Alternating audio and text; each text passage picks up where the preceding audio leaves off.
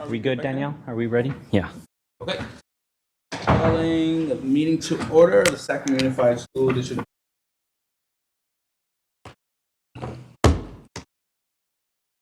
Thank you. Member Jean. Here. Member Pritchett. Here. Member Rhodes. Present. Okay, so we have a quorum. Do we have any public comment? Yes, we have one, Rebecca Wu. Okay. Ms. Wu?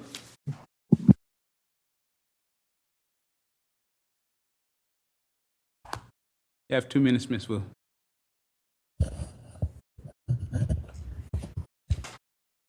I'm here about the non-renewal and that I don't agree with that. One, because I came to the board, explained all the codes and the rights of a superintendent to process and to put even above seniority level as necessary. So I sent those in emails that I had sent to the board prior.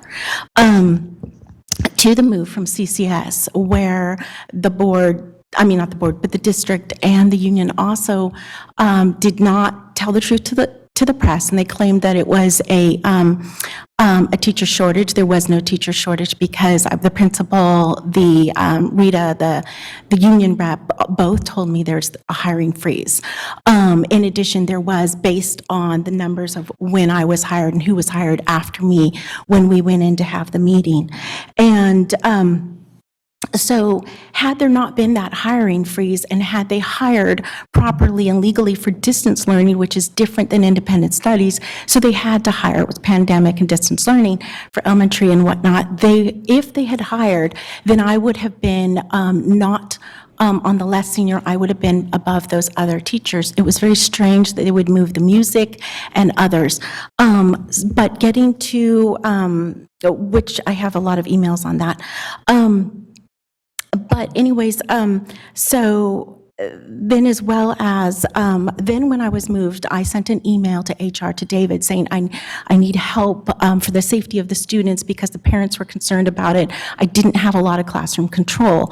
The board knew, was even looking into autism, didn't know what it was, that I could not be in a classroom, hadn't been in 20 years, no training, no older teacher, all those programs, nothing, no mentor, denial because there was no money. And I told David that I needed help in October, but I continued to have to stay there for a whole nother month. And I loved the kids, and it worked if I had the other teacher, which I asked for, to come back in with me. And he had the credential for the Waldorf. I had the teaching credential. I was trained for 3 days by a non-licensed person.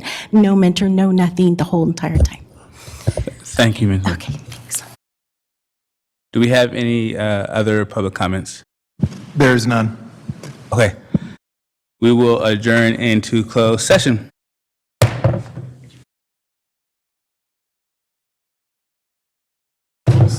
Call into order the Board of Education meeting for Sacramento Unified School District. We'll wait for our colleagues.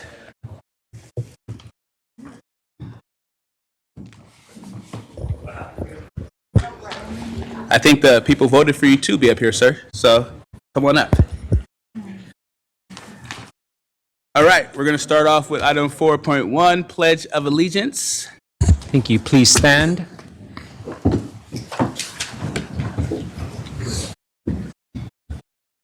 Ready? Salute. I pledge allegiance to the flag of the United States of America and to the republic for which it stands, one nation, under God, indivisible, with liberty and justice for all. Someday. Sorry. You're good. Okay, item 4.2, broadcast statement.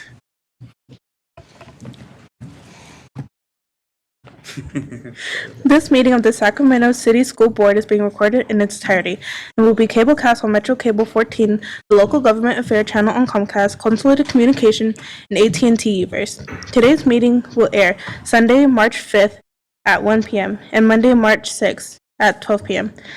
It will also be webcast at metro14live.saccounty.net and can be viewed on Metro Cable 14's YouTube channel.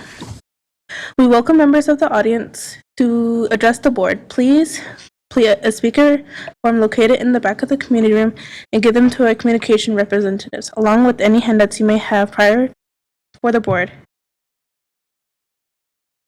To the conclusion of the item's presentation, please speak into the microphone when addressing the board and state your name for the record. Please limit comments during public comments to items that are not on the agenda. If you do have a comment on an item that is on the agenda, we will ask you, please defer your comment until the item comes up on the agenda. Please turn off your cell phones or place them on silent or vibrate. Thank you very much. Item 4.3, Stellar Student, introduced by Board Member Jean. Thank you, President Rhodes. So I have the honor of introducing Maylon Bevins this evening. She is one of only 2 female wrestlers at CK McClatchy. She's an Oak Park resident and a sophomore at CK McClatchy. She's a member of the VAPA Visual Arts Program and the Law Academy, LPPA, the Honor Society, and the Wrestling Program. She's a busy student. She has won first place 2 years in a row at No Guts, No Glory, and has been first seat at most tournaments this year. She recently won first place in Albany, California, Cordova Massacre, amongst others. She hopes to join her fellow wrestler, Brianna Hernandez, who is currently a junior at CKM and who qualified for state last year, placing 8th. So we're excited to see. Feel free to share your thoughts and ideas. I would like to thank the Oak Park community for supporting me, Mr. Fiker and the Assets Program for all their support and helping me keep my grades up, LPPA and VAPO programs, Sac City Unified School District, and CKM McClatchy for having a strong girls athletic program. And most importantly, I would like to thank my coaches, Coach Smith, Chris Vaughn, Joel Smith, and Tony Uke for helping me achieve my goals in reaching the CIF state championship. Thank you. And we have a certificate for you, and I think we're going to come take pictures. Oh, and I forgot, we have comments. We have board comments. We have Madam Vice President Phillips, who is in the queue. I am your biggest fan. I have been following you. I'm that one, I'm gay lady, but Thank you. I have, because you're an Oak Park resident, we don't have a high school. However, you're at CK McClatchy and you are doing absolutely fabulous things. So I'm just happy to have you up here. Thank you. And I absolutely love the support. Mom is like gangster support too. So I am just so excited to have you here and give you this honor. So thank you. Thank you. Amazing. Okay, did you say Mr. Fiker or is it Coach Fiker? I say Mr. Fiker. Okay, I went to McClatchy and Coach Fiker back in the day, so I was like, is that the same coach? He's That my Coach teacher, Fiker? so I It don't know might if be the I'm same supposed to call him Coach coach. Fiker was amazing. So we're gonna come down and take a picture with you and your mom if she would like to be part of it as well. But yes, thank you so much, and we're gonna go down.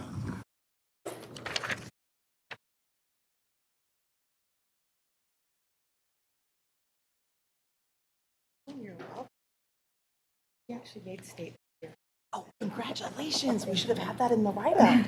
Didn't know. Thank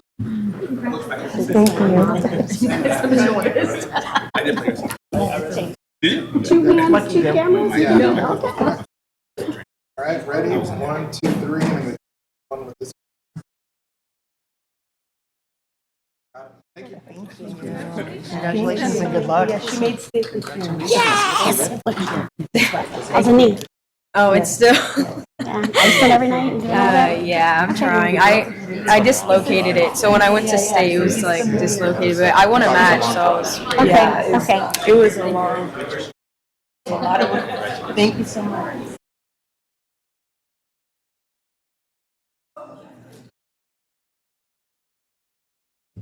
Okay, moving on to item 5.0, announcements of actions taken in closed session.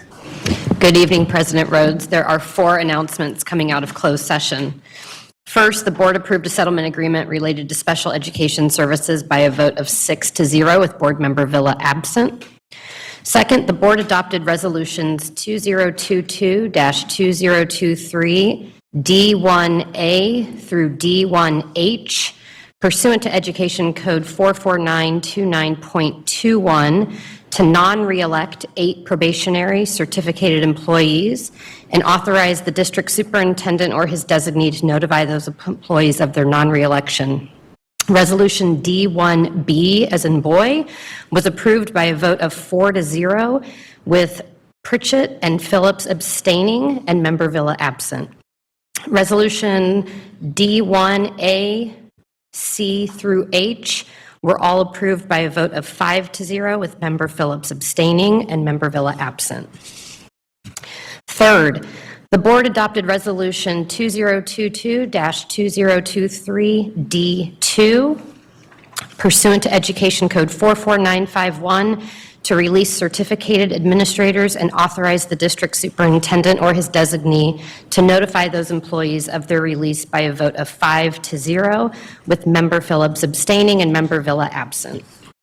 Fourth and finally, the board adopted Resolution 2022-2023D3 pursuant to Education Code Section 44954 to release 171 temporary certificated employees and authorized the district superintendent or his designee to notify those employees of their release by a vote of 5-0, with Member Phillips abstaining and Member Villa absent.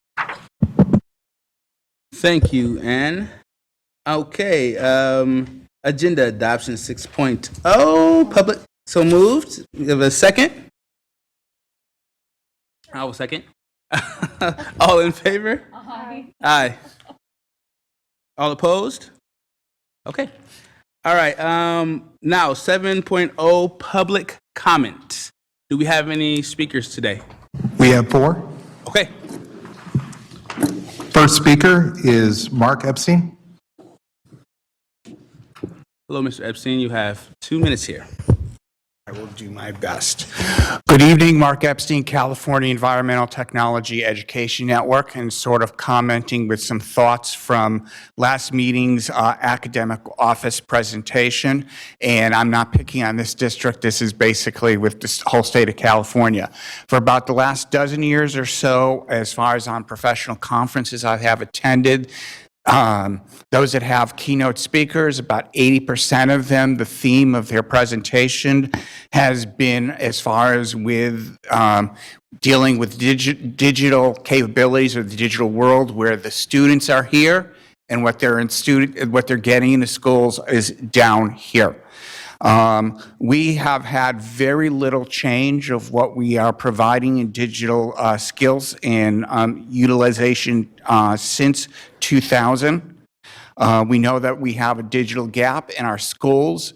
It's no longer internet capabilities or devices. It really is what's going on in the classroom. Universally, what the students are getting is basically internet searches, word processing, PowerPoint, in recent years, learning management systems. And again, with that, with the digital, we're beginning to get with the teenagers, a culture based upon that digital. And the failure of the K-12 system to sort of adapt to this really amounts to cultural insensitivity. And that can be seen where we've got teachers who complain a lot about the kids playing with the smartphones on their laps and not paying attention to their presentations, and from students basically that the lessons and everything are boring and unengaging. Now, I've been working for some time with some legislation as far as dealing with these digital skills, and that has put in there 10 skills that are looking that the kids should be mastering by the time that they graduate. So universally, all 10 skills need to get incorporated into instruction and mastered with graduation. Thank you. Thank you very much, sir. Next speaker, Margarita Garcia.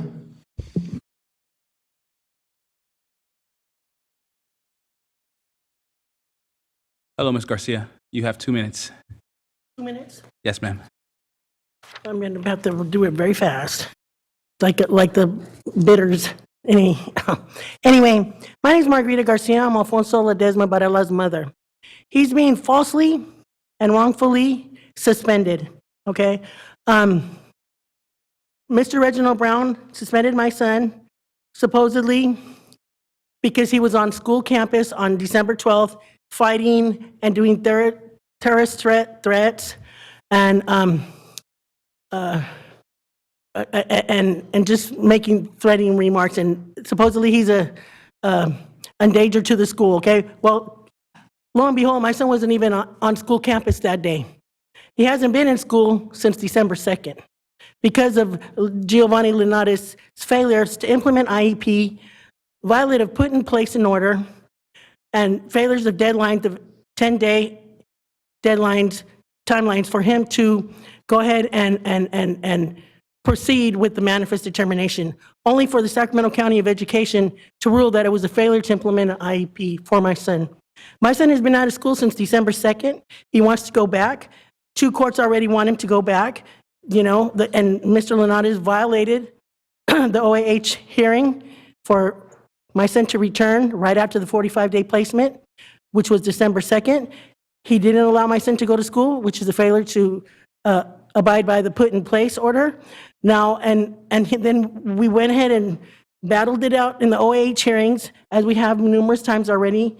And so anyway, so we settled and we spoke and we said, well, listen, he said, well, you know, if you withdraw him from IEP, then he'll go back to school as a regular student. And that's all my son ever wants, is just to go back to school, okay? And anyhow, so I went ahead and I complied with that, only for Mr. Linares to go back on his word and not follow that settlement agreement with me. So I had no other recourse.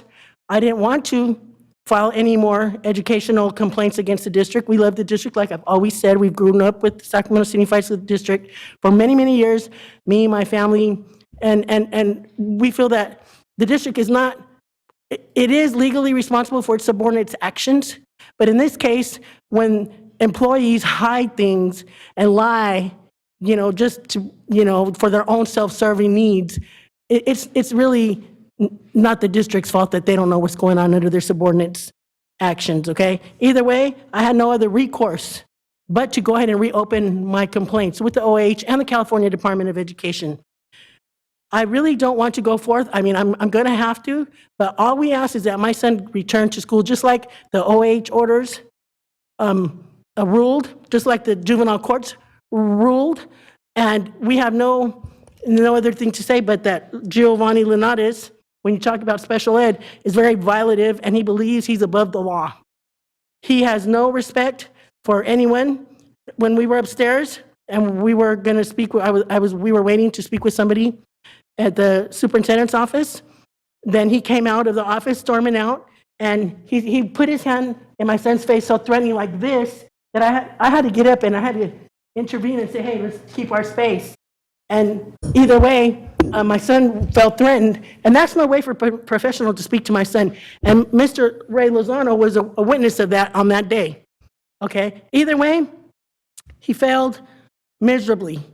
All I gotta say, my son's been at school without school instruction until just recently, just up to 3 weeks ago, until I had to call and ask for school instruction. He had not even a computer, all right? So my son, all he wants is just to go back to school where he rightfully belongs. And that's my statement, and we have complaints about that, and like I said, we would like, I really don't want to go forth these complaints, but I'm not gonna, the Department of California of Education asked me to try to come to the table and speak with someone from the district reasonably to see if we can try to resolve these matters.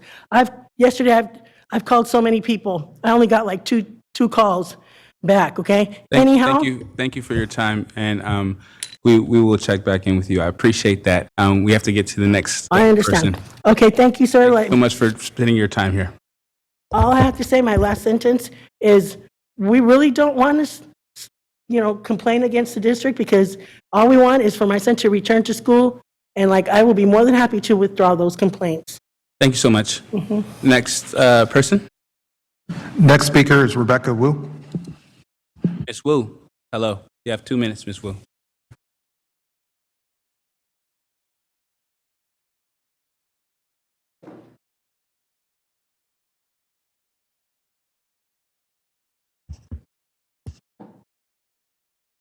Start when you're ready, Ms. Wu.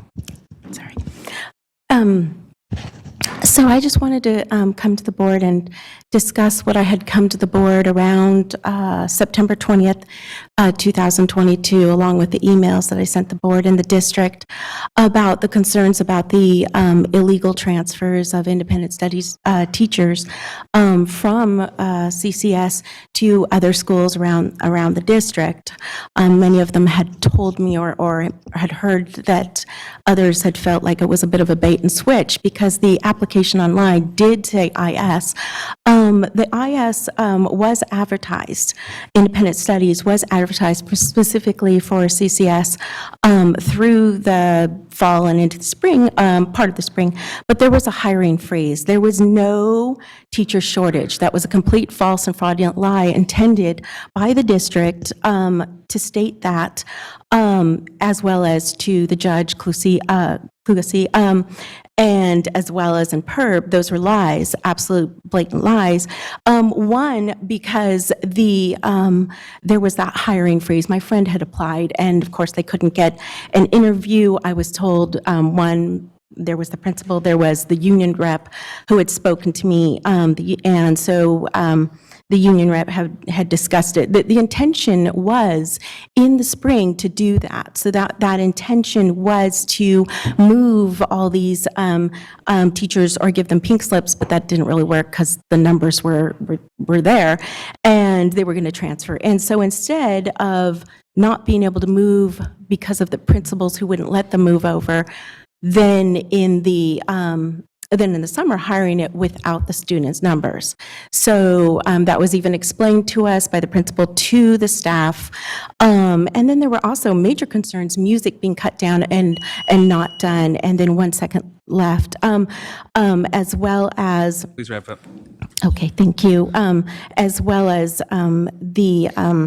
the music and the teachers that had concerns about being in a classroom and had voiced that prior to the move, and then not getting the training, and I know of two, not getting the training, not getting the help, and then, so thank you so much. Thank you so much. We have another speaker. Next speaker is Carl Pinkston. Mr. Pinkston. Happy day after Black History Month. Good evening, Carl Pinkston from Black Parallel School Board. I'm here today just to thank the district for participating in the Black Parent Involvement Day, and personally also to thank Chimwa Rose and Lavina Phillip for participating and others who have participated on that day. It was very enlightening for our parents to have an opportunity to sit in the classroom, to observe, to see what's happening, as well as to interact both with the teacher in a non-disciplinary fashion where they receive notice from their school about, hey, I need to talk to you about your child. We're still getting reports in terms of the number of parents who have participated, in terms of how many participated and what was their feeling about it.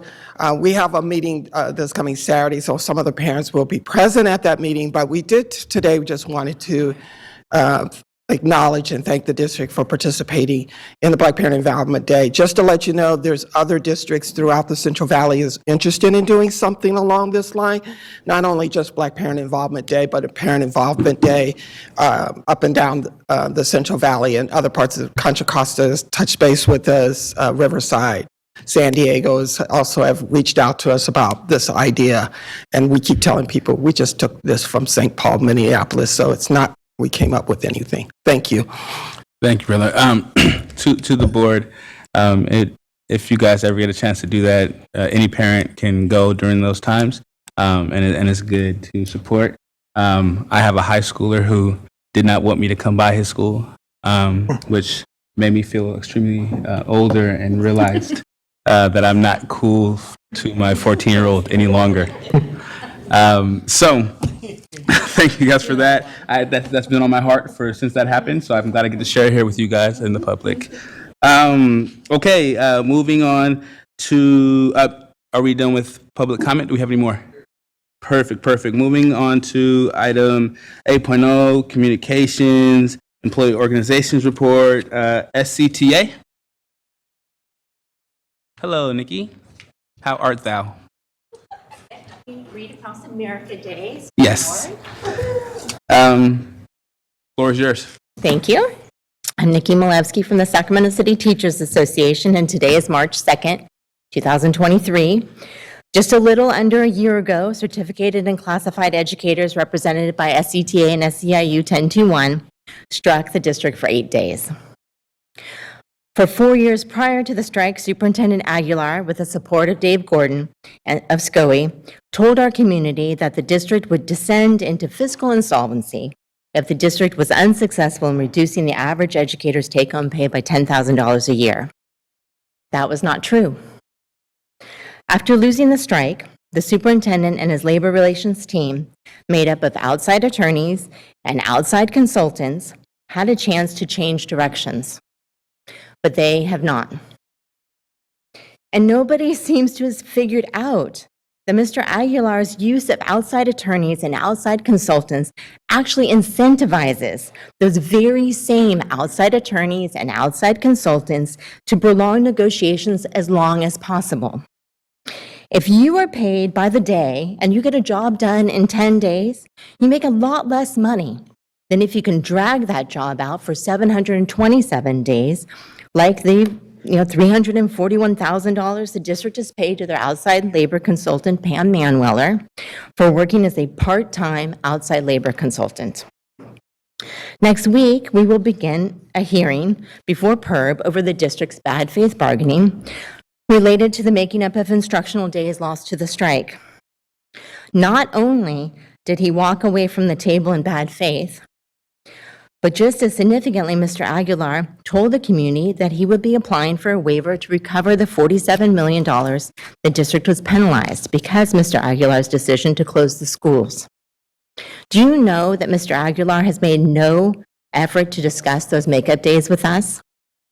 A waiver from the state is a myth, on par with the lie that the district needed a $10,000 a year pay cut from educators to avoid insolvency. The district's finances are so robust that it can fully absorb a $47 million penalty and still be in the strongest financial position in its history. This is the same behavior that led to the strike in the first place. So, to what was the inability, so too was the inability of Mr. Aguilar and his labor relations team to honor and implement agreements, including those that he personally signed. To settle the strike, Mr. Aguilar personally signed 5 memoranda of agreements. True to form, Mr. Aguilar has failed to implement many of the key provisions in those agreements. We agreed to convene a committee to discuss ongoing special education issues, which we desperately need to improve here in Sac City Unified. But so far, Mr. Aguilar has refused to convene the committee. We agreed to convene a committee to discuss ongoing issues of child development, including the expansion of TK. Mr. Aguilar has refused to convene that committee too. The district agreed to pay COVID leave to substitute staff. That has also not been implemented. There's a whole section of the MOU about compensation for extra work, like when there wasn't a substitute or an aide available and staff just picked up the work and just dealt with the massive teacher shortages and staff shortages that this district has had. But the district has failed to implement that too. Although, to be fair, once we filed a grievance and went through the grievance process and have an arbitration date scheduled, the district has finally started to take steps to implement that agreement from last spring. Notably, the district's representatives' initial responses to that grievance was, yes, we agreed to all those things, but we never agreed to when we would actually do them.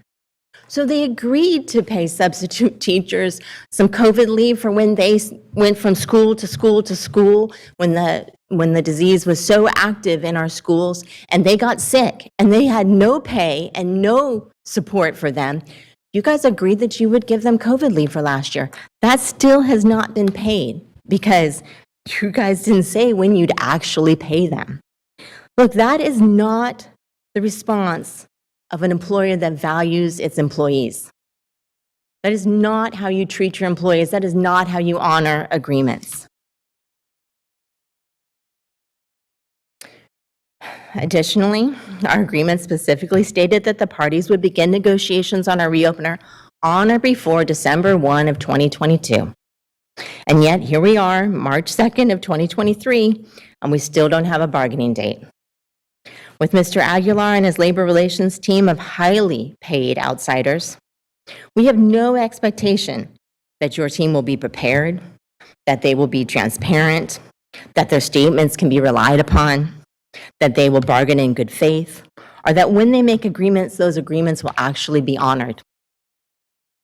That is who is representing the district. That is who is representing you. Despite all this and all of our past experiences, we are hopeful. We are hopeful because for the first time in our history, there's a majority of the school board that is committed to more inclusive, constructive, and collaborative approach. With the rare exception, notably, of Superintendent Aguilar and his handful of supporters, there's universal agreement that the district's approach to labor relations needs to be improved. Tonight, you have an opportunity to demonstrate a start towards that new direction in labor relations for the district. Thank you for your time tonight. Thank you very much, Nikki. Now we're going, do we have, really quickly, SEIU or TCS or Teamsters or UPE in the space today? Okay. All right. So then we're going to go to our district advisory committees. Do we have the CAC, the District English Learner Advisory Committee? Do we have the LCAP Parent Committee in the space? Do we have a Student Advisory Council? No. No? No. Okay. Black African American Advisory Board.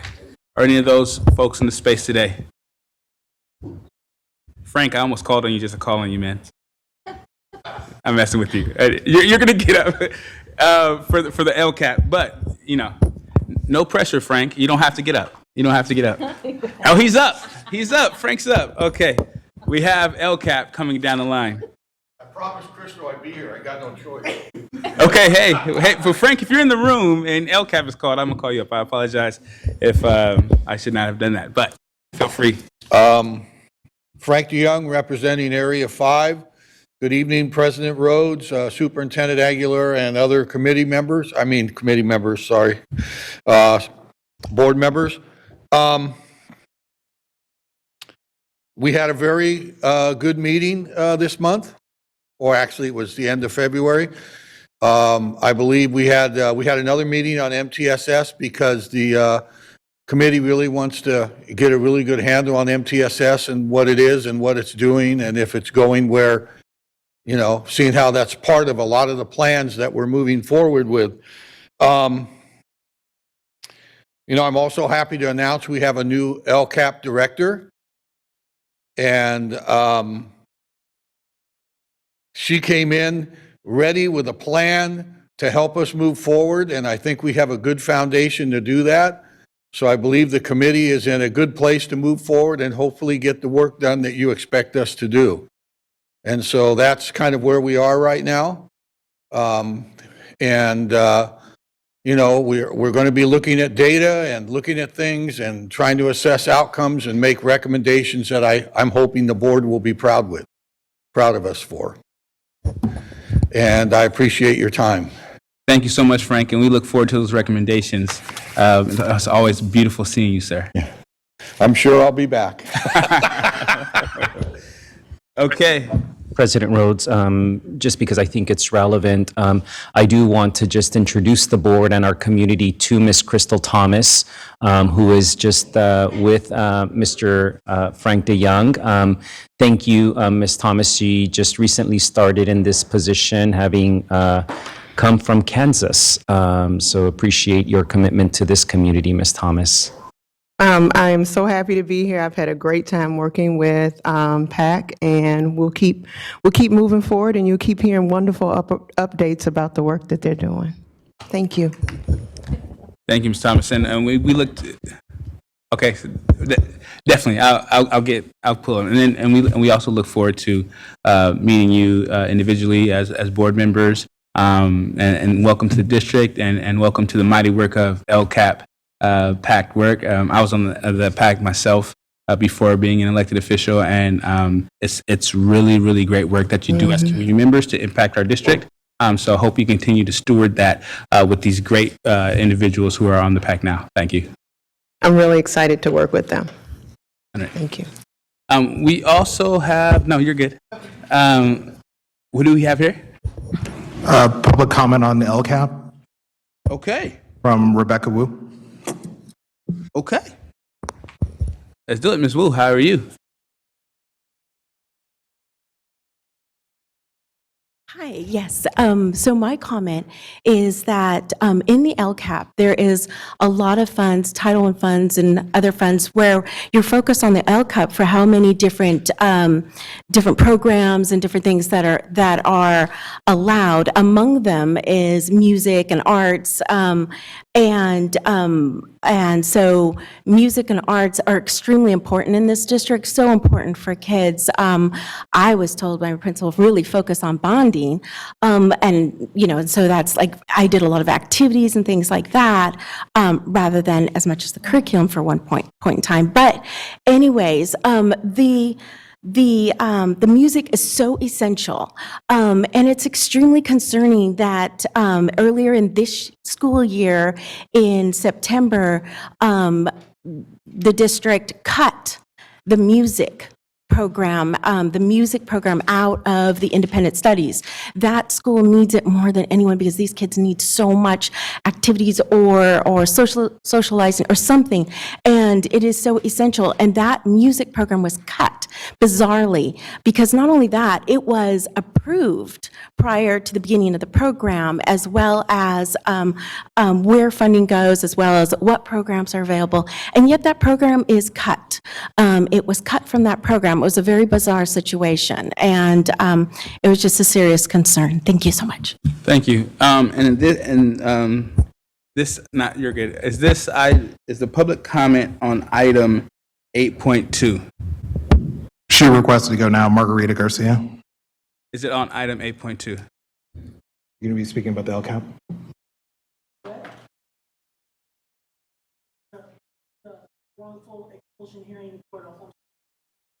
Okay, so that was in public comments section. We're taking comments from item 8.2, district advisory committees. Is it not on 8.2? It appears to not. Okay. If we can get one of our staff members to talk to you while we finish this, that would be more advantageous to the good. Yeah, so if can somebody connect with her, please? Thank you. Thank you so much for your understanding. We're going to go to item 8.3, student member report. Nothing. Okay. Now we're going to 9.1. Okay. 9.1, update on direct technical assistance update through California Collaboration of Educational Excellence. Thank you very much. President Rhodes, I just want to very quickly, as our team is coming up, as well as staff from the California Collaborative for Educational Excellence, just remind our board that this again continues to be a focus on issues related to student achievement. You heard 2 meetings ago our introduction to the board, bringing to the board some student achievement data and laying out a description for the board and our community of different entities that are involved in working with Sac City Unified to try to improve those student achievement outcomes. We talked about the role of the California Collaborative for Educational Excellence. We talked about the work that we are doing with the County Office of Sacramento around differentiated assistance, with CDE around our special ed program as well. And what we tried to portray to the board is that we were going to do everything we could to bring together a coherent strategy that had us working very focused on student achievement through high-quality instruction rather than try to respond to each of those entities. Today, we are very excited about giving you a very quick update about that work and then introducing Dr. Stephanie Gregson from the California Collaborative for Educational Excellence for an update from from them as a state agency, and also really excited that we will be able to hear from two of our schools, our principals, and some of our teachers there, some of whom I recognize and really appreciate the time that you took to be with us. So I'm really excited about this presentation. It's a very serious one because I will ask the board not to disregard, just in the excitement of the voices that we're going to hear, that we are still under a lot of monitoring and scrutiny by several state entities, including CCEE. So with that, I've asked our Chief Academic Officer, Yvonne Wright, to introduce the topic, and then we'll go with an update from CCEE and our wonderful staff from two of our schools, Harkness and Elder Creek. Thank you. Good evening, Board President Rhodes, Superintendent Aguilar, and board members. My name is Yvonne Wright, Chief Academic Officer. And tonight we will be, as the superintendent stated, we'll be providing an update on a direct technical assistance.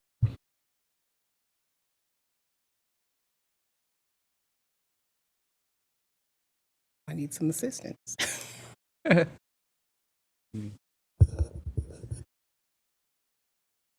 Oh, okay.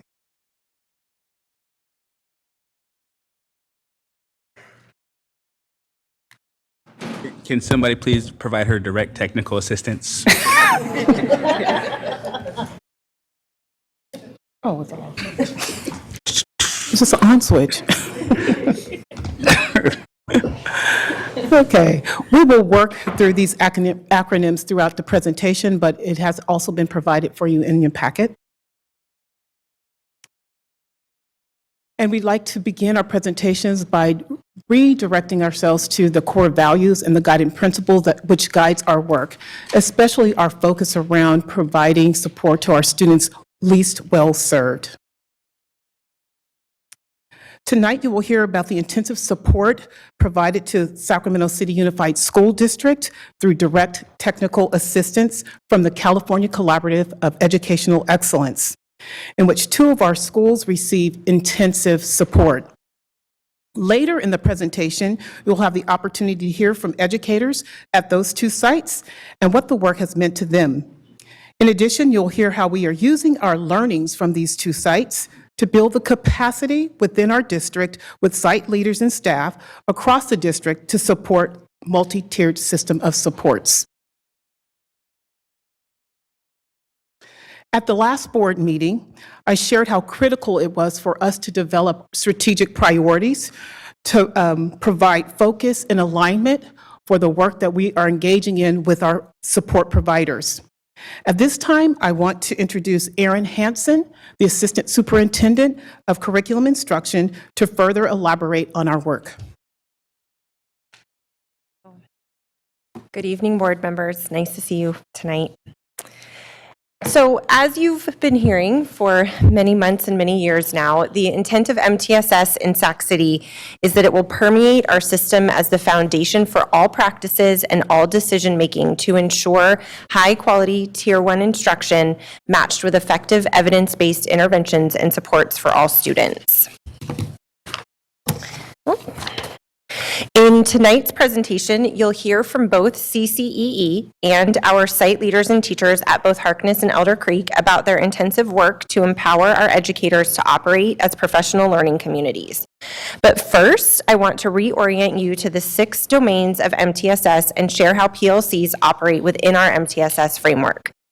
The domains above the line here, multiple tiers of instruction and support and data-based problem-solving processes, represent the actual implementation of MTSS, what we do as a system to improve student outcomes.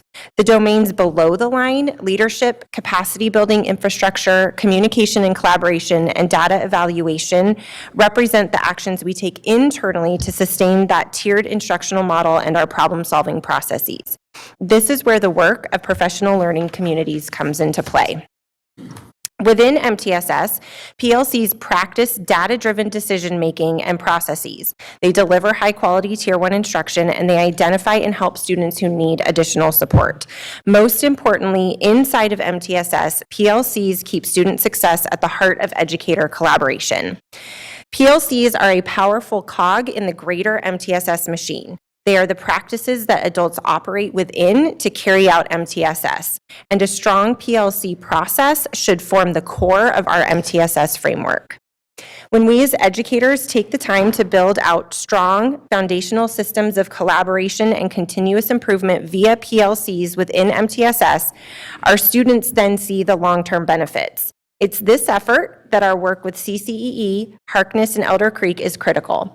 As you listen tonight, please consider how we can use the learnings from the intensive supports at these two sites to build capacity among our site leaders and educators across the district to support the implementation of MTSS.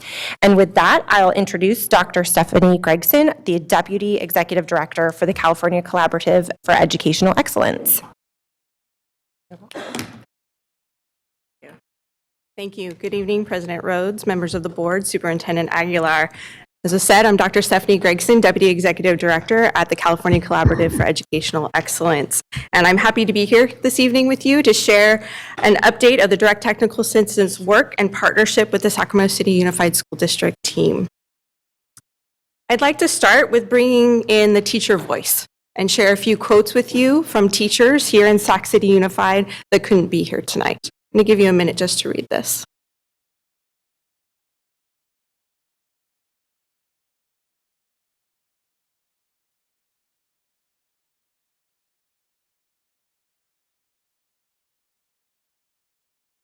And here's another one.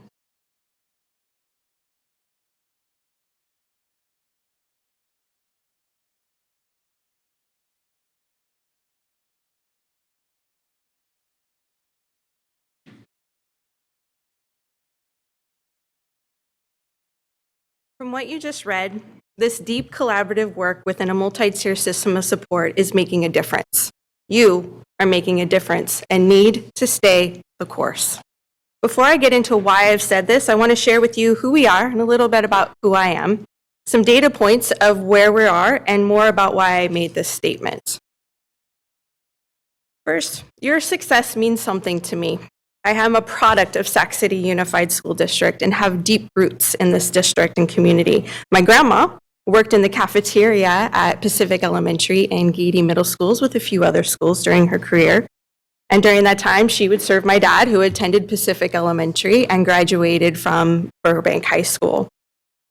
I started my non-existent violin career in Sac City Unified. This is me in 6th grade. And I showed off my great fashion style at Didion and graduated from Kennedy High School. I began my teaching career at Ethel Phillips Elementary School in the late 90s and taught there for over 10 years. My kids attended the same schools as I did and graduated from Kennedy High School. This is my son. He graduated in 2020. And my daughter, well, she still has 3 months to go, but the senioritis has definitely kicked in. I'm extremely vested in the success of Sac City Unified, as I am a product of this district. Tonight, I'm going to share with you who CCE is, the journey Sac City Unified has been on using the lens of student achievement data, supports being provided, areas of progress and focus, along with next steps. I'll also emphasize why I said this work is making a difference and why you must stay the course. The California Collaborative for Educational Excellence, also known as CCEE, was legislatively created in 2015 as part of the new accountability and California statewide system of support structure. We are a nimble and flexible statewide agency poised to advise and assist local educational agencies in meeting their local control accountability plan goals. CCE has evolved over the past year and a half under the leadership of Executive Director Matt Navo. I joined the CCE just over a year ago, coming from my role as Chief Deputy Superintendent of Public Instruction for the California Department of Education. Under Matt Navo's leadership, CCE has transitioned into an organization focused on transforming public education so every student is inspired and prepared to thrive as their best self in this world. Our approach is focused on compassionate systems change. For Sac City Unified, this means that we have evolved our approach to using the Systemic Instructional Review report as context and background only, and we are focusing on meeting the district where they are and facilitating systems change through their identified focus areas. CCE is organized into 3 centers. I have the privilege of leading the Teaching, Learning, and Leading Center, which focuses on supporting school districts who are struggling in serving all students and need direct technical assistance. Right now, we work with about 6 districts across the state, with that number increasing this year. The other 2 centers are the Innovation, Instruction, and Impact Center, who provides research, highlights best practices, and data analysis to better support our work. The Transformative Systems Center coordinates the Community Engagement Initiative and the larger California statewide system of support partners. A district doesn't automatically begin working with CCE. There is a reason for why CCE is asked to provide direct technical assistance to a district. For Sac City Unified, that journey began in 2016 when Sac City first became eligible for differentiated assistance from the Sacramento County Office of Education and continued to be eligible over the next 3 years. In 2019, the Sacramento County Office of Education and District referred Sac City to CCE for direct technical assistance that began with a systemic instructional review.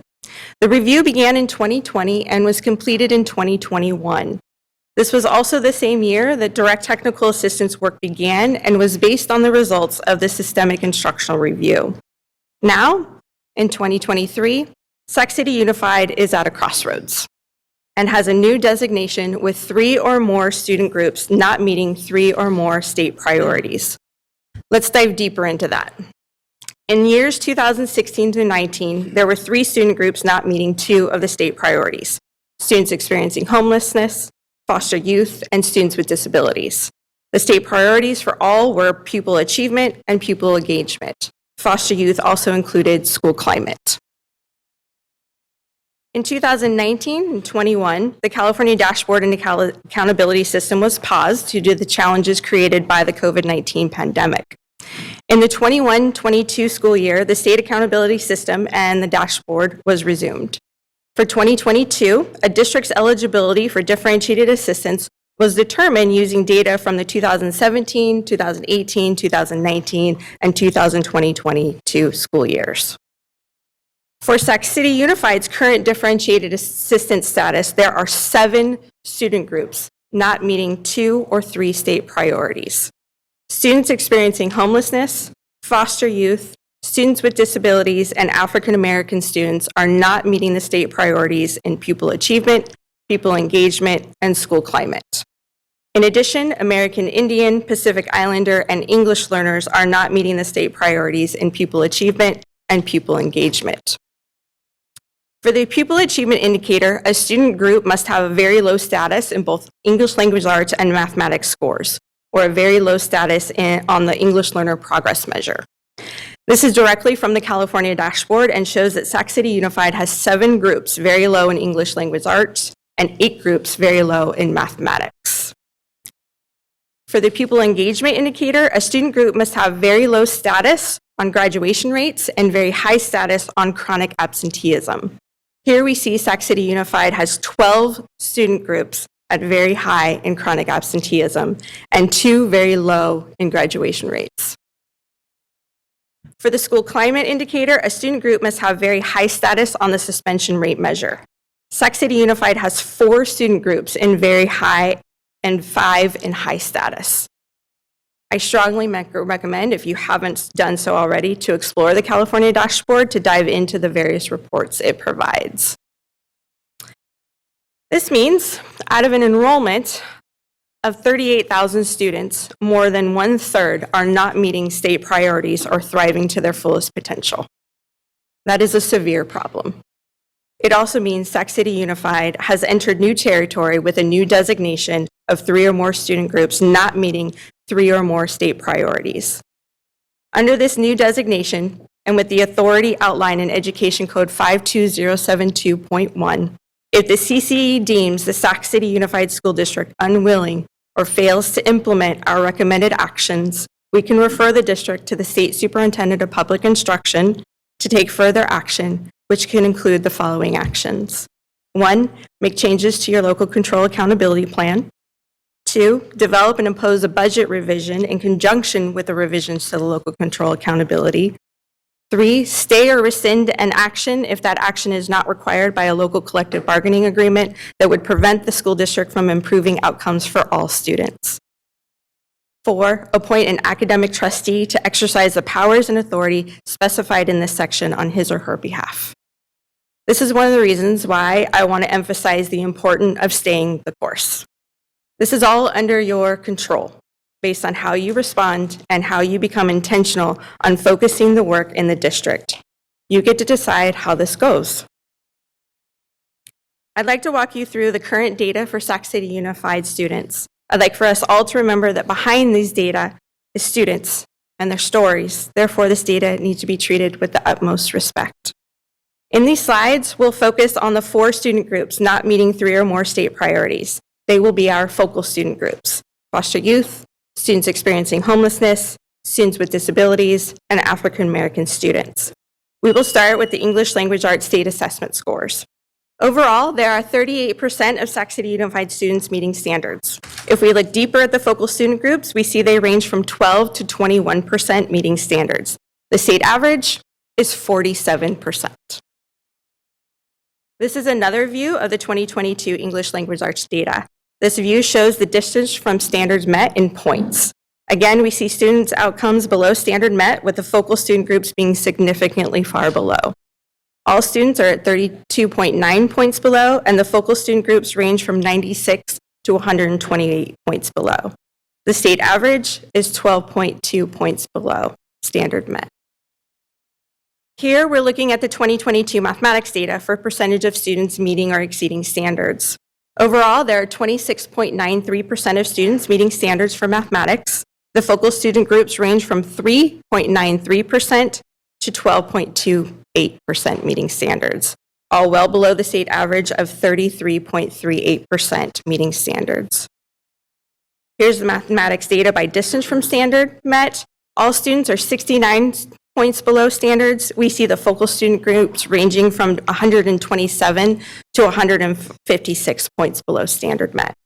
This is a significant distance from standard. The state average is 51.7 points below standard met. The English Language Arts and Mathematics data really highlight the need to ensure first high-quality instruction is being provided and supported for all students, and the importance of the implementation of a multi-tier system of support across the district.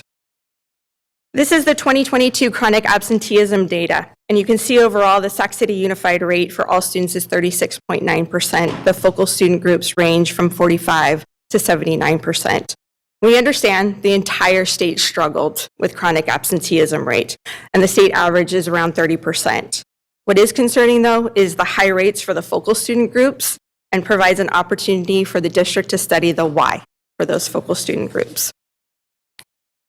The overall graduation rates for Sac City Unified is 87.8%, which is above the state average of 87.4%.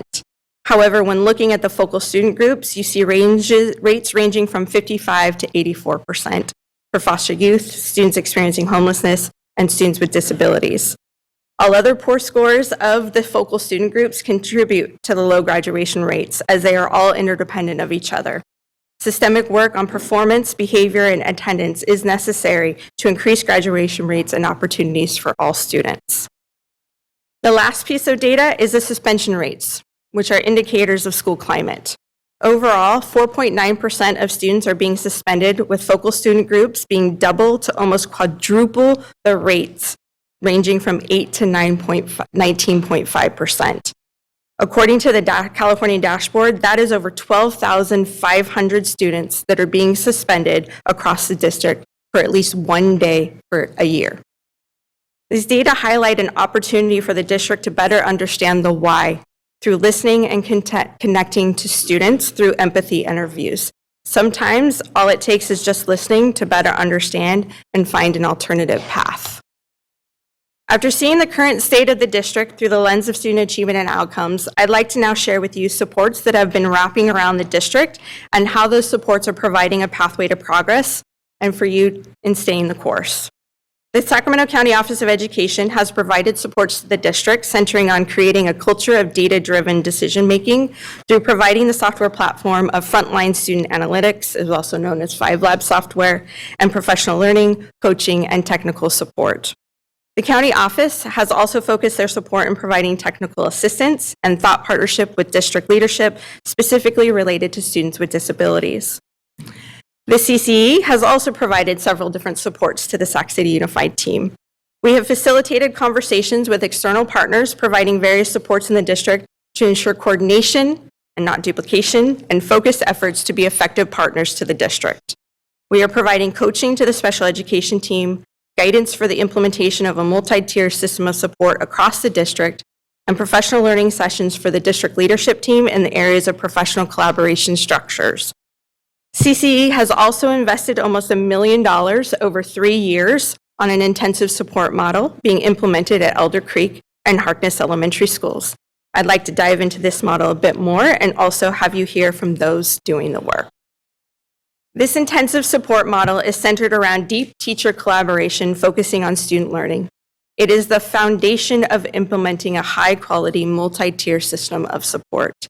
There are 4 essential questions grounding this work. What do we want students to learn? How will we know they learned it? What will we do if they haven't? And what will we do if they have? The school site teams at Elder Creek and Harkness Elementary School have made commitments to be in this work together, and they are already seeing the positive benefits of their work and student outcomes. This work is critical in building a tiered system of support with a high-quality instruction framework. But this work is better shared by those doing this work every day. So I'd like to welcome the Elder Creek team to the podium. Hi, board. Thank you for having me up here. This is my first board presentation, so please take it easy on me. But I am very happy to be here to present to you because I'm really proud of the work we're doing, and I'm very happy to be joined by 2 of my teachers, Miss Lori Blankenship and Tommy Vidicic. And I'm not going to speak too long because I'd rather have you talk to them, because this approach is really about the teachers. It's not about me. It's about how I can guide them and help them to support them the best way that they need to be supported. So just kind of so you know, 2 things that were mentioned were multi-tiered systems of support and PLCs, professional learning communities. The way I see it is multi-system of support is our way of helping all of our kids. It's kind of the overall structure of everything. But PLCs are really kind of at the heart of what we do. It's kind of how we interact with each other, how we collaborate. It's about building culture and building climate. And it's really kind of at the core of kind of how we build a school that I think teachers want to work at. And that's one of the things I want to try to bring. So I'm not going to go into my history, but just so you know, this is my 22nd year in Sac City Unified. I was a teacher at Wilsey Wood for 15 years, and go Spartans. And then I got pulled into administration, and then I ended up coming to Elder Creek, which I love. Go Pandas, which is just down the street from Wilsey Wood. So I still see my old friends at Wilsey Wood, and so I'm very, very happy with where I'm at in this point of my life and my career. But the thing I really want to focus on is becoming a principal. I really wanted to really empower teachers and help teachers, and so I'm just feel very blessed to have found a system like this and support like this to really bring good teacher support systems to Elder Creek. And so basically what my role is in this, and the way I try to describe it is, I'm at Elder Creek to provide a map. And that map provides a direction about where we're going. And my teachers are there to get us there. And they drive the bus. And they decide which lane we're going to go in. They decide if we need to pull over, we need to fix a tire, whatever we need to do. They make all those decisions. I provide the roadmap of where we need to go. And that's really kind of at the core of what this PLC work and this MTSS work is to me. And so we mentioned the 4 essential questions, and that's really where we mean to go. And if you look up on that screen, there's pieces of the four different questions in there. And so I'm just going to repeat them real quick and just explain what that means to Elder Creek on a day-to-day basis. So the first question is, what do we want students to know? And so at Elder Creek, what that means is if you look up there, you see we have essential standards. That's up in the top corner. And so every grade level has worked together, not just third grade working by themselves in isolation, but second grade telling third grade telling second grade what they need them to know, what they need the kids to know. It's about, as a third grade team deciding every single kid in third grade is going to learn this, and being very clear among every member of that team what we expect kids to know. And so it really creates clarity, and it really creates a kind of a focus that I don't think my teachers have had before. And I know when I was a teacher for 15 years, I never had that level of focus on, we are all working together towards we're not going to let a kid leave third grade at Elder Creek without them knowing these 10 essential standards, right? We're not going to let them leave. But it's hard work. And so then we have to go to do the second question, right? And I should say with the essential standards come unit planning, come developing targets and goals for each of the students. So there's a lot of work just within that first question. And so then we go to the second question, how do we know if they know what we want them to know? So our teachers have to work together to develop assessments to see what they're doing. And they have to look at data, and they have to use that important CT time with focus to really look and analyze where kids are at. And then the third important question is, what do we do when kids don't get it? And so at Elder Creek, we've already started to build in those intervention blocks to help kids. And I think the important thing I'd like to mention about that is, within the system, there aren't intervention kids. Because sometimes in our old system, kids just get thrown in the intervention thing. With this focused data that teachers are doing, what they're able to do is say, okay, well, you didn't get this standard, so you get intervention. You got the standard, so you get advanced. You get to just work on learning more about that standard. And so you may be an intervention for one program, for one standard, but then you get the next standard, and so then you're getting a different type of help. So it's really targeted about helping kids by name. And within our intervention system, our teachers are already sharing all of our kids. So the kids are everyone's kids. It's not just my class, it's not just your class, it's everyone. The kids are all of ours, and we're all responsible for their learning. And so then obviously the last question is just, what do we do when they know? And that's where in our intervention blocks, we do have extension to support their excellence and their growth. And so that's kind of all I wanted to say about it. That's kind of my role as principal there. But thank you. And so I'm going to turn it over to Tommy, who's going to talk to you from a teacher perspective, kind of what it's like. All right, thank you. Yeah, my name is Tommy Vidicic. I'm a Sac City product, and I've been a teacher at Elder Creek for 7 years, fourth grade teacher. And those 4 questions have really revolutionized the way I've just kind of framed everything. And they seem so simple. And when we really start talking about these questions and really digging into them, we're having conversations that we've never had before. My colleague Lori, she's third grade, and we've never sat down and said, okay, here's what I need them to come into fourth grade with. And I haven't sat down with fifth grade and said, hey, or fifth grade, tell me, what do they need to come out of fourth grade? So these conversations have just really revolutionized the way that we're thinking that, just how we've kind of structured this year, and it's really been a game changer. To be honest, I've really been waiting for something like PLC. Our hearts have been in the right place, but I just don't feel like we've had the know-how of how to actually effectively collaborate. And two of the main things is that we've been able to create an overall vision that the teachers that we sat down and made. And the second is, how to structure our collaboration time. So we're really getting it done because, at the end of a school day, we all want to vent, and this really gives us a laser focus of how do we meet the needs of our students. So like I was saying, we've wanted to have these conversations. We just didn't know how. And, our PLC rep, Mac, he's amazing, and he's really facilitated these conversations.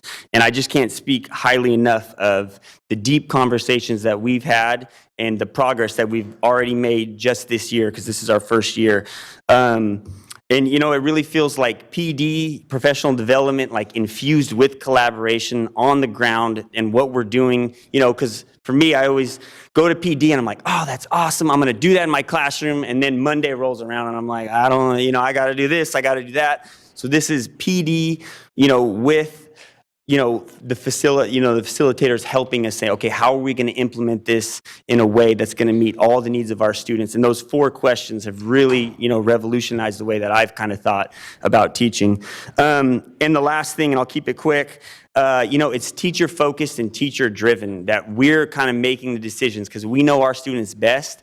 And I really feel like this program is teacher driven, and I'm really excited. For the first time, I feel like, all right, I think we can do this. I think we can really. This is a game changer. So thank you. I'll let my colleague Lori, who's 3rd grade, speak. Good evening. Lori Blankenship. I have taught in the district since 2017. Although I'm not a product of the district, I did marry a product of the district, and my children are in the district as well. I teach 3rd grade at Elder Creek. And I just want to echo what Mr. Vidicich was saying, how impactful it is when the decision is left in the laps of teachers. We know our kids, we care about our kids, and when the decisions are left up to us on how best to serve them, it's a game changer. When we are able to talk with every grade level at our school and hone in on those essential standards that we need to focus on, because we know that there are a ton of things to teach, and when we focus in and say, what do Elder Creek students need this year to be successful in their grade next year, the data that we look at makes sense. And it's not just a chart, and it's not just scores, but it makes sense, and it makes us have the ability to make impactful decisions. The other things that I wanted to talk about was that the fact that this is a 3-year commitment, I think is really important for teachers. Teachers are given initiatives over and over and over that are then pulled away the next year. So the fact that this is a 3-year commitment has allowed our teachers to have buy-in and say, okay, I will change my practice. I will come to the table with ideas, and I will be willing to try new things because I know this is not going to change next year. I know that this is a commitment that the district has said we're going to support and continue and not trail off of. The other thing that I wanted to highlight was how important it was that our administration is flexible with what we're doing in the classroom, that we're not tasked with staying with a certain curriculum, that we are able to say, this isn't meeting our kids' needs. Can we please have something different? And how willing Mr. Frink has been, and how much resource coming from the district has allowed us to collaborate as teams, 3rd and 4th grade, really connected, and have done some intervention with reading and seen really good impact. But that only happened because the district provided resources and our admin said, yes, what do you need? And that happened very quickly. So it was not something we had to wait a whole year for. And lastly, I want to say that one support that I think that the district can really provide for us is providing professional learning that teachers identify as a need. So rather than initiatives coming down to us and being told that we need to do these things, for us to reach out and say, we need phonics support, we need intervention, what do you have existing, what can we use with our existing students right now, right away, that we don't have to go create or purchase. And so that collaboration between sites that are doing this work and the district, being provided high quality instruction curriculum, having coaches come and show us how to do things and model that approach based on what we give as feedback and what we need, also is something that's really important to teachers. So I think that's all I wanted to say. Thank you for your time.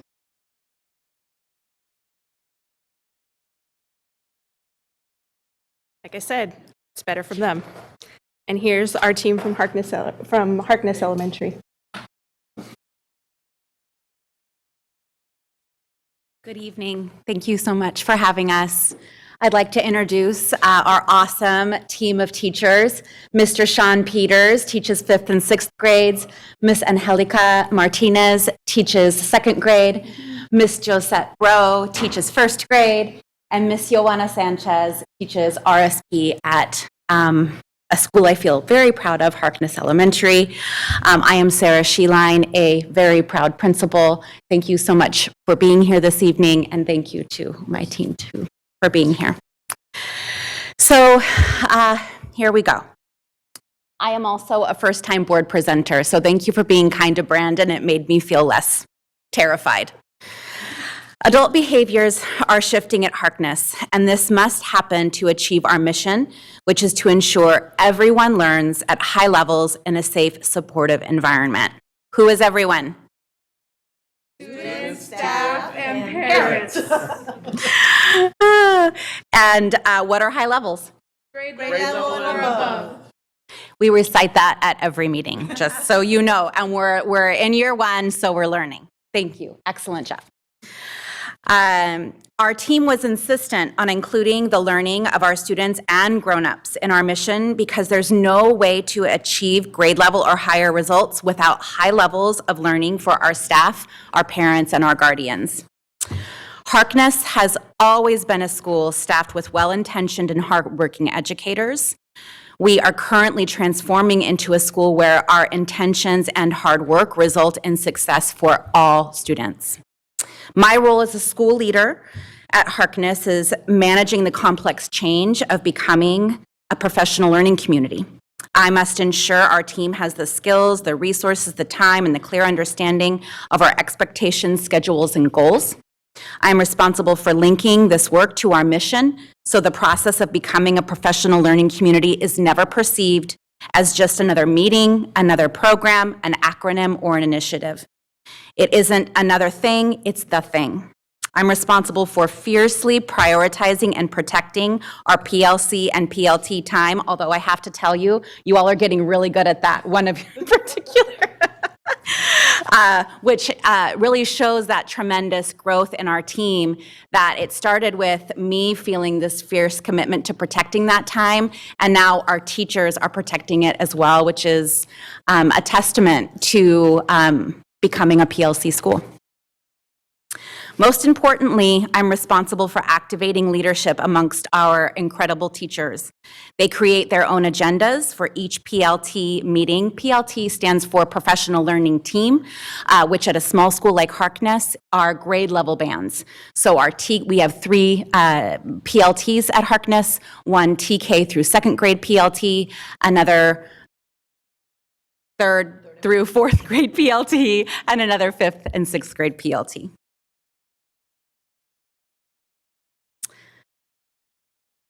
So they create their own agendas for each PLT meeting and at a minimum meet with each other for 1 hour every week.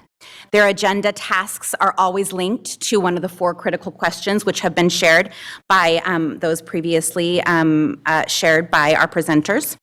And it's a rare occasion for me to walk into any PLT session being held amongst any of our teachers where I am not hearing them talk about responses to one of those 4 questions. And always in service of our students, our families, and our mission. Harkness is in year 1 of MTSS implementation, and because we are also a year 1 PLC school, I've not asked the members of our instructional team to dive into that site-level MTSS leadership team just yet. But next year, we will stitch together MTSS with PLC quite seamlessly by using the MTSS as our framework to answer the 3rd critical question. How will we respond when some students haven't learned it? Simply put, PLC is who we are, and MTSS is what we do in service of our mission. Selecting the essential standards has given us focus. Unwrapping our essentials has given us clarity. Developing and administering common formative assessments has given us meaningful data. Analysis of the data helps us to determine who has learned it and who has not learned it yet. And our mission drives our response to the data. Everyone will learn at high levels, and everyone means everyone. So I'm going to ask a couple of our teachers to come up and share their experience with you. Who won Rochambeau? Miss Fro, come on up. Good evening. As she said, I'm the 1st grade teacher, so a lot of weight on my shoulders because I teach all the foundational skills in math and reading and social studies and social skills. So I would like to speak briefly about our cultural shift in our school. We've always kind of been a really tight-knit school community, but I think there's been a shift. I no longer feel that I am planning what I'm going to teach, but rather we are planning what we want our students to learn. And it took a lot of work to unpack all those essential standards. I have a wonderful teammate here, and we worked together. We worked really hard. We were focused. We were direct. We had a direction. We had goals, and we got it done. And so, when we unpack those essential standards, rather than, like, for example, when you are doing benchmark, you are testing or assessing students for 5, 6, 7, 8 standards. This way, you pick one standard and you're focused on that standard, and you know that, okay, this is what I want my students to learn. An example was I have completed one CFA cycle, and my students, first time around, 80% reached mastery. So I took my other 5 students, I did an intervention, and when everything was said and done, 92% of my students reached mastery. So kudos to them. They worked hard for me. But it wouldn't have happened if I didn't have the support of my principal, the other teachers, my team members, because it's not it's about us, and it's about our students. And I like the fact that when we plan our assessments, we don't have to do, we can create our assessments, and we can, because not one assessment fits all. Sometimes you have to make adjustments so that all of your students are successful. And so that's what I like about the PLC and our PLT is that, I have the support of my team members to say, okay, well, if this didn't work, maybe you need to try this. And it's nice to be able to know that in our community, I just don't have my team member to rely on, but I can also go to, for example, Mr. P, who teaches intermediate. I say, okay, I'm stuck. What could I do? Do you have any ideas? I don't know if there's anything I really need to say. I just enjoy the fact that when we meet, we're not being dictated. You need to do this. You need to do this. You need to do this. We choose our agenda. We choose the things that we want to discuss and work on together as a team. And so I think that's empowering to not just me, but to all of the teachers at Harkness Elementary, because we're making decisions that are affecting our students' lives. And so in this process, we are learning just like our students are learning, and it kind of goes along with our mission that everyone is learning. And I truly believe that they are, and it's been a really good experience, and I hope it continues to be a really good ride. Okay. Your turn. Thanks. Good evening. My name is Ms. Martinez. I've been teaching, I think, for 22 years. I also was a product of Sac City, graduated from Burbank. All right. I have seen a positive shift at our school. We collaborate weekly for our students. We deconstructed our essential standards together. We are open-minded and are open to share and help each other improve. We are starting to work on ensuring support for every student. Who met the essential standards? Who did not? What are our next steps to ensure everyone learns at high levels? What steps can we take to improve our school? This is only our first year, but we are on our way on becoming a professional learning community. One thing you do not know about me is I do not like speaking in front of adults, but I'm here because I strongly feel that other Sac City schools should also become professional learning communities. Thank you.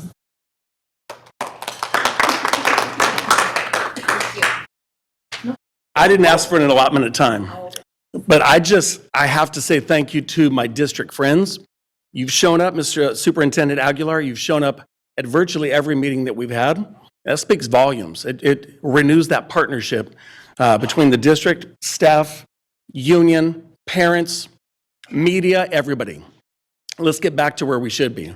Congratulations, new board members. I'd like to say that. Welcome on the positions. I would come over and shake your hand because I want that partnership like that, but it feels very formal, so I don't know if I can do that. All right, I'm coming in.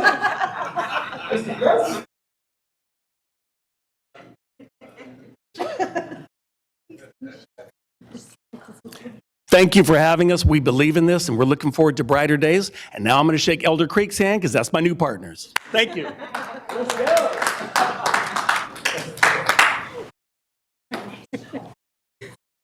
Their meetings are just as fun as their presentations, I can say that. I don't know if you watched The Mandalorian, but the Mandalorians ended the conversation around, this is the way. And so I really want to highlight, this is the way. You've heard that. And here's some more quotes from teachers at these two schools that couldn't be here tonight, but I wanted to make sure that their voices were included. So I'll give you just a second to read those.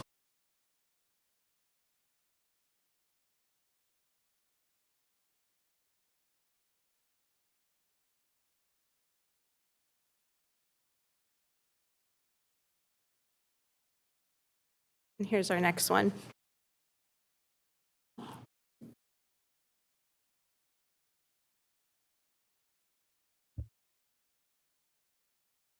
The Sac City Unified School District is making progress in several different areas.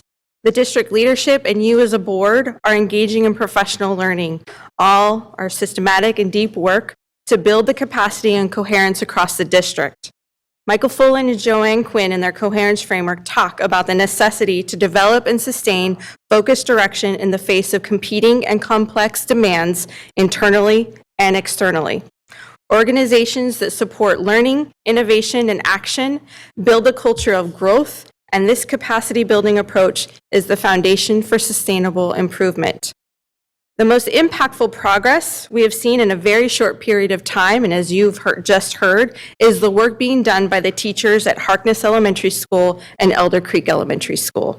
The work there is the foundation of a multi-tier system of support and is the pinnacle of authentic collaboration, absence of blame and excuses, work that is truly focused on high-quality instruction and student learning.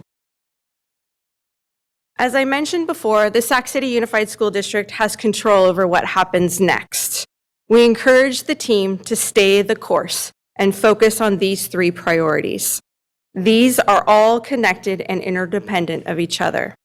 The foundational work of a multi-tier system of support grounded in authentic and deep collaboration focused on student learning can be a model for the rest of the state, and that is what we believe in looking for.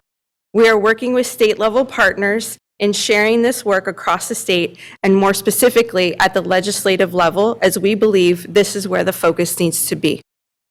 Sac City Unified has the opportunity to utilize these learnings from the intensive support model to build capacity across the district and align professional learning from the boardroom to the classroom.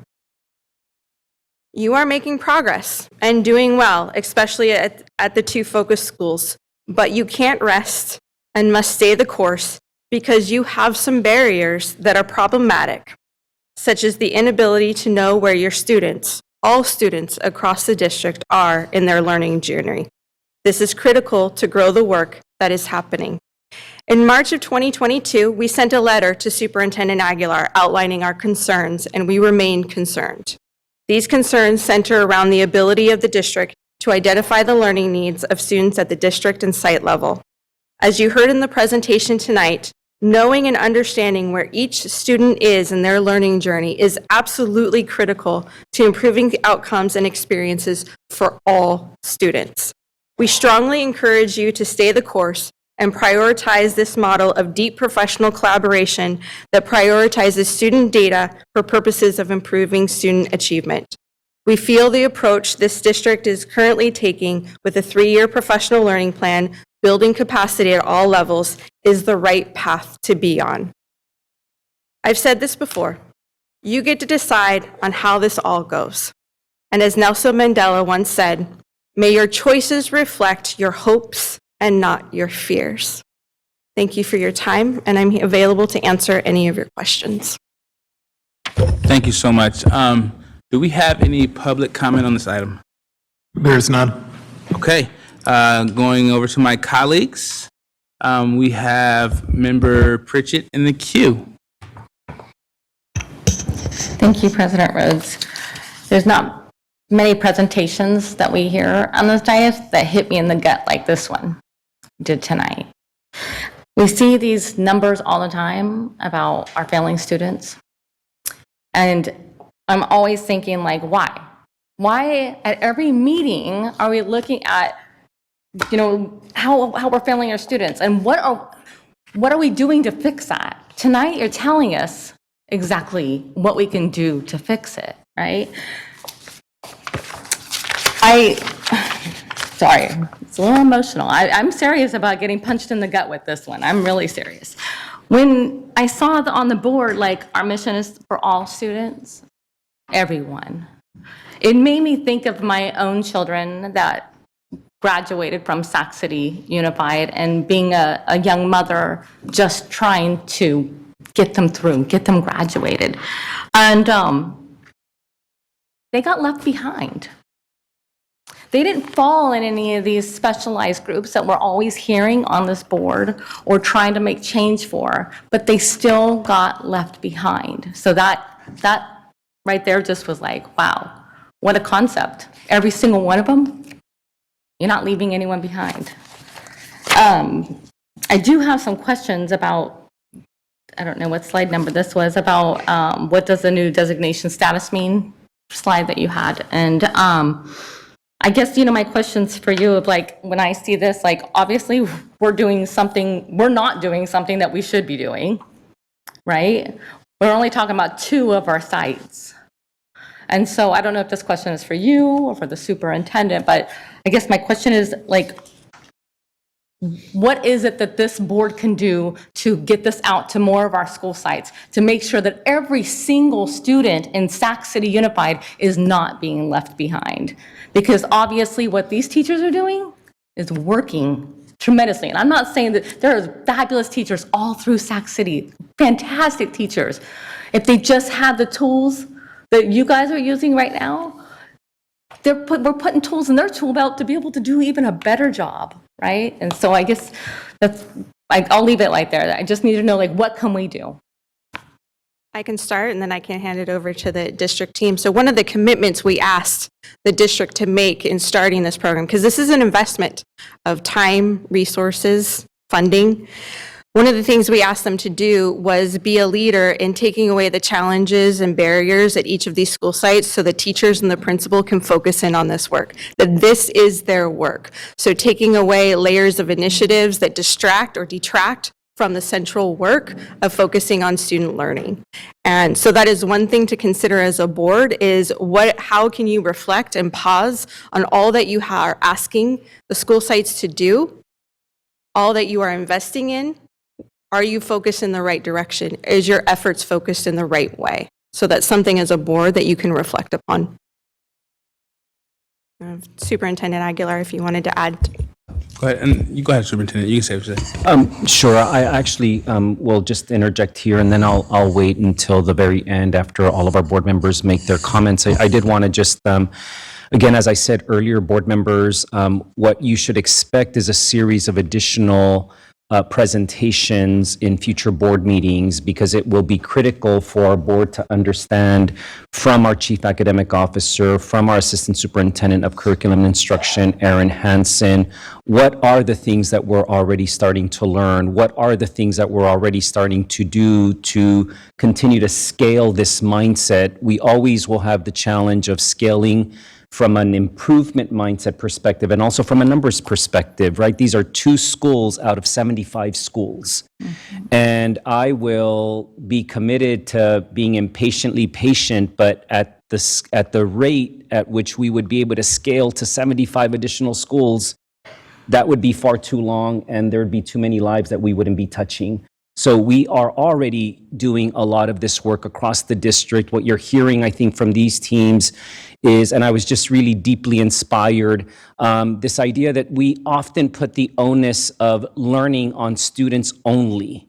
And this idea that we are all learners, that teachers today came and said that onus shouldn't just rest on our students, that it rests on all of us as learners.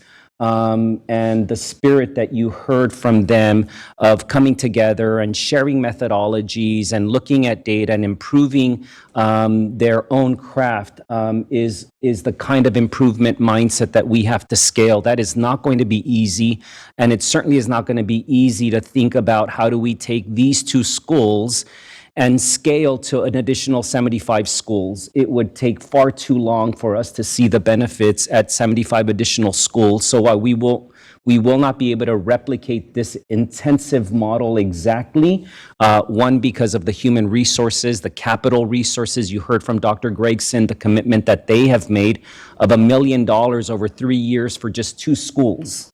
And certainly that's a discussion that we can have as a board in terms of the capital resources required for this, but we cannot afford to wait. So we're trying our best to identify the capacities that we have to provide and the professional learning that we have to provide to our instructional leaders, our site leaders, to be able to work effectively with their teams and build instructional frameworks that are coherent and that start at the board level and obviously penetrate all the way down to the classroom level. And so I know that's a very long response, Member Pritchett, but I just want to encourage the board to know that we are going to keep coming back so that you have a better understanding of what are we doing at these 2 schools, but what obligations do we have and what have we already started doing at the other 75 schools. Thank you, Superintendent. You're good. Okay, next on the docket in the line, we have Member Kayada. All right, great. First, I'd like to say I'm really heartened to see the progress we've made at these 2 schools. I think this is great. We definitely need to figure out a way to get this implemented system-wide. Also, really happy to see the Vikings team here. My daughter was in TK there last year, so please don't leave until I can get a picture with Mrs. Sheline to show her. It'll blow her mind. Couple questions about, I think it's about the 20th slide. It's this one. Not sure if this is for Superintendent. So who invited this intervention? Did we, did SCOE? And who is paying for it? Are you talking about the intensive support model or differentiated or direct technical assistance? Either, I guess, just bringing CCE into the district. So in 2019, the Sacramento County Office of Education and the Sac City Unified School District sent a letter to CCE referring the district to CCE for direct technical assistance. And CCE does provide the funds for this intensive support model over 3 years. Okay. So when this was requested with the district support, was this the superintendent? Was this the board? This was the superintendent. So I'm really concerned, I guess by a slide, what does our new designation status mean? I'm very concerned that we have essentially entered into a situation that could result in us losing local control. When I'm reading this, it almost feels like we're basically saying we're either going to do better or it's going to be kind of like a tentative state takeover. You're going to be possibly changing our LCAP, which our PAC works so hard on, changing our budget, which this team works so hard on, doing other actions that could strip us our control as a district. So That's not a place we ever want to go with you as a district. We're here as partners and we want to see, as I said in the beginning, I'm vested in this. My team is vested in this district success. And so we don't ever want to get there. But if there are barriers and challenges to where the district is not able or willing to implement the actions that are recommended by our team, and that's over a long period of time, and we continue to see students not meeting their fullest potential, then the different decisions have to be made. And this education code provides that authority to our organization to make those decisions. So what is so well, you said there is funding for 3 years, but you're talking about a long time frame also. So is this, if we're not improving after 3 years, CCEE would stay and we would be having to pay for it? So the funding for the intensive support model, it's a 3-year project. After the 3-year project, hopefully these 2 fine schools will be professional learning community model schools. And they'll be model schools for the district and for the state and for others to come and observe. The funding for that, if after the 3 years, is up to the district of how they want to invest their funding. But this project is for 3 years. So the district could choose at the end of 3 years not to continue with the intervention from CCEE, is that correct? No, so those are 2 different things. This is an intensive support model project that we have going on at Harkness Elementary School. The broader direct technical assistance that is provided by CCEE as a whole, that continues until we see progress of student outcomes as outlined on the California dashboard. And that this district is paying for? No. Who's paying for that? This is through the Sacramento County Office of Education and through CCEE. And what does a successful graduation from this intervention look like? I'm not discounting that we need this. I'm just looking at what is progress? How do we come out of this? So there's a couple of different measures. You're looking at qualitative and quantitative measures. Quantitative measures are around your student outcomes. So all of the data that I shared with you, when we start to see those student groups performing better, then that's progress. The qualitative piece is the infrastructure within the district itself to sustain quality improvement cycles as a whole without any facilitation or support from external. So there's a couple of different measures we're looking at for progress. Okay, I guess I'll just end. I guess this is like a compliment sandwich because I was nice in the beginning and I'll be nice at the end.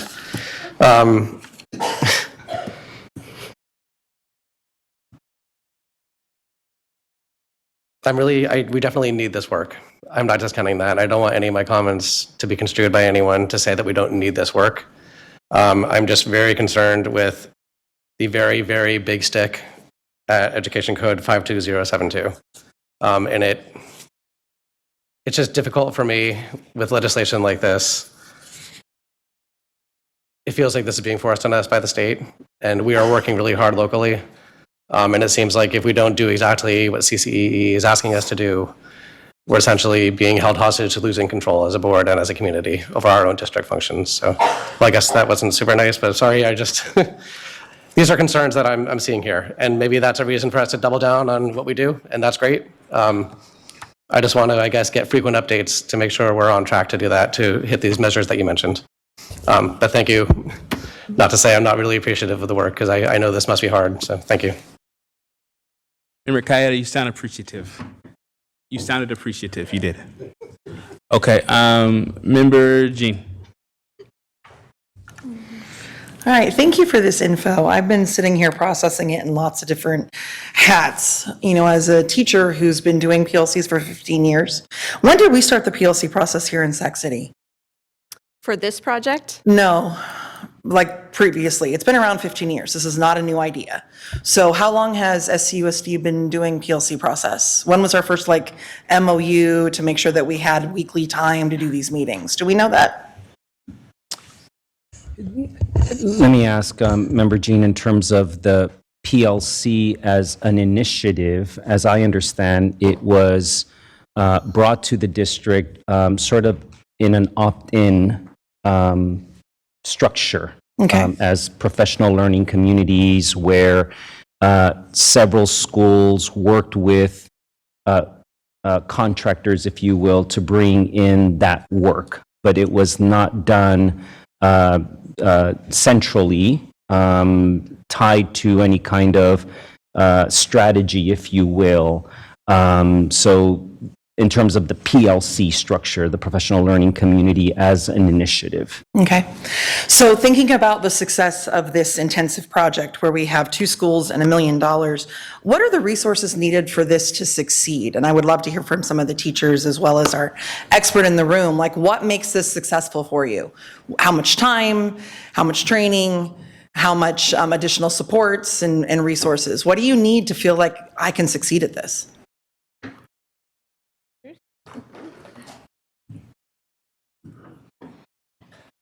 To me, the engagement in this process that makes me feel like I'll be successful is the consultants that come in that know what they're doing and that facilitate our conversations. They don't come in and tell us, you need to do this, you need to do this. They say to us, what do you see? What does that mean? What does the data say to you? What decisions are you making? And so for us to become a successful PLC over this 3-year process, being walked through, and then those consultants walking back. Like they said, at the end of this 3-year process, we will be a PLC. We won't need any more of that outside coaching and support. From the district, I think what makes this successful is, as I mentioned earlier, flexibility, resources, the professional learning that our team says that we need to meet our students' needs, yeah, those are the things that stand out to me as far as making this successful. I will speak to it just as a teacher, understand scaling it to different schools. I think we have this intensive support with these professional coaches coming in. I think that once you start that ball rolling in a district, you can do model schools and partnering, and then that initiative can grow from there as well if you have teachers that are committed and have good knowledge of that. So that's how I feel. So with the, no, thanks. Actually, stay right there. I have follow-up questions for you. How often do you meet with your coaches? It varies. We have so we have I call the hype man who came in and got us all kind of excited and ready to do this project. And then we have our overall PLC coach who I would say we meet with. We have a leadership team that we then go meet with our grade level teams, and we would meet with him, I would say, about once a month. And then we have a ELA coach, a math coach, an assessment coach. And so that we might meet with one of those people each month, but not everybody each month. And then with our PLT, so I'm a grade band, so I meet with 3rd grade. We meet with them 1 hour each week. And then occasionally we will partner with like 4th grade and do meetings like that. Another thing that could make this more successful, we talk all the time in our PLTs, we need more time, more time, more time, more bodies, more bodies, more bodies. Yes. Always.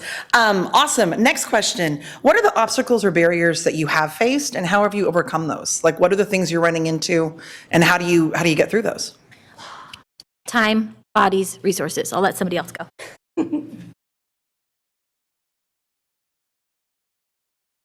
Anybody else want to add?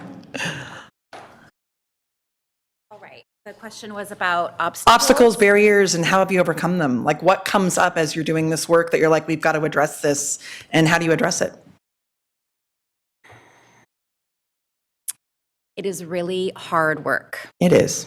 So I think that in certain times of the year, just as always, it's a roller coaster, and so staying the course can feel hard at times. I feel like that's been my biggest obstacle as the site leader. It's felt pretty exhausting, but then I have moments like this with my team, and I want to go home and work on things related to this work right now. And so the whole experience is just like that.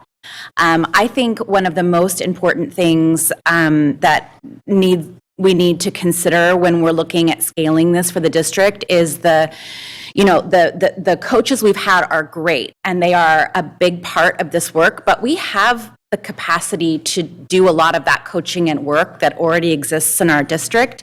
Our teachers are capable of coaching each other, and the power of this work really lies within their abilities. And so then, what I've really appreciated is the funding for per diem to meet more than just during CT time every week. I've appreciated the release time during the days to have coaches. And so that's the big fiscal need, right, would be that we have the time to do the work, because it can't happen after school without money. Yeah. All right. Thank you. If I could just add one Yeah, thing. definitely. So just to give you number sense wise, is that each of the schools gets about just over 50 days of coaching for this first year, and then that tapers off every year. So by the 3rd year, it's around 25, 27 days of coaching. And would those be full days, or are we talking about anything from a full day of training to like a 1-hour meeting?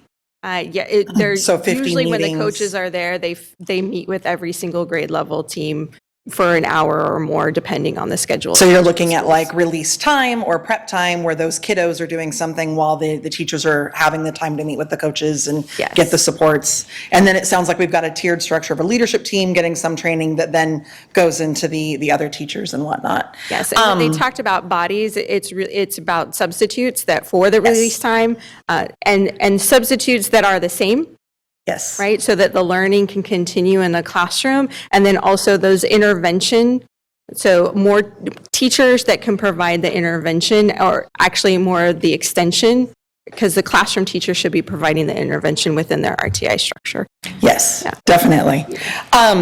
So thank you for answering all those questions. I wanted to make sure I wasn't just putting my personal experience into this, because pretty much you have all said the same things I've been experiencing as a high school English teacher trying to do this for the last 15 years, right? We all believe in the system, and those 4 questions are powerful, and they completely change and shape how you approach your instruction and how you engage students. And it moves it from that whole, well, I taught it, to, but did they learn it, right? That powerful idea of we are teachers, but our product is learning. And what you're proving, yet again, is it's always about time, and that when you start putting anything on our plates and you don't take something else off, we get burnt out. And so I can only imagine, like, I adore hearing these inspirational stories, and thank you for your honesty about how hard it is.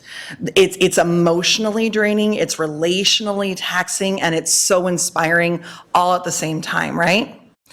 And so if we're talking about an investment and a culture shift, we're talking about massive money. We're talking about substitutes, we're talking about time, we're talking about class sizes and prep time and all of the things that cost money to make this successful. And the reason I want to emphasize that is because I can only imagine that there are teachers on the other side of this conversation that are going, I've been doing this for 15 years, and I wish I was on a campus where I felt inspired and I had the training and I had the time, and I don't, and I'm exhausted and I'm drained and I'm burnt out. And I can only imagine that we've got people feeling that way too in this very large district. So to get a bit more specific about Member Pritchett's question about, like, we look at this data, I want to make it very clear that the data the board has to look at and the data the teachers look at is very different data.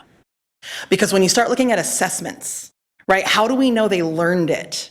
There are so many ways we gather the info of how students learn something that has nothing to do with state assessments.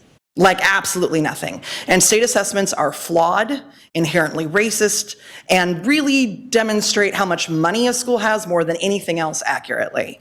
That's just very, very broad statements, my beliefs about these, right? So we're constantly in this space of, give me good data to look at.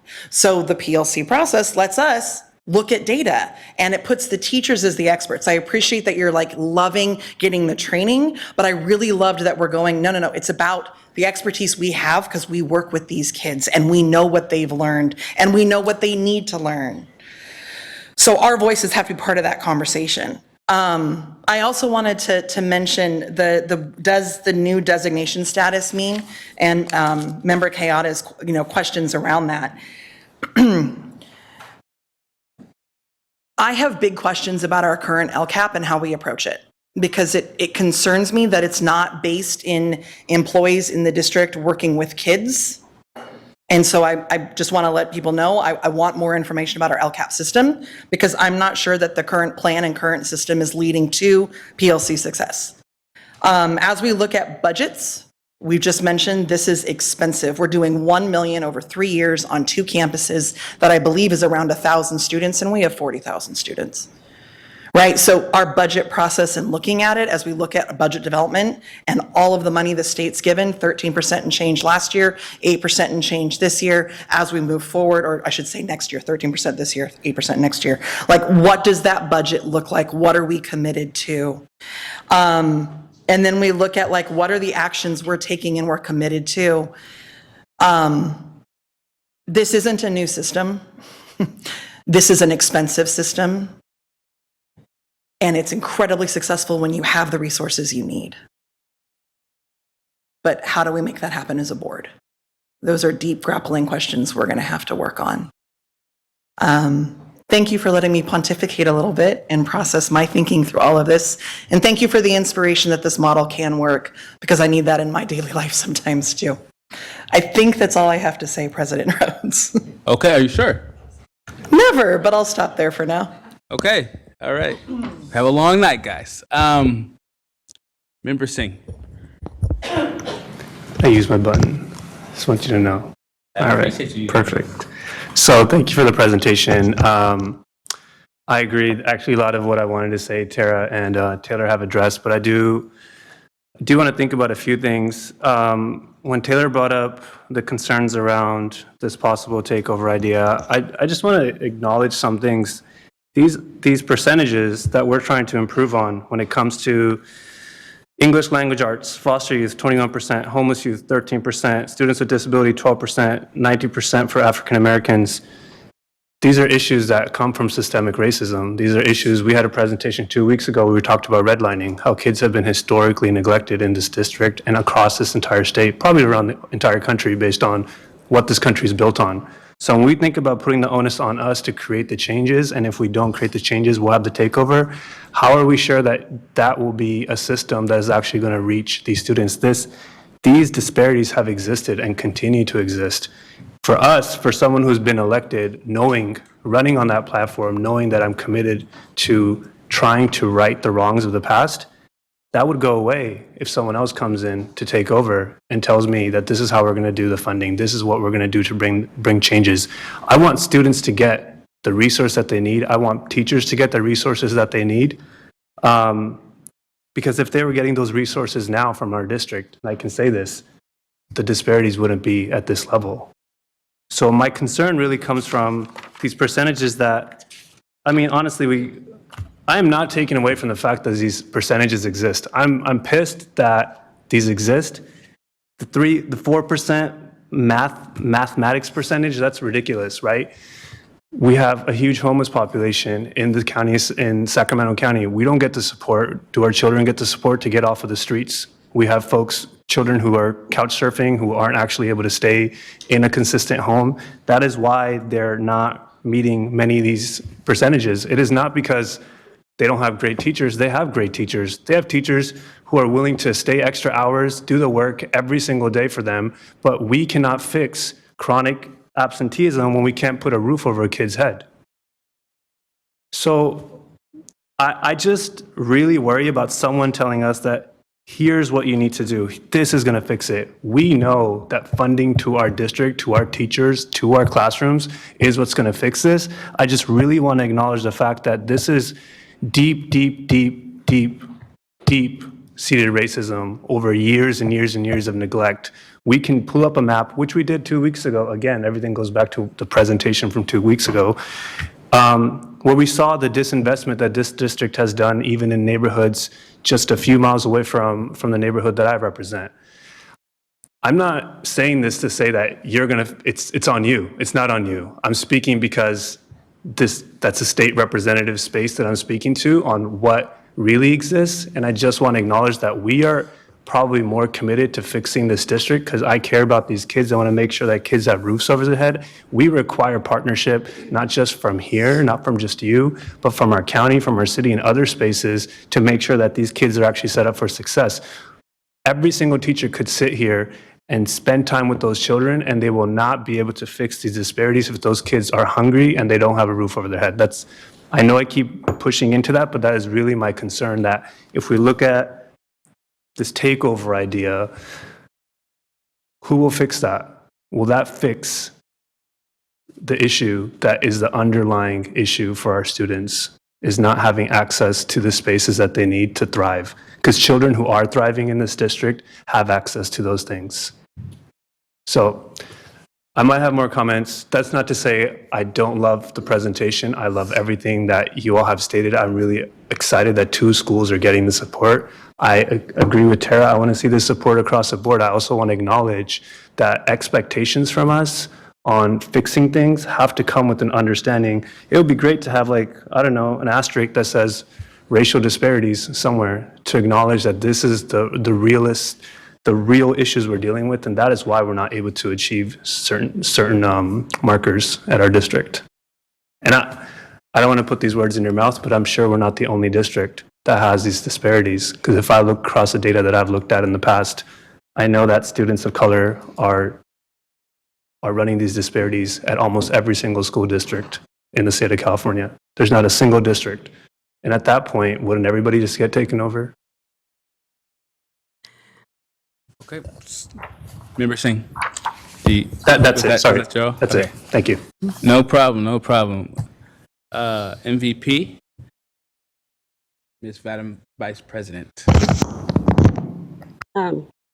So, I'm just going to read it. While we recognize that our system is inequitable by design and we vigilantly work to confront and interrupt inequities that exist to level the playing field and provide opportunities for everyone to learn, grow, and reach their greatness,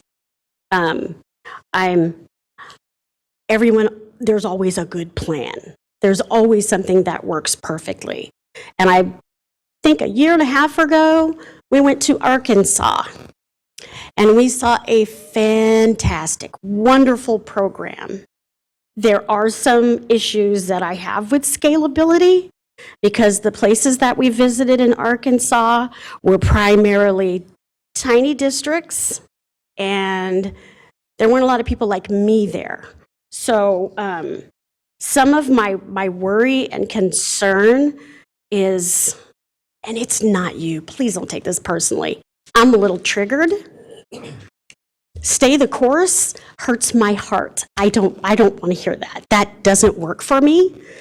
While I understand that there is passion behind that, I would like you to consider, and you don't have to, but I would like you to consider a different way, I guess, to explain that we as a district need to, I guess, I went through a thesaurus and I'm like, maybe perseverate, maybe persist, maybe, you know what I mean, push forward. But it's really triggering to me to hear that. And it makes me think that by putting an effort forward to do this, we're trying to do it for all children. And I know that is a goal that everyone wants to have, but it feels like we have to start somewhere else.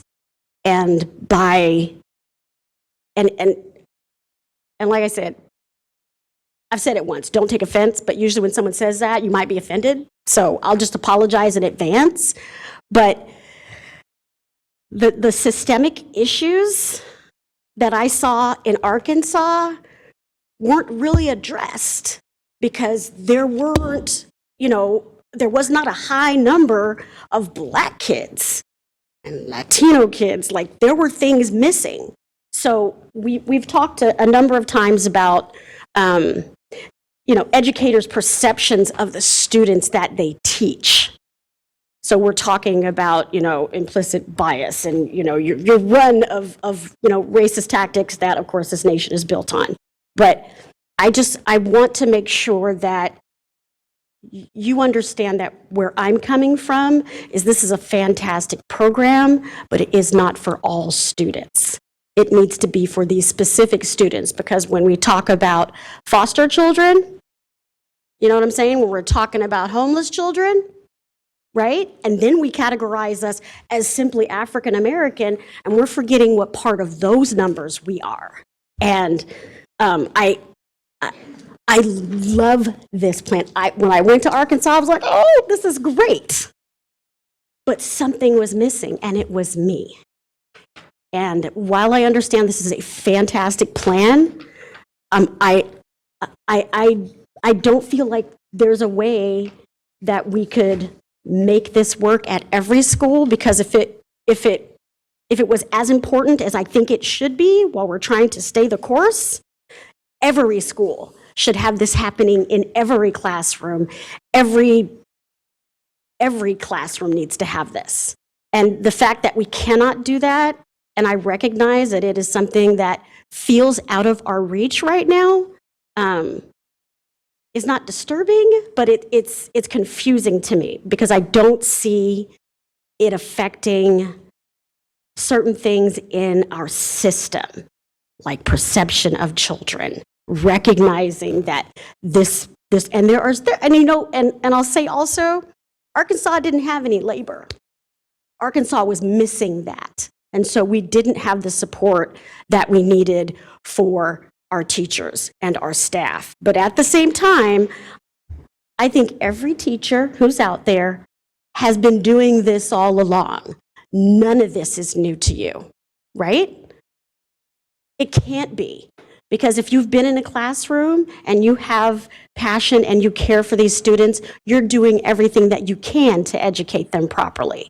But I just believe that the idea of this is glorious. And, the fear that I have is that there will still continue to be students left behind because of the way the system is designed. And so, I'm not sure if part of this program with, professional learning communities is also stressing, the fact that many people can see a 7 or 8-year-old boy and treat them like a grown man. That's what's important to me. And that's what I want to see as a part of this program. You can educate, but, you can pass algebra and still get shot in the street the next day. And I think that we're not there. We're not at a point where we can make this happen. And I to my colleagues, I understand this and I want this, but I think we may be reaching around said elephant in the room. And it's always that elephant, and it is that racism in this nation. And, and like I said, this is not personal to you. This is just my concern in that we talk about all students and we never focus, or we try, or we avoid, I don't know what we're doing, but there is a difference between equality and equity. And giving all of this, which is fantastic, to all students still brings the numbers like this. And we still have children that are going to be at the bottom, regardless of how high they are. So, like I said, I'm not a professional in what you do.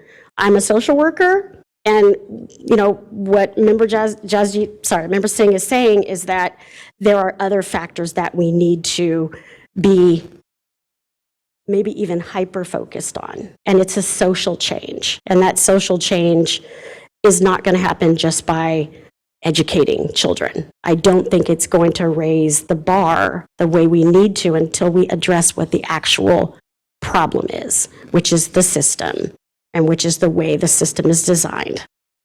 So, when we have consultants, is there, how much, there's the question of how much are we going to pay consultants? Do we need to bring outside consultants? Do we have staff that has the knowledge base already instead of being coached? I'm really, it feels, y'all know what I'm about to say. It feels really, really white to me. It feels white to me. And that's not just specifically talking about Caucasians in general, but it fits into that category right now for me. So I'm going to have a lot of challenges. Even though this is the dream, I have a really, really big problem with the fact that I think that the idea is that we're supposed to scale this over every single last student that we have here without focusing on the real problem. So I'll say that and say no more. Okay, Member Phillips, thank you so much. Just very quickly, and I hate to get technical on this line of questioning, Dr. Gregson, but I do want to just touch bases and clarify for our board and for members of our community. Can you please describe the role of CCEE and the extent to which we have or don't have the ability to decide whether to work with you or not? I want to make sure that there isn't confusion about your authority. And I say that as superintendent. I mean, at the end of the day, it is the outcomes that we are seeing that creates a set of compliance reviews and monitoring from different entities that it is my interpretation, I don't have the authority to say, I don't need to work with you. I don't want to work with you. And certainly you're welcome to talk about the history of our relationship with CCEE because it didn't start the way that it is today. And I appreciate your support and your partnership along with Executive Director Matt Navo's leadership and principal leadership around meeting us where we are in terms of what we're trying to accomplish as a system, as opposed to trying to respond just to CCEE and trying to respond to CDE and trying to respond to another entity who's providing differentiated assistance and then not doing any of that right. So can you clarify a little bit more about the role of CCEE? How many districts are you working with? How many districts fall into this category? And again, what abilities do we have to say, we don't want to work with you, we're doing things the way that we want to do them, et cetera? So I'll start with who we're working with and why. So we're working with 6 districts across the state: Oakland Unified, Inglewood Unified, Vallejo City, Salinas Union High, Mount Diablo, and Sac City Unified. 2 of those districts are here working with us because it's a requirement, and Sac City is one of them. Inglewood and Vallejo City, so those 3. Inglewood and Vallejo City are others. Okay? And that is because of their fiscal issues. Sac City is under a different umbrella. Right now, we have a potential of 30 districts being referred to the CCE because those 30 districts have 3 or more student groups not meeting 3 or more LCFF priorities, state priorities, for 3 of 4 consecutive years. So we're looking at a possibility of working with 36 districts across the state. Once a district is referred to the CCE, we are partners. And we're partners until the end. And the end is undetermined as far as time. The end is determined around student progress and district infrastructure around quality systems improvement. Okay. So as Superintendent Aguilar referred to, the CCE and Sac City Unified's partnership looked a little different in the beginning. And I saw that as Chief Deputy Superintendent of Public Instruction when I was at the Department of Education. Felt it as well in my conversations with Superintendent Aguilar when I was in that role. What the difference is between then and now is that we hear you. I hear and understand, and I'm taking this all in, right? We're meeting you where you're at this moment in time. And we're working with you, not against you. Previously, CCE's leadership wanted to refer Sac City Unified to the state superintendent. As chief deputy, I said no, because I didn't see that the supports, enough supports, were provided to the district to warrant that type of referral. So we're here in this moment in time together as partners. Does CCE come with a little bit of an edge because of legislation and statute? Yes. But we also come with the understanding that systems change, true change, doesn't come under the umbrella of compliance.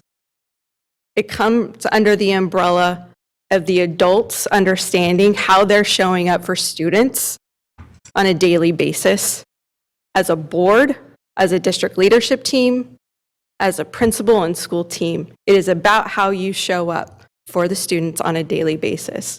And we understand that. And under Executive Director Matt Navo and under my leadership, that is around centering our approach. So it's not around compliance or monitoring. And we navigate those elements because we have to That's a part of the world that we're in. Sac City has a lot going on with the California Department of Education regarding special education. And we work with the Department of Education on CCE's behalf to help navigate those compliance and monitoring issues. So that compliance and monitoring piece is always going to be there because that is the structure we're in the state of California. We have no control over that. What we do have control over, though, is how we navigate it through it together as partners. And that's where our partnership is with Sac City in this moment in time, is how are we going to do this together? Because we have equal and collective responsibility. So Superintendent, I hope that answered your question. Please let me know if it didn't. Great. We have two more members who's previously spoken. And so we're going to go with Member Singh first, and then we're going to go to Member Jean. Please remember also this is an information item, and that we can ask also questions previously directly to staff and or superintendent outside of this meeting as well, but feel free. Cool. So thank you for that clarification. I just want to clarify, based on that questioning, I am not asking to understand how we say no. I'm asking because these are very important questions to understand the actual disparities that I believe exist to make sure we're making informed decisions for our students and for our teachers and staff in our district. So it's not a way to say, I don't want this. It's a way to understand how are we coming to these conclusions and bringing up some of the concerns that Member Phillips just brought up is, if we're going to get into this, we're going to work together, then we have to acknowledge the deeper things. And you just said it might be 36 districts that you're working with. You know, I think about the level of disparities that exist in our state. So I thank you for letting us know that we're not the only ones, but it does go to speak to a larger picture of the disparities our districts are dealing with in the state of California. So thank you. Okay, and Member Jean. I actually have, I think, just a quick question. Thank you so much for your explanation, and I really appreciate you differentiating so often the laws we pass versus the work that needs to be done is a hard thing to bridge. And I really appreciated how your response is, this is what we do for students. This might be the laws that we pass. This might be the approach, the compliance, the reason we're here. But ultimately, we know that it's relationships and it's working together and it's growth of students and staff for their success. That huge increase of 6 to 36, I'm assuming this is COVID related, and it was a question I didn't ask. A lot of your, what was a slide that talked about the process we've been in, and a lot of that process happened in 2021. And of course, we were closed with COVID and all the different pieces, and I should not say closed. We were still available, we were virtual with COVID, right? Doing so much work in a totally different way. So how is the approach shifting, considering the fact that we're in a COVID reality that has drastically impacted student learning? That's a really big question. Just what are some of the ways that you and the CCEE are approaching that? So let me differentiate a little bit for you to provide some clarity. So in 2021 is when the systemic instructional review was completed. So it was started in 2020, right before the pandemic hit, and then it was completed in 2021, done through a virtual data collection process. So the report was finished in 2021. We're at the point we're at now, and the difference is that we're using that report as context and background information, although it does have some very specific actions for the district. We are focused more on, okay, because the district has changed. It has changed since 2021. And so that is why it's important that we use it as context only and really look at where are we at right now in this moment in time, using the data that we have, using the district priorities, what do we need to do now? And so that is where our focus has been, is meeting the district in the here and now, because we know and understand that 2021 and the report coming from it, there's changes. There's been a lot of changes. What I also want to clarify is that the data used for the 30 schools and for Sac City Unified came before the pandemic. So you're looking at historical context there. It's 2020 and 2021, there was no data collected for districts at the state level because of the pandemic and the challenges created through the pandemic. So we're only looking at data before the pandemic and then the year after. Okay. Mm-hmm. Okay, so seeing no one's in the queue, going once, going twice. Okay, you're hopping in the queue, man? Member Kayada. I just wanted to Feel free. quickly call attention to the other districts of which we are in the company right now, two of which, one is in a state receivership still, the other very recently was in one and still doesn't have full local control back. So this is not a group I want to be in. And that's why before I'm speaking to how can we exit this? Because when you're in intervention, the goal is to exit the intervention. It's not to say that this is not a program that we should have and that we shouldn't embrace. It's to say that there's an urgency created in that. And I do not want this district to end up like Inglewood. So looking forward to our partnership, even though it's a forced partnership, that we can really improve our outcomes for our students, especially the ones Member Phillips called attention to, which I agree. Thank you. Thank you, Member Kayada. I am not calling once or twice any longer. No, but really, before we go to the next informational item, I want to say this. I get to see some amazing things here. Outside of what my colleagues have mentioned as concerns, I'm seeing site principals and site teachers excited about the work they're doing, and also even more excited to be able to say that teachers at the school site they're driving the bus, right? Principal, you said that your job as a principal is to do the roadmap, but you're not the driver of the bus. And that the teachers get to be able to say if they stop, if they turn lanes, and them being the drivers of the bus is a beautiful shift in paradigm and very empowering for our school site staff. You get to see that when they come up here, coming up, shaking hands, your excitement is felt in the room. When you talk about how that you really feel that this is a game and revolutionizing the way that you view and see things in your school site and students. The work that you guys are doing is beautiful. It's marvelous. I would even say it in another language, it's maravilloso. And like this type of thing that you're able to provide, even in this constructs of what the situation is, to be able to find a hope and to be able to find beauty and to be able to find inspiration is inspiring for me as well as a board president, as a board member, as a resident of the city of Sacramento.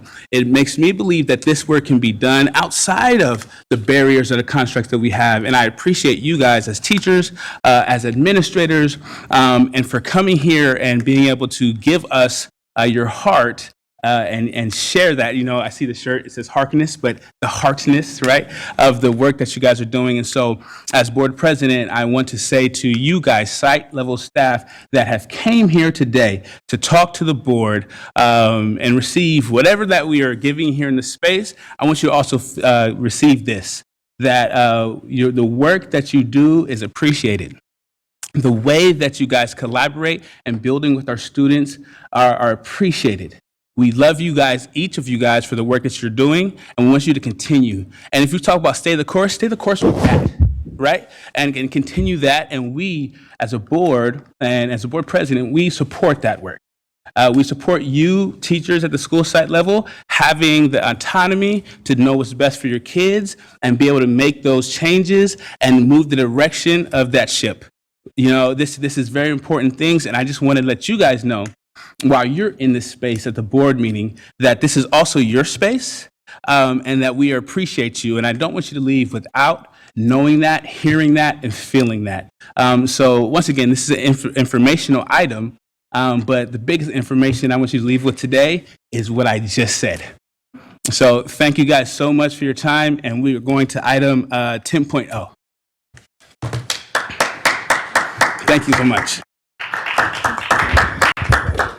Okay, so now, no break times. There's no break times. There's no break times. No. It's called talking. It's break time. Okay, so we're going to go to item 10.0, history, social science, K-12 instructional material adoption. This is an informational item only. And Vice President, go ahead and run the restroom real quick. Okay. Okay.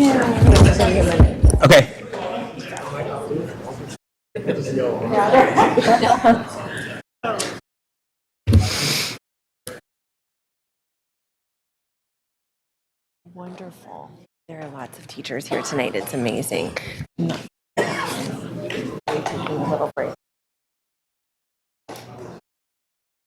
Oh, okay. All right. Thank you. Good evening again. I am here to introduce our incredible History Social Studies K-12 instructional materials adoption team. That's a lot of words there, but I just want to first I'll introduce you to Shannon Pella, who's our Director of Professional Learning for Literacy, ELA, and Humanities. But really what I want to do also, and to Kari Loafing, our coordinator for GATE and AP programs, who have led this adoption process. But we have more teachers here with us this evening. So we're able to hear from our teachers at Harkness and Elder Creek about the work around PLCs, and we are fortunate enough tonight to also be hearing from our history social studies experts in our secondary spaces. I'm not sure if we have elementary teachers here this evening as well, but through this process, we've engaged with more than 50 of our certificated staff around this recommendation process. So I just want to say thank you to all of our teachers who are here this evening, and also to all of those who have engaged in this process throughout the course of the last 6 months or so.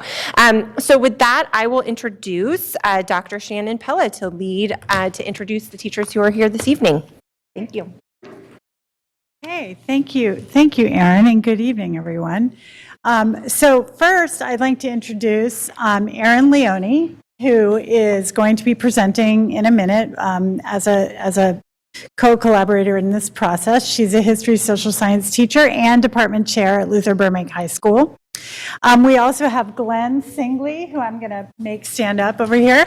He'll also be co-presenting later on. He's also a history social sciences teacher from Hiram Johnson. And then we have Mr. Michael Washington, who is the department chair and a history social sciences teacher at Hiram Johnson High School. So thank you all so much for being here tonight. And Kari, of course, was already introduced, but you'll hear from her as well. So having a guaranteed and viable curriculum clearly falls within our core values and guiding principles. We have a glossary of terms here that you can refer to as needed throughout our presentation tonight. Okay, I'm going to start by just illustrating quickly the adoption process. It is influenced by, first you'll see in green the CDE's adoption of new standards, frameworks, and a review of the curriculum. Then our C&I department, working closely with library textbook services, reviews our current adoption cycles, requests a budget to adopt new materials, thus launching our adoption process. So I'll briefly overview each stage of the process, specifically as it relates to the history social sciences adoption, beginning with the work of the CDE. So as shown in this table, history social sciences standards have not been updated since 1998. However, the CDE published a framework for the history social sciences in 2016, and by 2017, new materials were under review by the CDE, making it possible to consider new adoptions. In 2022, the leaders of the Curriculum and Instruction Department, in tandem with the Library Textbook Services, reviewed our current adoptions,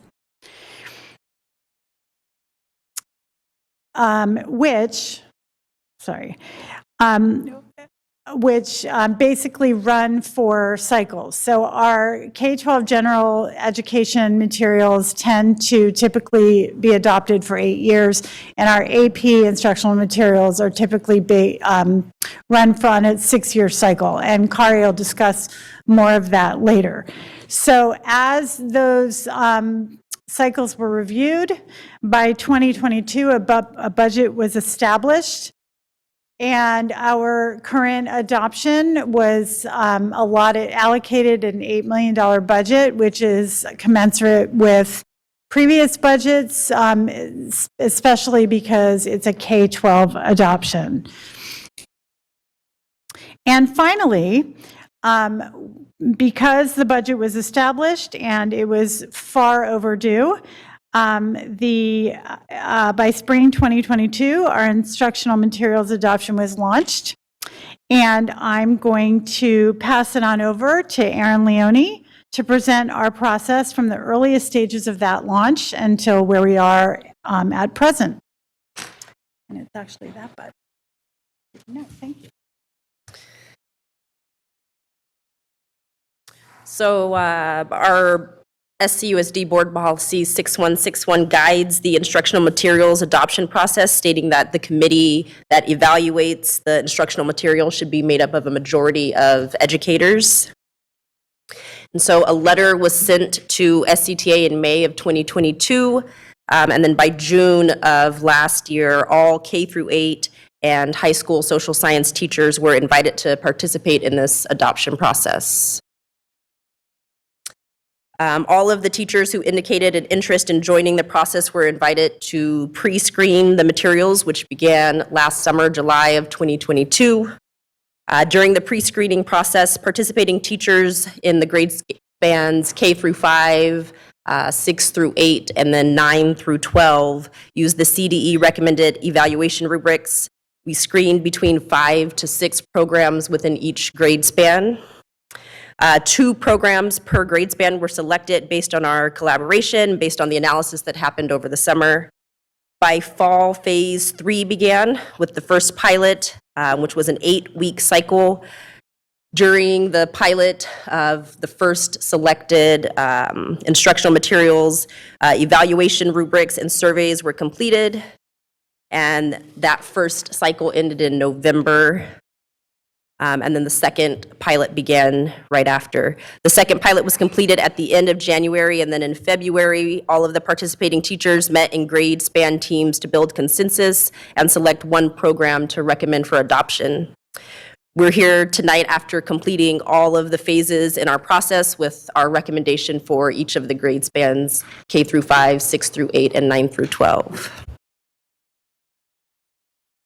The grade span teams are broadly representative of our district schools. You can see there's 32 elementary teachers, 15 middle school, and 30 high school teachers participated in the process. And the programs that were screened were then narrowed down into 2 programs which were selected for the piloting process. Shannon Pello's going to come and tell us a little bit more about the evaluation tools that were used during the process.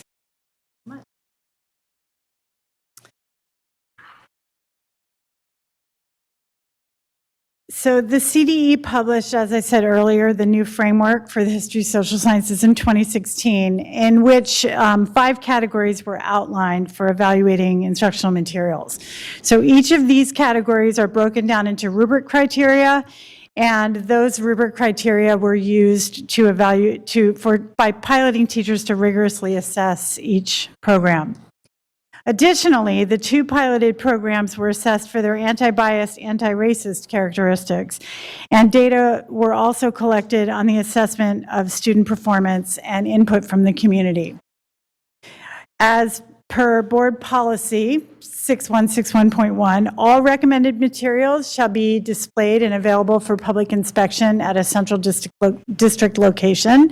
And as you can see from the picture, we have had the print materials from all of the piloted programs displayed at the upstairs lobby here at central office with QR codes for the community to provide input. Additionally, we had digital materials with links for community input provided through SCUSD, our communications, and professional networks like Sac City Scroll, Instagram, Facebook, et cetera.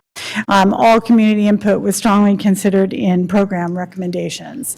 And here we are. Here we are with our recommendations tonight. Kinder through 5th grade teachers selected Impact by McGraw-Hill. Our 6th through 8th grade teachers selected Discovery Education, and our high school teachers selected Teachers Curriculum Institute, or TCI. Kari Loafing, our GATE and AP coordinator, will discuss the AP process and selected materials therein. Thank you, Kari. Thank you. Good evening, board.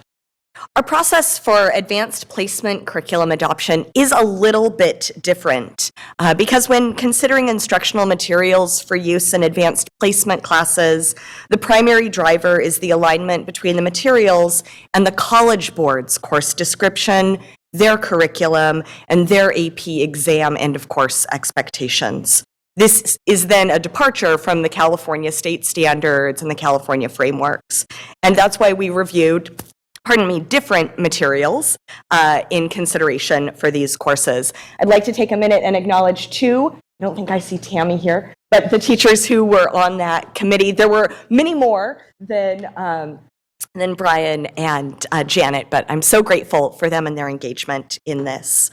In reviewing all of the materials sent by publishers and those that were requested for review by our AP teachers, most of these were aligned to the typical College Board course expectations in that they were college-level texts. That's really all the College Board gives us for guidance, is they need to be college-level texts. AP History and Social Science exams require our students to synthesize significant amounts of historical data, making rich connections across time and theme, to write extensively on that data. It's a robust exam at the end. Our review committee for each course felt strongly that in our adoption, that we needed to adopt materials that would most specifically support the diversity of Sac City's AP students, as different from some of these materials that would be better suited in other communities. And while they should be college-level texts, it was vitally important to our team that they also be designed for high school students. As such, the AP Instructional Materials Review Committee is recommending the adoption of instructional materials by Bedford, Freeman, and Worth. This selection was driven by two primary factors. First, selecting instructional materials that would reflect the rich diversity of our schools and communities while preparing a wide range of learners for success in AP coursework and the end-of-course AP exam, fostering our students' belief in their ability to persevere and succeed in college-level content. For many of our students, it is an AP history or social science class that is their very first experience with advanced placement curriculum and its rigors. Second, it was important that we ensure that the materials would be accompanied by rich and highly accessible online resources that include robust supports and scaffolds designed to meet the needs of high school students. These online resources that come with Bedford, Freeman, and Worth include access to AP exam prep, ensure equitable access for students with specific learning needs, and offer teachers just-in-time opportunities to provide feedback and support. I'll pass off to Michael, I believe, to share more about teacher feedback in our process. Greetings, board member, superintendent. Thank you guys for having me this evening. I'm going to speak briefly about the anti-bias and anti-racism evaluation of the text. You guys looked at some numbers earlier this evening that show some of the issues that we have in our districts, especially with students of color. And choosing this text was really personal to me because I wanted to make sure that we chose some books that represented students of color throughout our district in the high school. So you can see that teachers from looking at these visuals that are look at favorably to TCI compared to the other instruction. So to what extent do instructional materials encourage you to teach about people from different races, ethnicities, or cultures? Very heavily, or about 90% teachers approved of that. To what extent do instructional materials encourage you and students to interact with students who are from different cultural backgrounds than their own? Once again, you saw a very high percentage from our teachers agreed that TCI provided that. Materials that include roles and contributions of people from different demographic groups: Native Americans, African Americans, Mexican Americans, Asian Americans, Pacific Islanders, European American, lesbian, gay, bisexual, transgender Americans, persons with disabilities, and members of other ethnic and cultural groups. The total development of California, United States. Once again, it's favorable by our teachers that TCI does provide that. And to what extent do the instructional materials include and reflects Black and African American experiences? Once again, you have about 75% that believe that TCI provides a strong instructional materials for that. Last few questions: to what extent do instructional materials encourage you to have important conversations about race, even when they may be uncomfortable? You see the numbers, once again, about 80%, mostly strong or very strong, believe that TCI can provide that. And to what extent do instructional materials encourage and have important conversations about race, major news events? TCI, once again, is favorable by teachers. And I just wanted to say that as a student of Sac City and a person of color that grew up in this district and also teaches in this district, representation does matter. There's a reason why there's chronic absenteeism in schools, because the students don't see themselves in what they're learning and what they're doing.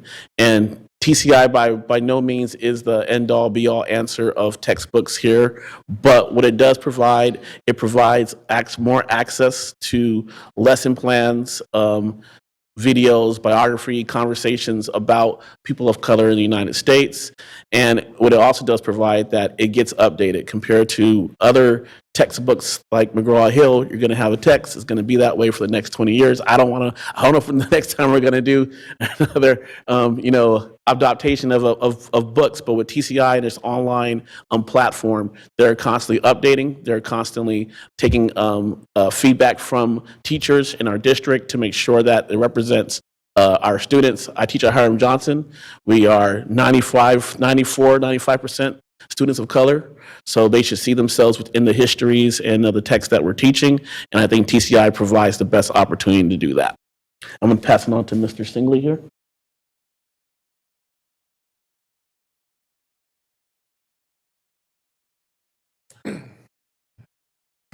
I think we're substituting. Am I clicking on this one right here? Oh, where am I? There? Right there? Okay. Is that where you want to be? No. Just- Good evening, board members, superintendent. Thank you for having me tonight. There's a little confusion because I think we're missing somebody, right? Yeah. So I've gone through the slides and was studying mine, right? We don't need to go here.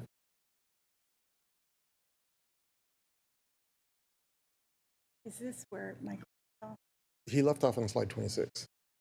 So I don't know who's All right. covering. Do you want me to do Richards, and then I'll come in and I'll bring you back? That seems fair. Okay. All right. Okay. Thank See you you. in a minute. Thank you so much for your patience. We had one of our team members couldn't make it tonight, so we got a little bit mixed up there. But I think overall, we're really, really excited and positive about this process. So I'll just go through these slides really quickly. These data were a result of survey questions that asked teachers about their students' performance as they piloted the program. So this first slide just basically shows again a very positive response to the question. My performance data revealed to me that this program will promote learning outcomes and that different perspectives or participants in U.S. history are reflected in the curriculum. The same with the literary selections being broadly representative, and materials on religious subject matter remain neutral. And I'll just tell you that some of these survey questions came straight from the frameworks.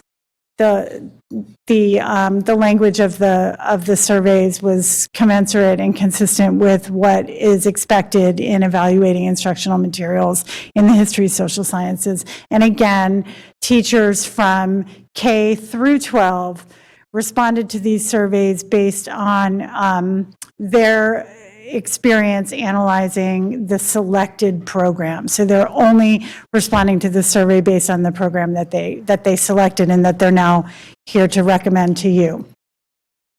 And then finally, very positive responses to access, questions about access to the standards and for all students, including those with special needs, English learners, advanced learners, and students below grade level in reading and writing, and special ed students in general ed classrooms. So again, very positive responses about humanity's place in ecological systems and protection for the environment.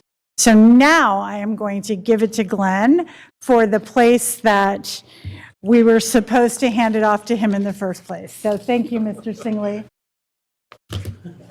Thank you. Hi, I'm back. So thanks again for having me. And so these next slides, I think, are interesting because there are some things in our curriculum that we definitely need to focus on, but also go deeper too, right? So the materials portion for studying the life and contributions of Dr. Martin Luther King and the civil rights movement, right, are included at each grade level with suggestions for supporting the respective holidays in honor of those men, accompanying activities. So that allows us, the TCI curriculum allows us as classroom teachers to also meet the needs of our students that are in front of us. So representative of all the other folks who were involved in the civil rights movement, including Dr. Martin Luther King and other folks who were studying and practicing what he was doing too. Where appropriate to the topics being covered, materials highlight the life and contributions of Cesar Chavez, the history of the farm labor movement in the United States and the role of immigrants, including Filipino Americans, in that movement. So there's strong representation there. Again, it's not the end-all be-all, like Mr. Washington said earlier, but we know that we can work with representatives of TCI. They're very responsive to suggestions, and we can definitely build out curriculum from what we've been provided. And then we can see that the teacher evaluation here with community support, there's very strong support for the materials.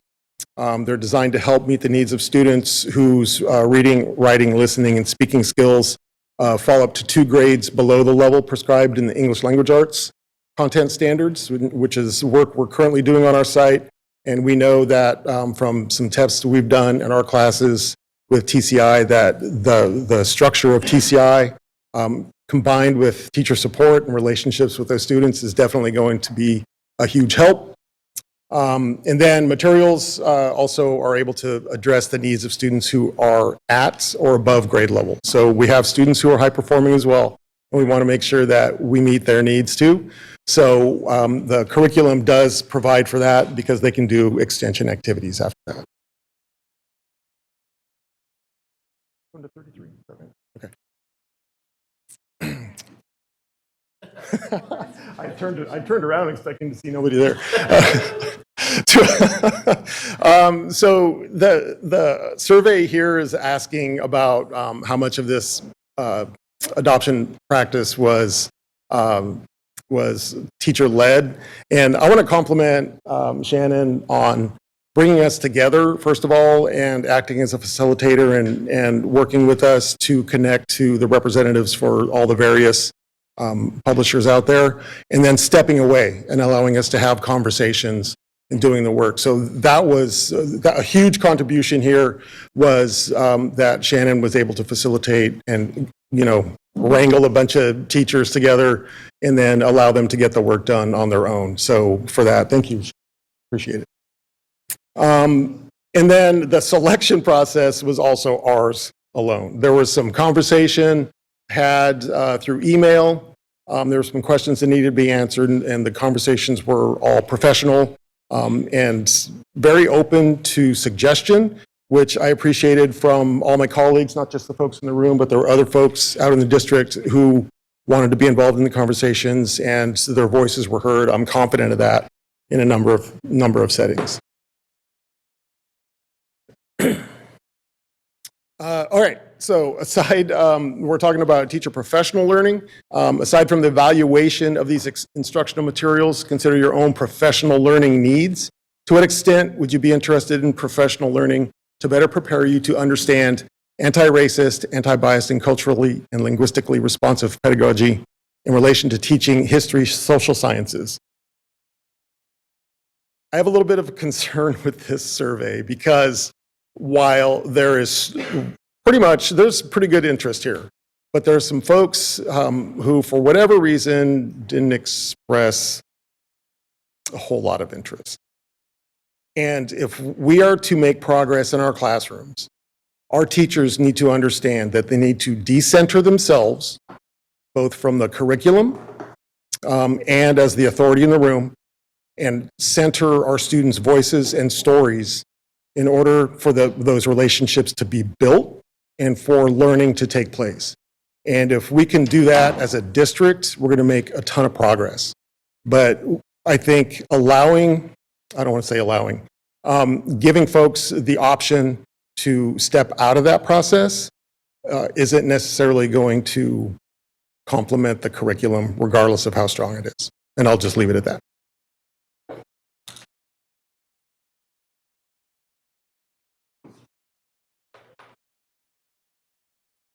All right, 4.5 minutes. I think we can do it. So we started off this presentation saying that we'd asked to have about $8 million allocated for this investment, and that is where we are. The entire adoption, K-12, including adoption of materials for those specialty courses, is expected to be an investment of just under $8 million. Our timeline is supported directly by Library Textbook Services. So by bringing these recommendations to you tonight, we expect to be on time to order based on projected enrollment needs. We expect that materials will begin arriving at the warehouse mid-summer so that Library Textbook Services team can inventory, barcode, and distribute materials to sites. This will be a significant undertaking, as all grade levels at all school sites will be impacted, plus the process of returning materials that are no longer our adopted materials to have those returned to the warehouse. These new materials should be available at sites in August and ready then for professional learning, for classroom distribution, and for student use in September. Additionally, our instructional technology team will complete the necessary steps to ensure that students are able to smoothly access the online materials and resources. And then throughout the coming school year, as new students join our schools or move within our schools, Library Textbook Services is able to distribute additional instructional materials based on their planned overstock in their initial ordering. So our specific next steps include coming back to you on March 16th for your vote and hopeful approval of our teachers' recommendations, then collaboration with Library Textbook Services and publishers to ensure the timely ordering and delivery of materials in time for the 23-24 school year. You'll see the difference there in adoption cycles. Provide teachers with the needed professional learning to guarantee effective use of these resources and this investment in our schools. Begin the process of co-creating with our teachers curriculum maps that will promote the optimal use of these newly adopted materials. And finally, facilitate the use of curriculum-embedded assessments to inform high-quality instruction and student success. And with that, we'll invite you for any questions about our process or the rationale behind our selection. Thank you so much. Before we go to my colleagues, do we have any public comment? There is none. Okay, going into my colleagues, Member Jean. I think I have 2 quick questions. We'll see how that goes. So it's on the last 2 pages. I'll start by saying thank you for this amazingly thorough presentation. I really liked looking at all of the data on the survey. And thank you too for such a clearly thought out process, methodical approach, inclusive, ensuring that the voices of our educators and our community were all invested and involved in this. As I look at page 35 and 36, the first question is, when you're checking out instructional materials to teachers and students in September, school has already started at this point. And quite often as a teacher, I like to be able to start perusing things Not that we in any way advocate working over summer, but you know we do it. So how do we make sure that maybe we get some of this stuff into their hot hands earlier than September? Because that's asking way too much to prepare when school's starting at the same time. Yes, thank you very much for that question. And it actually gives me an opportunity to shout out by name the Library Textbook Services phenomenal team, Kimberly Chang, Sierra Campbell, and Eric Crotty. They are just absolutely remarkable in the work that they do to make sure that our kids have and our teachers have what they need. And they are right now, maybe not this second, but as you know, this week, and next week, communicating regularly with the program reps to try to make sure that we get the teachers' editions and at least, one class set, if teachers can pick it up in the summer, available for teachers to pick up in the summer. Because what we're planning for professional learning is August. Each of the publishers does a gratis professional learning, and we would like for teachers to have at least the teacher's edition and, at least one student edition in their hands. But to whatever extent teachers are available in the summer to pick up a class set, the Library Textbook Services is trying to make that happen. It's just for the teachers that can't, or aren't available to do that in the summer. And if there's no staff at the school site to receive the shipment, that's where it gets a little bit log jammed, and it might be, at the very beginning of school as opposed to earlier. But all efforts are being made to try to get things there as soon as possible, particularly if plant managers and folks are available at the school sites to receive the shipments. So thank you. My second big question is on page 36, and considering all the slides that came before and how thorough and meticulous the piloting process is, how are you going to be as thorough and meticulous in the unrolling of this? Because we know that the adoption of it, once you make your first choice, that's just like step one. As much as that's a large step, like you said, it's professional learning, it's curriculum maps, it's curriculum embedded assessments, and while PLCs are not said here, we know those 4 questions in PLCs and all of that are part of this as well. So I don't need to know the details at this point, but are we putting plans into place to ensure that our staff will be supported and feel empowered? And then are we working with labor partners to look at payment outside of the school day and all of the training and pieces that'll probably be required and all of that? I think the short answer is yes. Excellent. We are you guys are thinking about all that, and it's coming. That is all part of getting this to you and coming back so that we can get all of these things moving as quickly as possible and start planning for summer time. And yes, we have all of those great questions are questions that we have thought about and are working towards. Good. I look forward to hearing even more as you keep doing the great work. Thanks so much.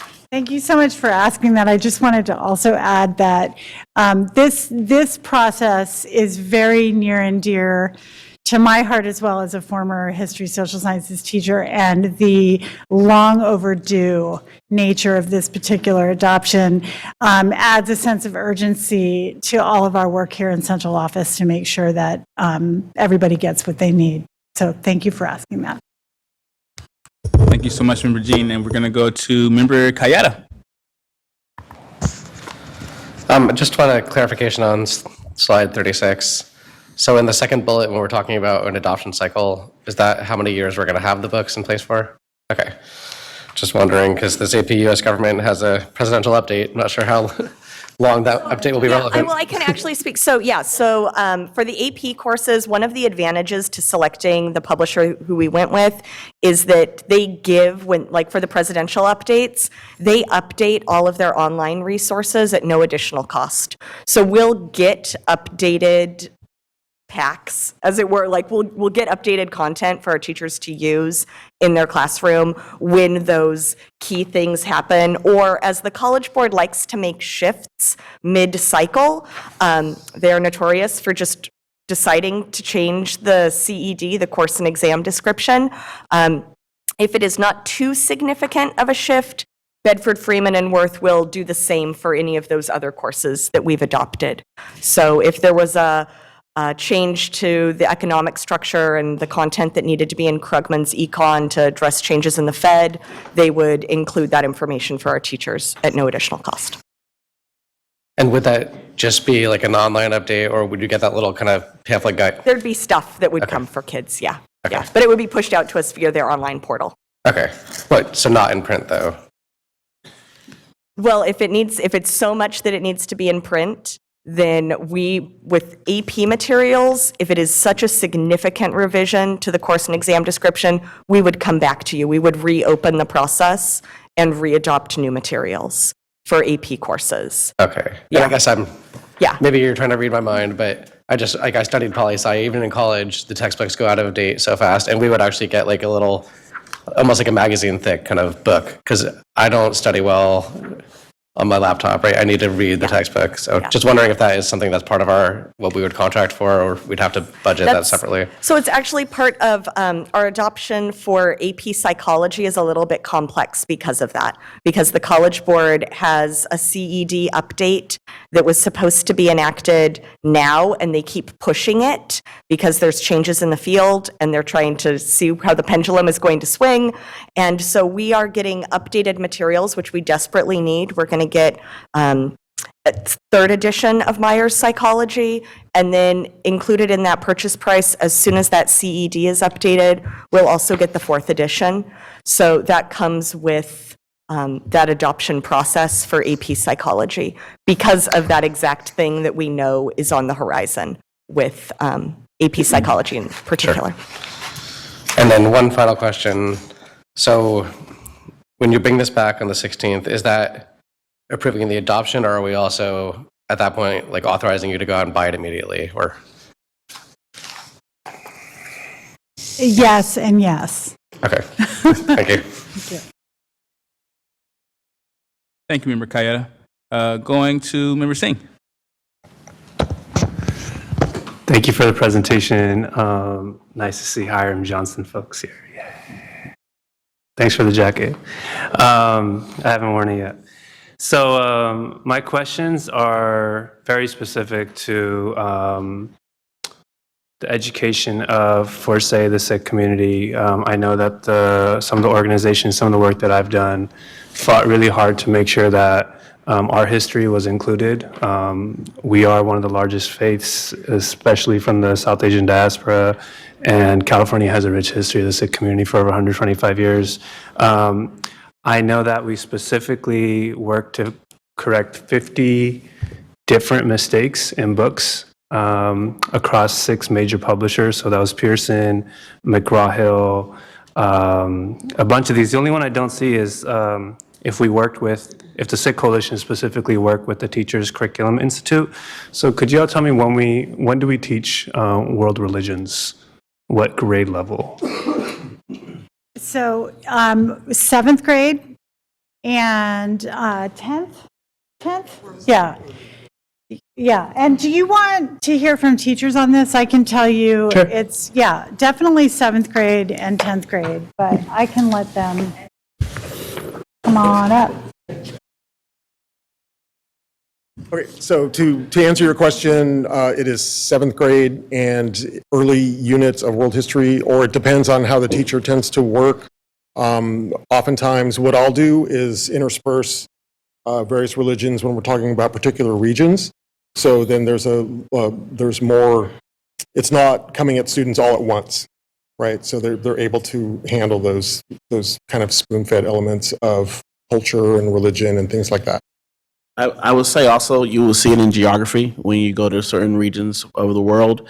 I would like I mentioned earlier, TCI does not have every single thing that you're looking for, but I will say that they are really receptive and open. So if there is something that is missing and we're saying, hey, we have a group of students that we need to see represented in our curriculum, they said they will do and work with us personally to make sure they get a lesson or get things to try to add to the curriculum as well. Okay, cool. And then also, I know that By the 2029, 2023 graduation, you need to have taken courses in ethnic studies, right? So that would start with 2025, 2026. Are any of these books, are these companies are they prepared to provide ethnic studies curriculum to our students? The short answer to that question is no. I have constantly looked for, since I started teaching ethnic studies, and we developed the course, myself and another colleague who's now at district, developed our course 6 years ago. And a number of districts around the area, in the region have used our course as kind of a touchstone for what they're doing in developing their courses. That said, we haven't been able to find a textbook anywhere that remotely comes close to teaching ethnic studies in the way it really needs to be taught. And there's a good reason for that, too. Ethnic studies is really a very local concept to be taught, so we have to teach the local history. We have to teach or address the folks in our community and then help them build the community and share their experiences and knowledge. So it becomes very student-centered and student-led.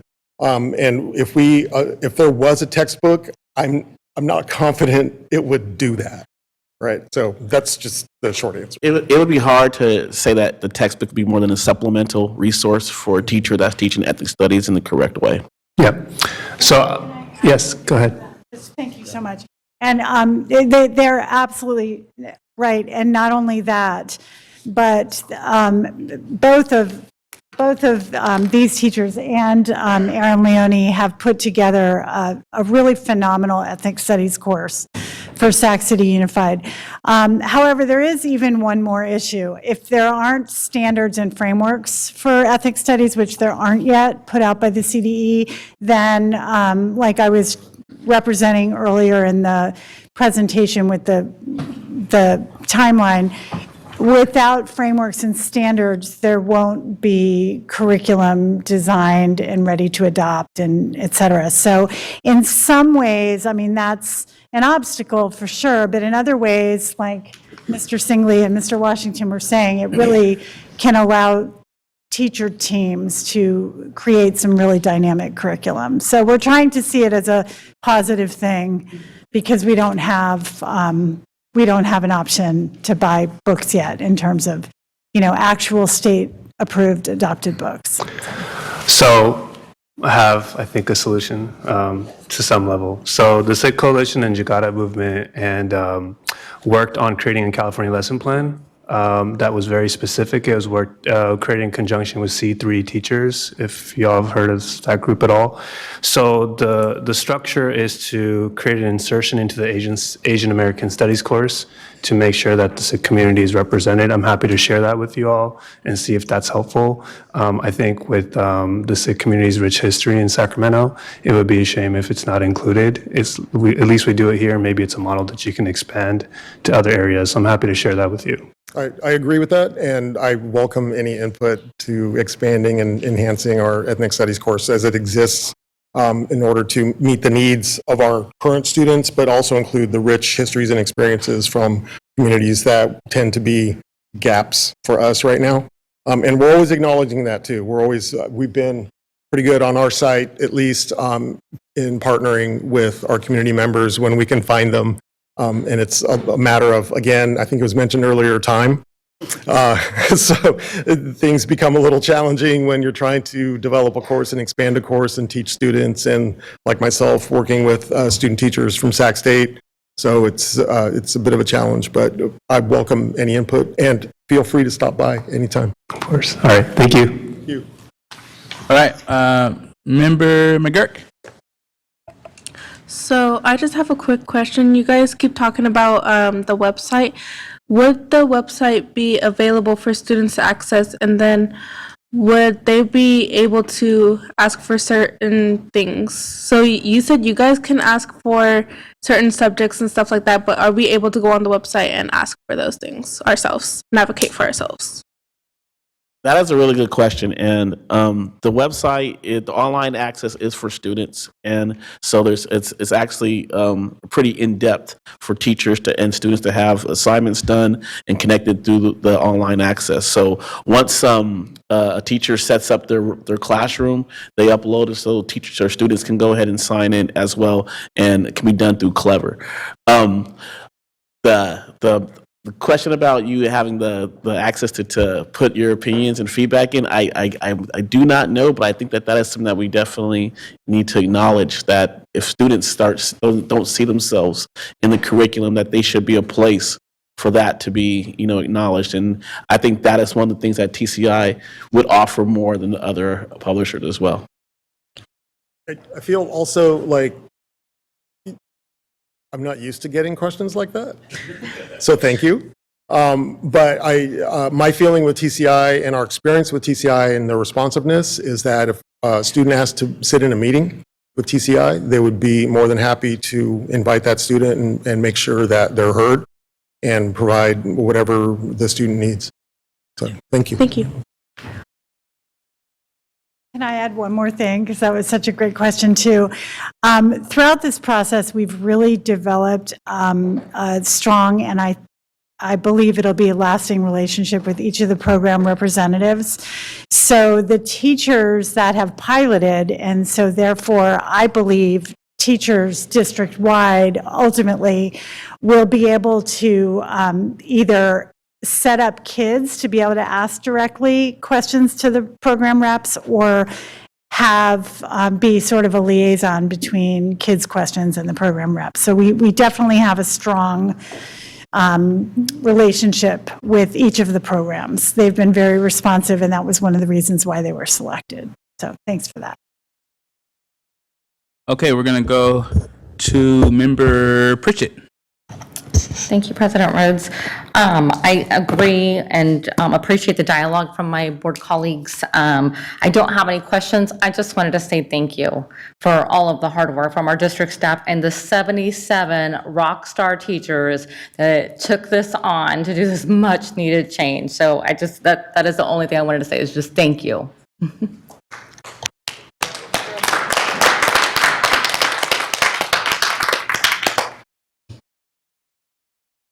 Okay, this is an informational item. We will see you guys back on the next board meeting. Hopefully, you got teachers come back too. Thank you. Okay. Okay, going to item 11.1, transitional kinder. Two people. Floor is yours. Good evening again.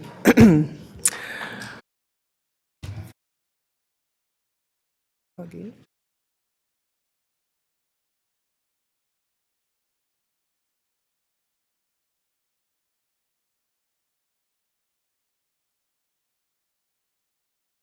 No, I'm waiting for it's.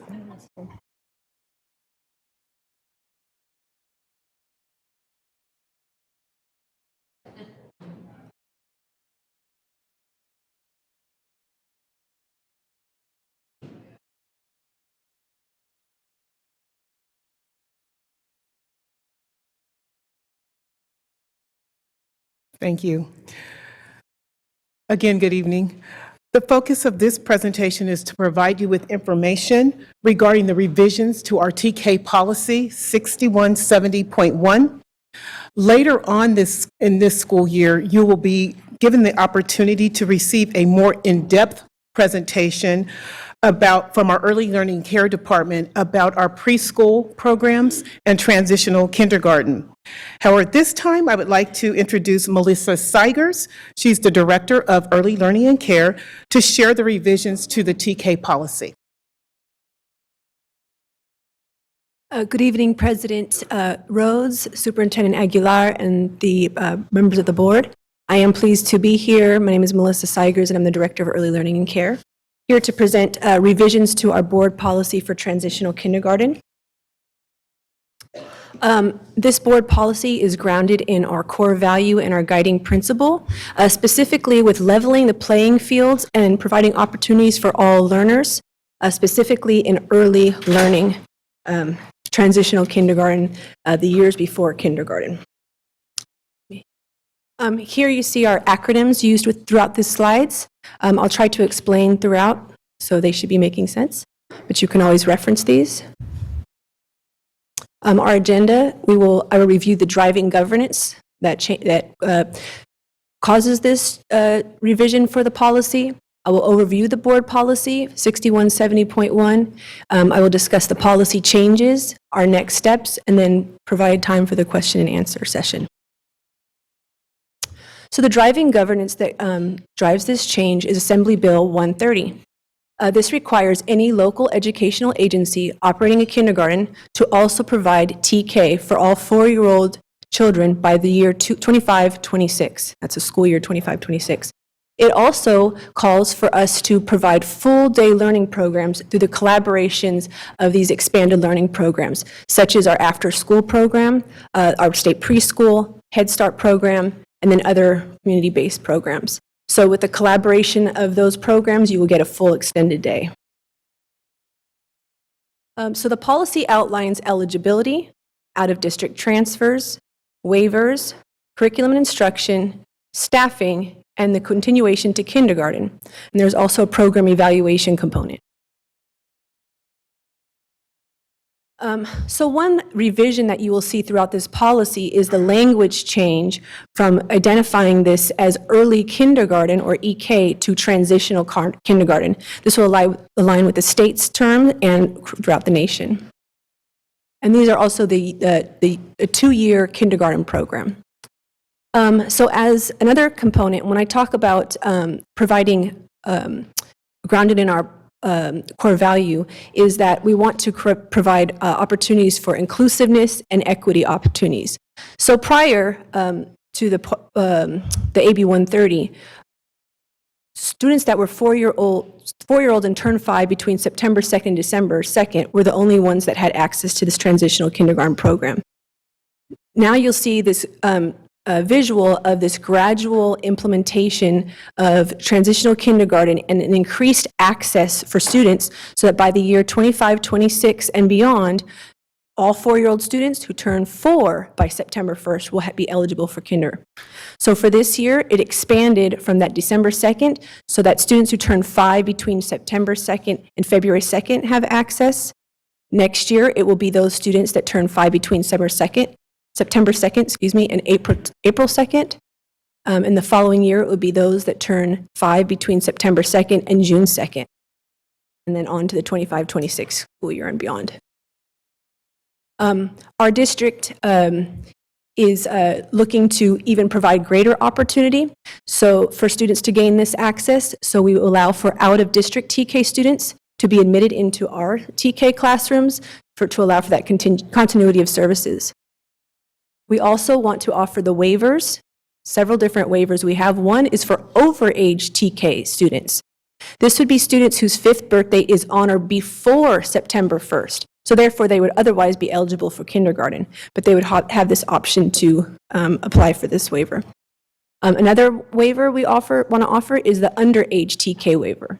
This is for students in the years 2023-24 whose 5th birthday is between April 2nd and September 1st.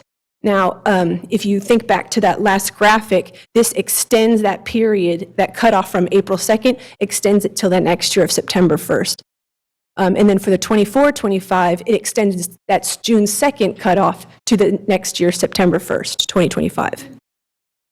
We also added the special underage TK waiver, which is students who would otherwise be eligible for the underage TK waiver, but they also have an IEP, and they have a sibling at a site with a TK that would give them that priority, so long as that school had TK there. So for curriculum instruction, when I talked earlier about extending the day or offering a full day, one strategy was to partner with other expanded programs, which would be that commingling. So we could consider this commingling or collaboration. This would be TK and preschool students in these classes. Now these students and the classrooms must meet the requirements of both TK and preschool. So we have the DRDP, this is developmental, what is it? Developmental, thank you, desired results developmental profile, which is basically a observation-based assessment to determine the student's developmental progress.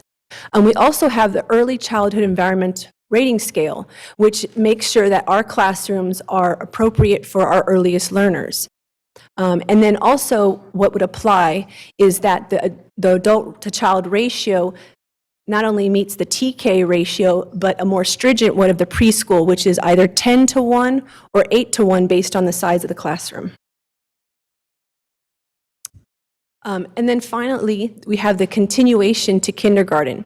This means there's a continuance form. So for any parent or guardian that applies for the overage waiver, meaning these students that would be eligible for kindergarten, they must agree that their child will be in that TK, but then not skip to first grade, but move on to kindergarten.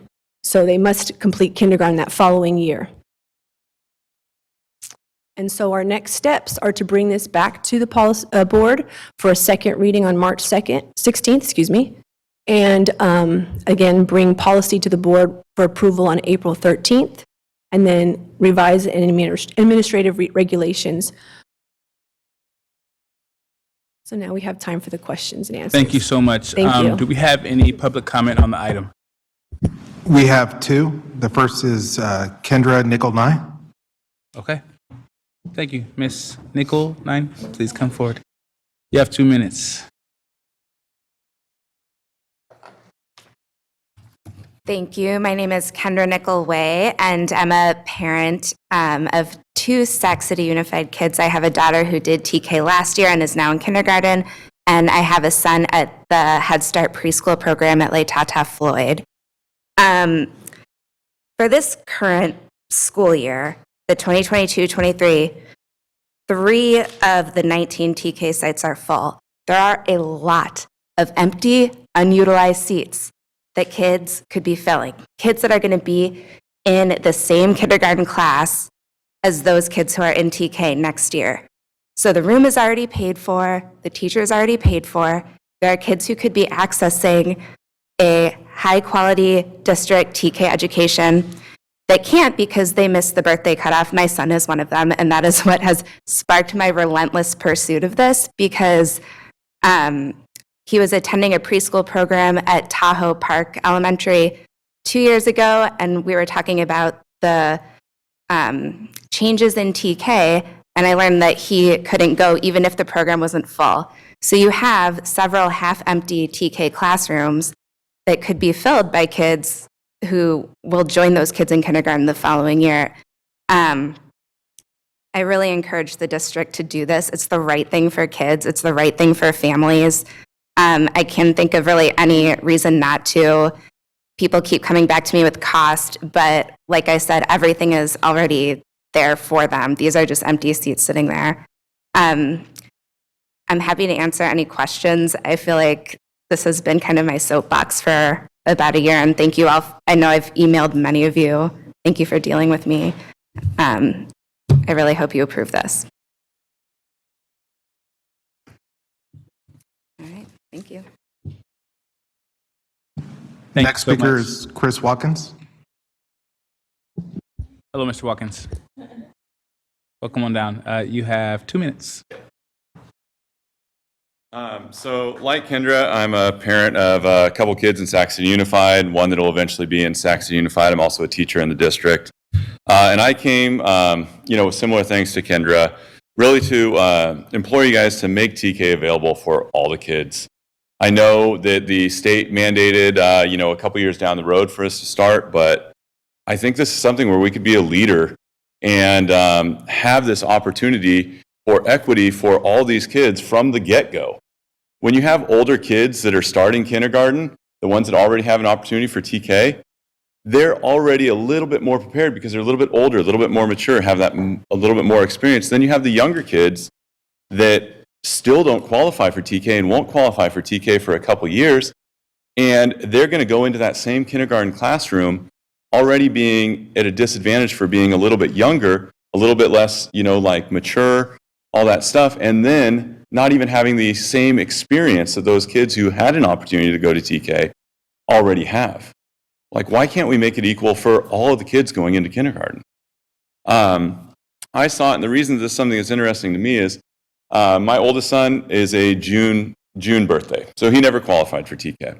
My middle son is a February birthday, so he never qualified for TK. But I can tell you this, seeing the struggles that my June birthday son had compared to my February birthday son, just, from being younger, and, they both had no TK experience, but I think that it would have really leveled it for what I saw with my June birthday son to be, if he had had that TK, I think he would have been more prepared for kindergarten, and he would have had better learning opportunities for kindergarten. I think that would have started his whole educational experience for the next 13 years on a better foot. And I think that's the case for all the kids in our district. We talk about this equity. Why don't we start at equity from the very beginning for all of these kids? Thank you. Thank you, sir. Do we have any more? There is none. Okay, perfection. I will go to my colleagues. Member Jean. Quick question.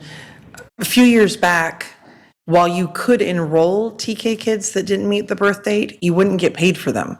Is that still true? You couldn't get ADA or enrollment for them. Correct. So the problem is we could put those kids in those spots, but we wouldn't actually be generating any money until the birthday. You begin generating ADA when they turn 5. Right, and that's the tough part with TK, is it's an unfunded mandate. So thank you, just wanted to make sure that was still true.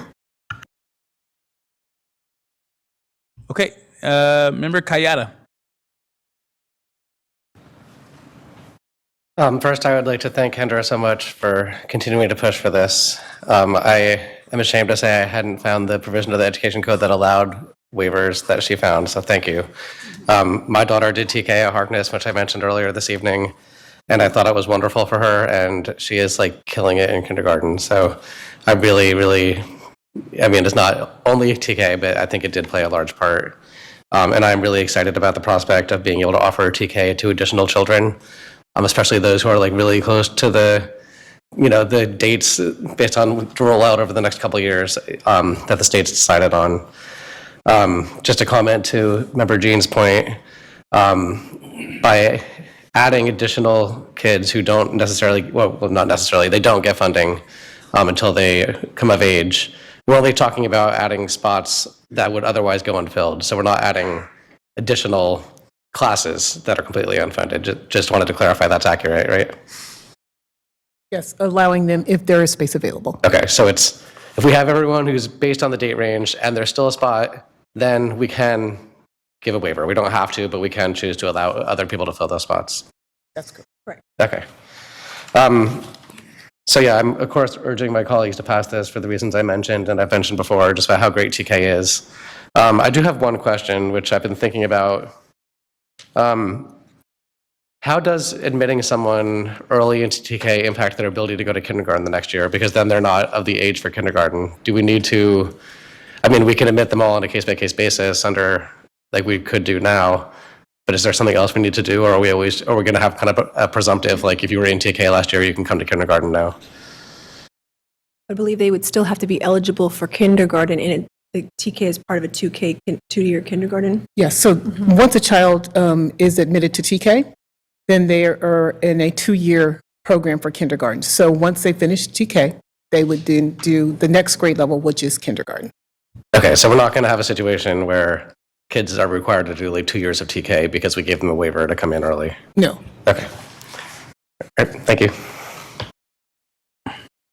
Thank you so much, Member Kayada.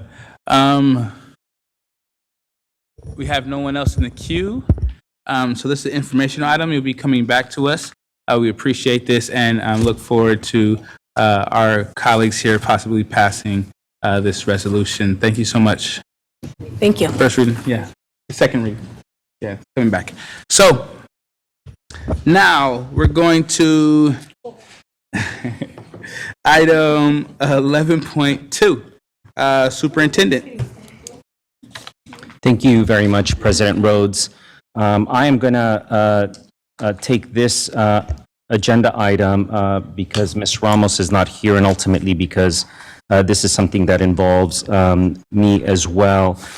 This is an agenda item to approve amendment number 1 to an agreement for consultant services for Ms. Margarita Maldonado. This is a topic that, of course, has been raised at the last 2 board meetings, or at least at 2 board meetings. And so let me just frame this for you as our board.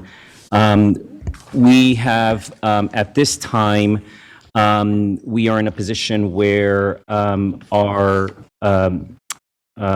labor relations unit, if you will, has lost a number of key staff members. We lost 3 full-time positions of individuals that have served on our labor relations team. And I had sought services from Ms. Maldonado, who began to perform those services to support our labor relations unit, given her extensive background and experience serving in that role at previous organizations. And I thought that her expertise and her voice would be very useful to us here in Sac City Unified.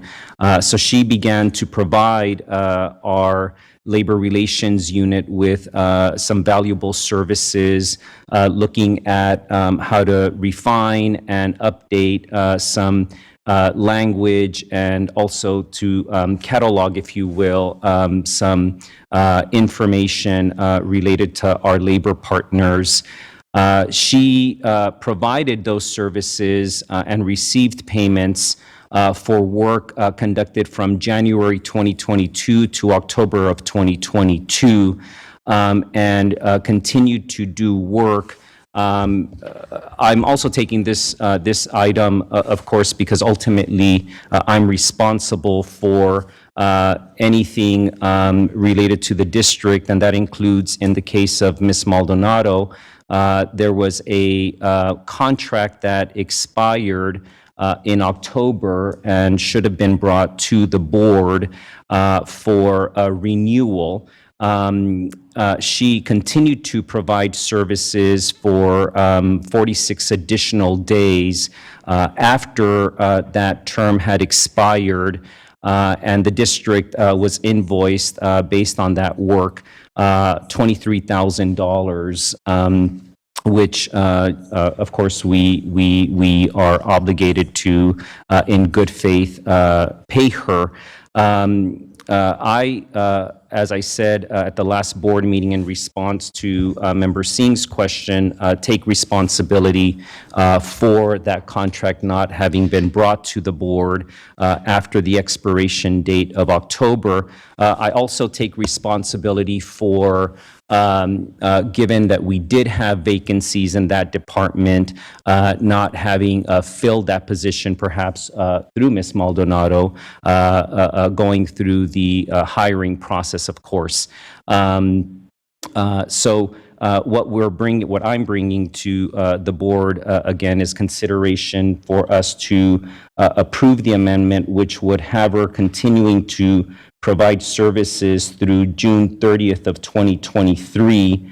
Again, given the need that we still have in our labor relations department, where we still have some vacancies. I'm open to any questions from the board, Member Rhodes, and we'll turn it back to you. Okay, before we move forward, we're going to have public comment. Do we have any public comment? Yes, we have 3. The first is Nikki Malevsky with John Borzos yielding his time. Okay.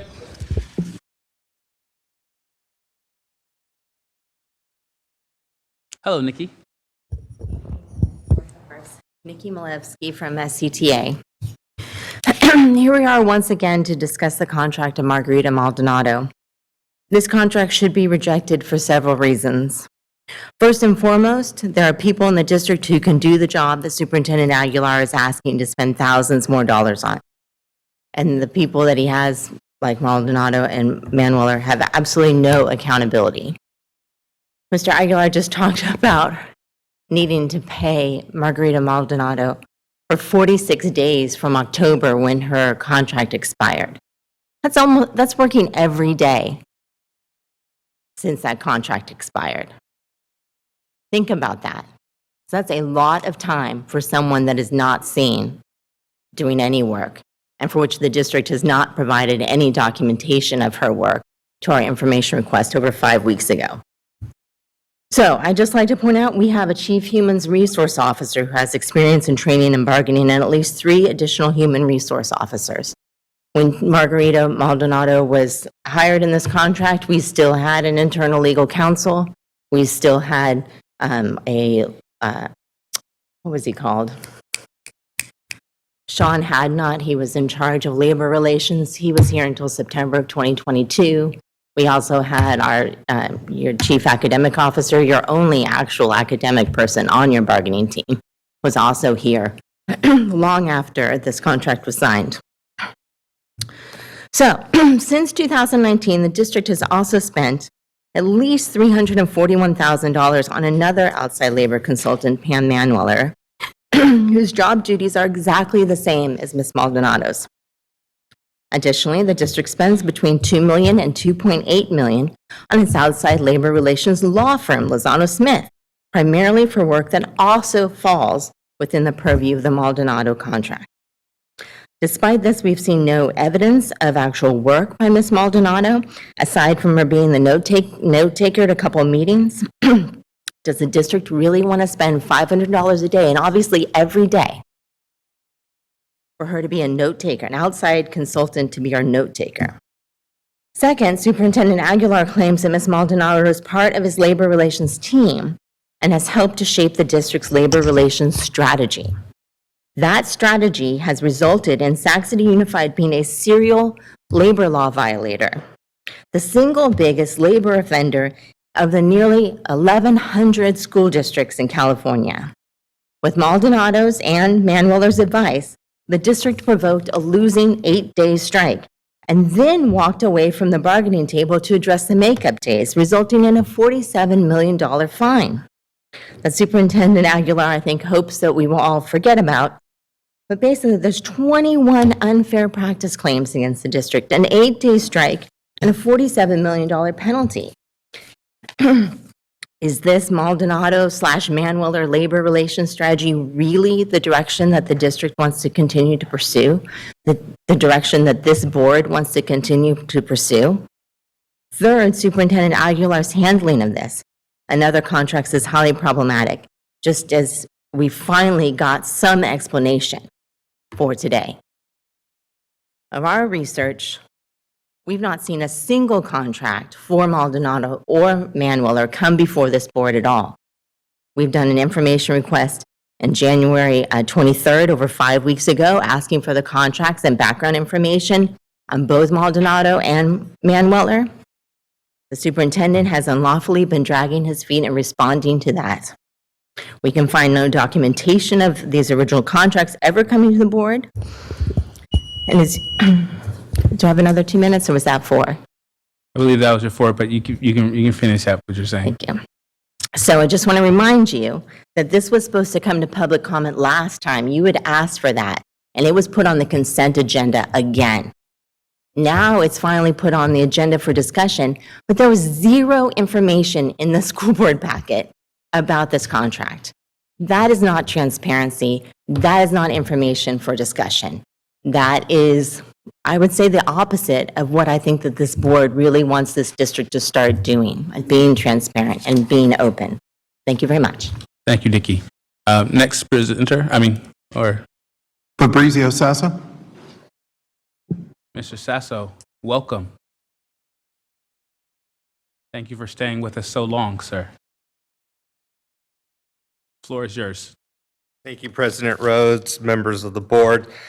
This is not the first time I've been before this board in regards to the issue of contracting out work that should be done in-house, especially for a public school district. Sac City Unified shouldn't be spending money on more outside consultants when there are people already doing work for the district who can do the job. By my calculations, between consultants and legal counsel, the district spends over $3 million a year for these services. And I have to add, we're very concerned how Superintendent Aguilar tries to bury these significant contracts on the consent agenda, and we greatly appreciate this board bringing accountability and transparency to the process. You know, the labor movement in Sacramento stood strongly with SCTA and SEIU when they were forced to strike on the district for 8 days this past spring. And there's no indication that the superintendent and the district staff and consultants have made any progress towards building a better relationship with its labor partners. I've been on too many picket lines here at the school district, and it's had an impact on this community. And I'd rather be here to talk about the positive things that this district does. I was at San Juan Unified earlier this week doing just that and praising the board for the work that they're doing. And I hope we can do that here tonight. But for that to happen, labor relations have to change, and sticking with the status quo won't change anything. Continuing to contract out with the same team that provoked an 8-day strike is a bad look, and it's time to change that direction. So please reject contracting out these services and begin the process of healing and fostering relationships with your labor partners. Thank you. Thank you, Mr. Cecil. Do we have another one? There's none. Okay, so we're going to go into a board discussion. I want to give my colleagues ample opportunity to weigh in tonight. So I would ask, as a courtesy, that we all get an opportunity to talk, and that any motions, that we save them until we actually hear everybody's conversation. I believe this is going to be a robust conversation, and I'm looking forward to it as well. So with that being said, the floor is my colleagues, whoever wants to hop in. Oh, MVP herself. Madam Vice President, the floor is yours. Acronym check. PRC. I'm just looking at amendment number 1, and PRC is per PRC approval on January 9th. I just want to make sure I know what that acronym means.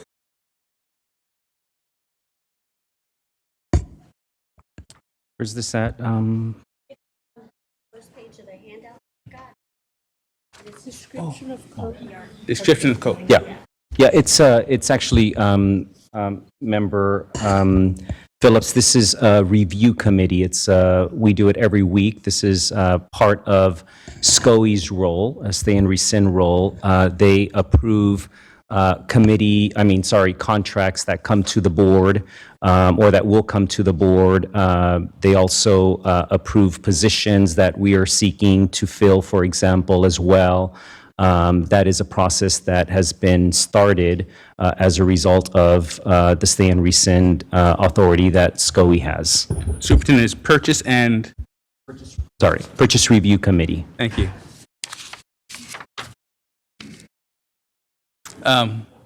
Thank you, MVP. We're going to Member Kayada. Thank you. I am really hoping when the motions come through later, we can finally put this to bed one way or the other, because this has been going on for way too long. I do appreciate the information Superintendent was able to share with us.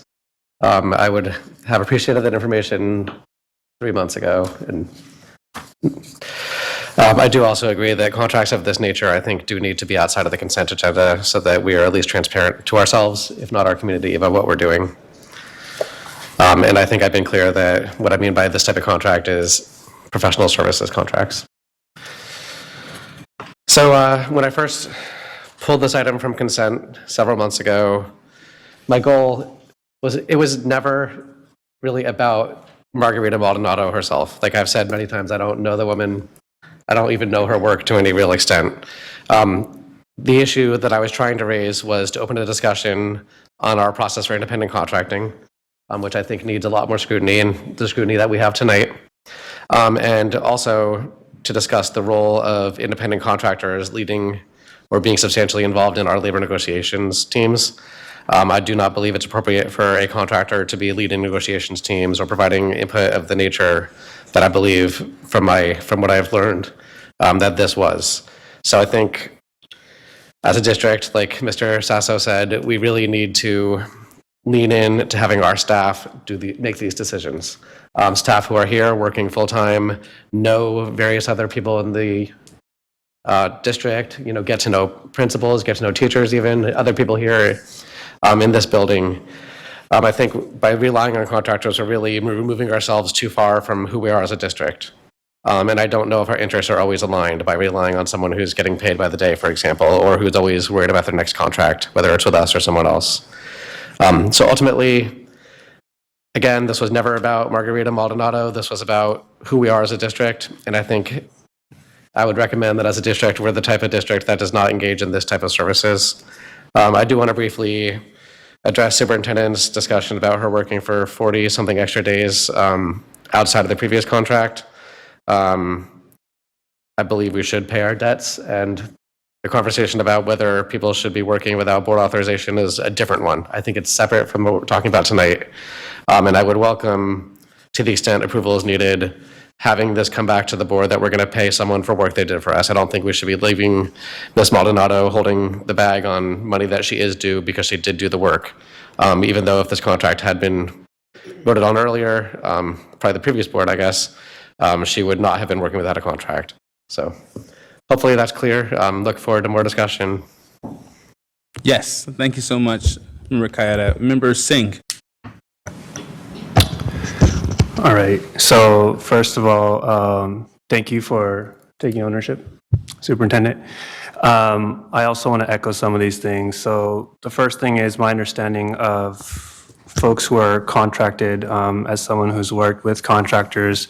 I see contractors as support staff. I see folks coming into when our district needs it the most, which we've seen examples of, that we bring in some sort of contractor to support our staff. What I hear here is that our contractors are leading work. My biggest concern with that is that this contract was approved and he took ownership over that, but now it leaves the question of whether there are other contracts that have received this type of authorization without board approval. So my request is to receive the contract for Pam Manwiller.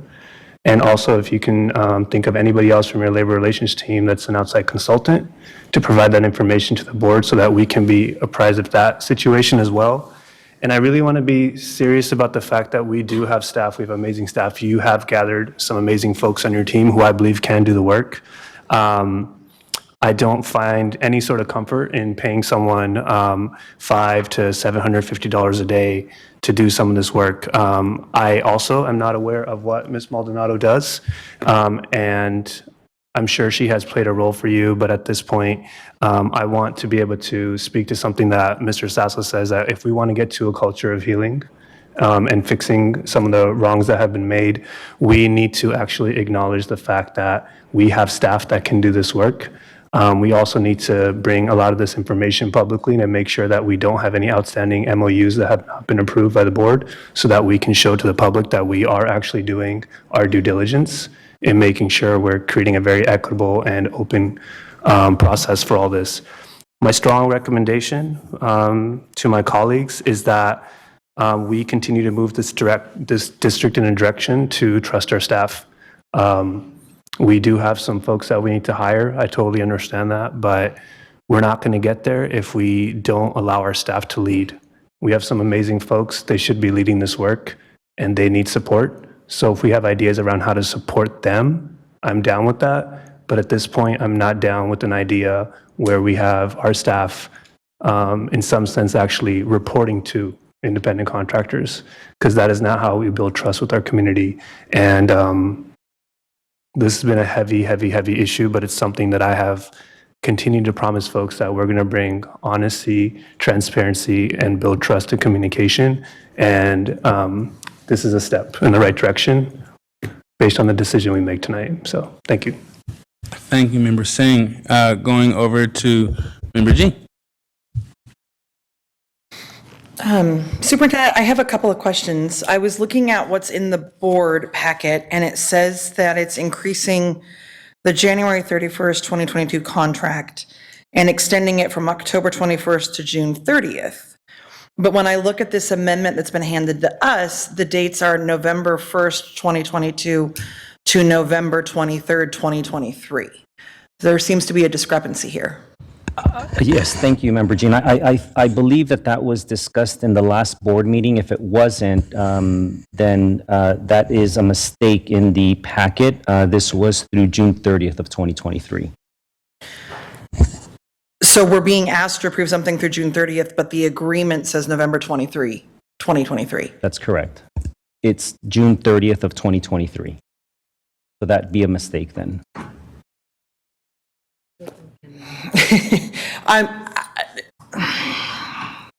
If it's a mistake, why was it just handed to me with that date on it? Member Jean, if I may, I asked Danielle to print off the amendment, and this was the version from January 19th, and I believe Chief Ramos revised it at the last meeting. Okay. So this is just the one because there wasn't one in the packet, so I wanted to make sure you had To get something us some look at.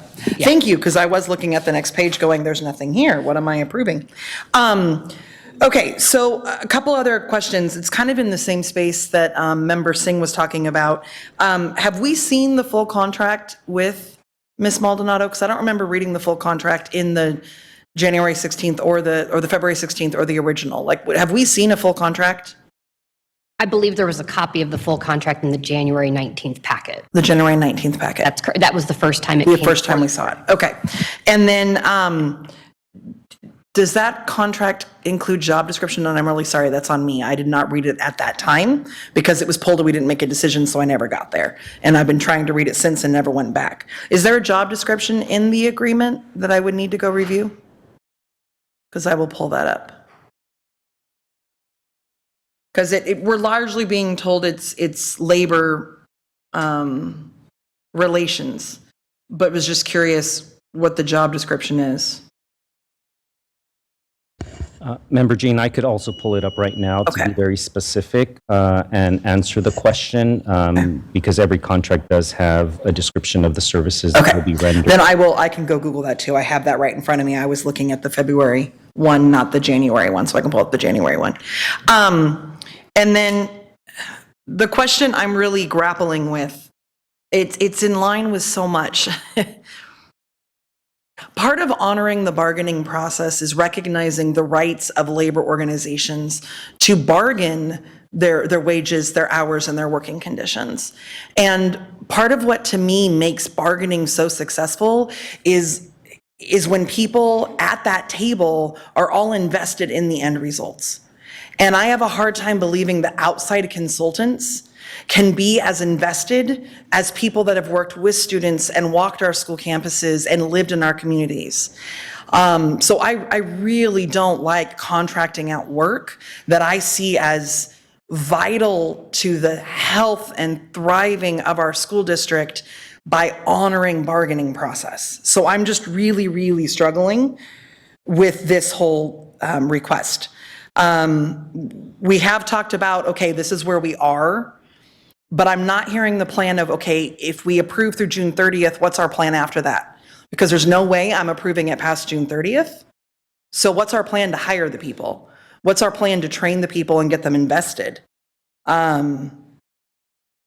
Because this is a short-term solution, and it feels like we're approaching it as if it's our long-term approach. Member Jean, I've heard that loud and clear.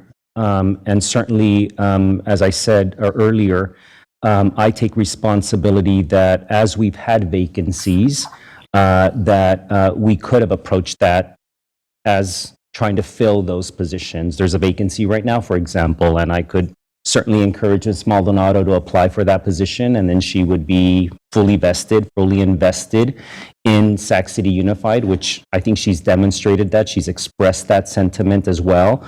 For a variety of reasons, it was the best approach to do it as a consultant, but certainly that is what I could have pursued and could still pursue. Okay. And then the big question really does come. She was hired January 31st, 2022 originally, which is in the middle of bargaining, and then 2-3 months later, 2 of our 5 labor partners were on strike. So how successful do we feel that this approach has been for us? And how have we changed our approach to ensure that we're not going that direction again?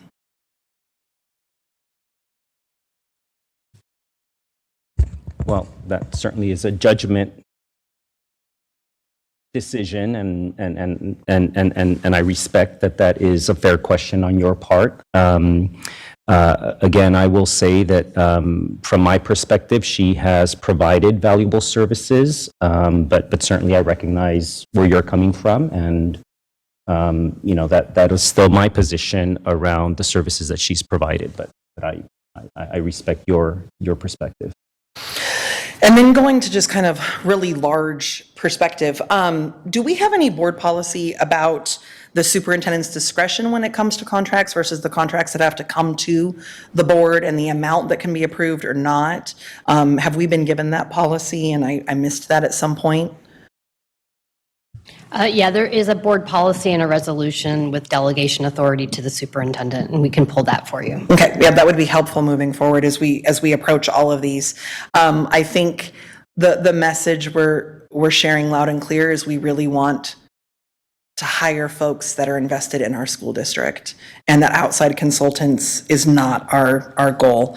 So I'd love to learn more about all the outside consultants we're doing, look at like our long-term plan in all those ways. I believe Member Singh has you mentioned something about maybe an audit or whatnot, and I look forward to continuing conversations about looking at our contracts and feeling confident that when we contract work out, it's because those are groups that are providing services that really would be ridiculously tasking on our employees. Otherwise, it needs to be in-house employees doing this work because I think that's how school districts thrive.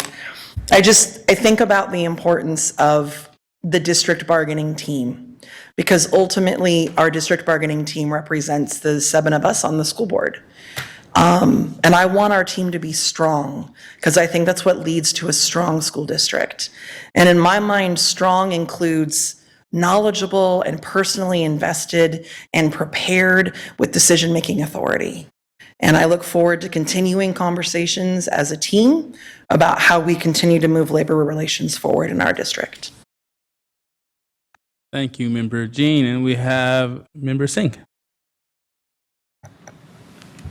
So yes, I did request that, but I can be more specific. So we said Pam, but also I guess at this point, if we're talking about doing a bit more comprehensive of an audit and making sure that we can get information on our outside contractors, which does include our legal team, that would be helpful. And if I can think of some stuff, I'll definitely email you. Absolutely, Member Singh, and I certainly will work with board leadership so that there is confidence that that review is independent of the district. Thank you. Okay, we have Member Pritchett. Thank you, President Rhodes. And thank you to my board colleagues for your questions. And in particular, Member Jean, in asking about what exactly is it that the duties include for Ms. Maldonado. So I'd hate for it to be a preconceived notion that she just took notes for 46 days. I will be digging deep into that for sure.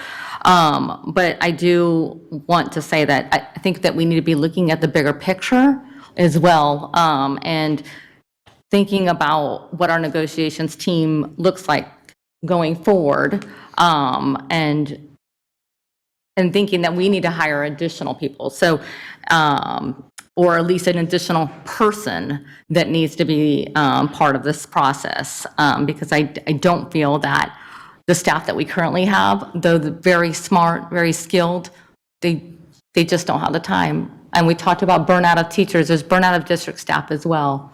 And so I would like to have that bigger conversation with our board. And but if it is the will of the board to not approve this contract as is, where it sounds like maybe Member Kayat, I don't want to put words in your mouth where you were going. I agree with you that we need to look into paying our bills of what is already incurred, and then opening that position up for us to be able to hire someone to move forward. Thank you, Member Pritchett.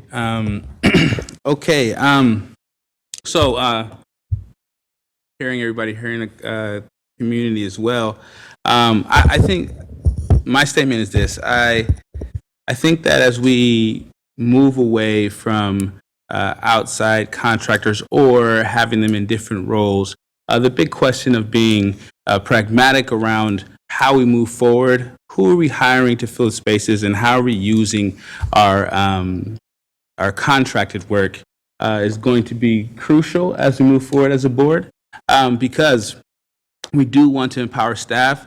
We do want to hire the people in, and we do want to empower those people we hired with the necessary assistance to do that job. And then also, yes, we had a huge period of time where we had people working when they shouldn't have been working. That wasn't improved by the Board of Education. And so we want to make sure that that doesn't happen again as well.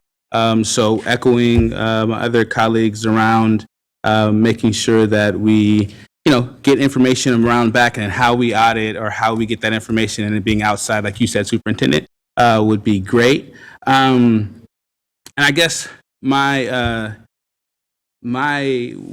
I would think that moving to approve like only the past due amounts and not this contract would be the way to go. I know that we have some more people that are hopping in the queue, but I personally believe that when the time is right, moving to approve only the past due amounts presented and not the contract moving forward would be my recommendation. I still want to hear from the rest of my colleagues around that, and when we get to that point, we can have more discussion.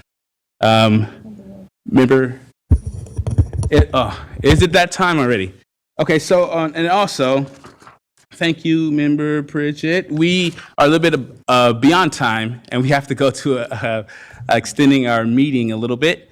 So we're going to extend it by 30 minutes because I don't believe that we'll go past that 30 minutes. I don't believe we'll go past that 30 minutes. We have to go to closed session as well. Oh my goodness. Do we extend to cover that as well? Ann? No, we don't, right? Just yes. So you move, you second move. Okay, all those who are in agreement to extending by 30 minutes. Member Singh, Member Kayada, do you agree to extend by 30 minutes? Aye. MVP? No? Okay. All right.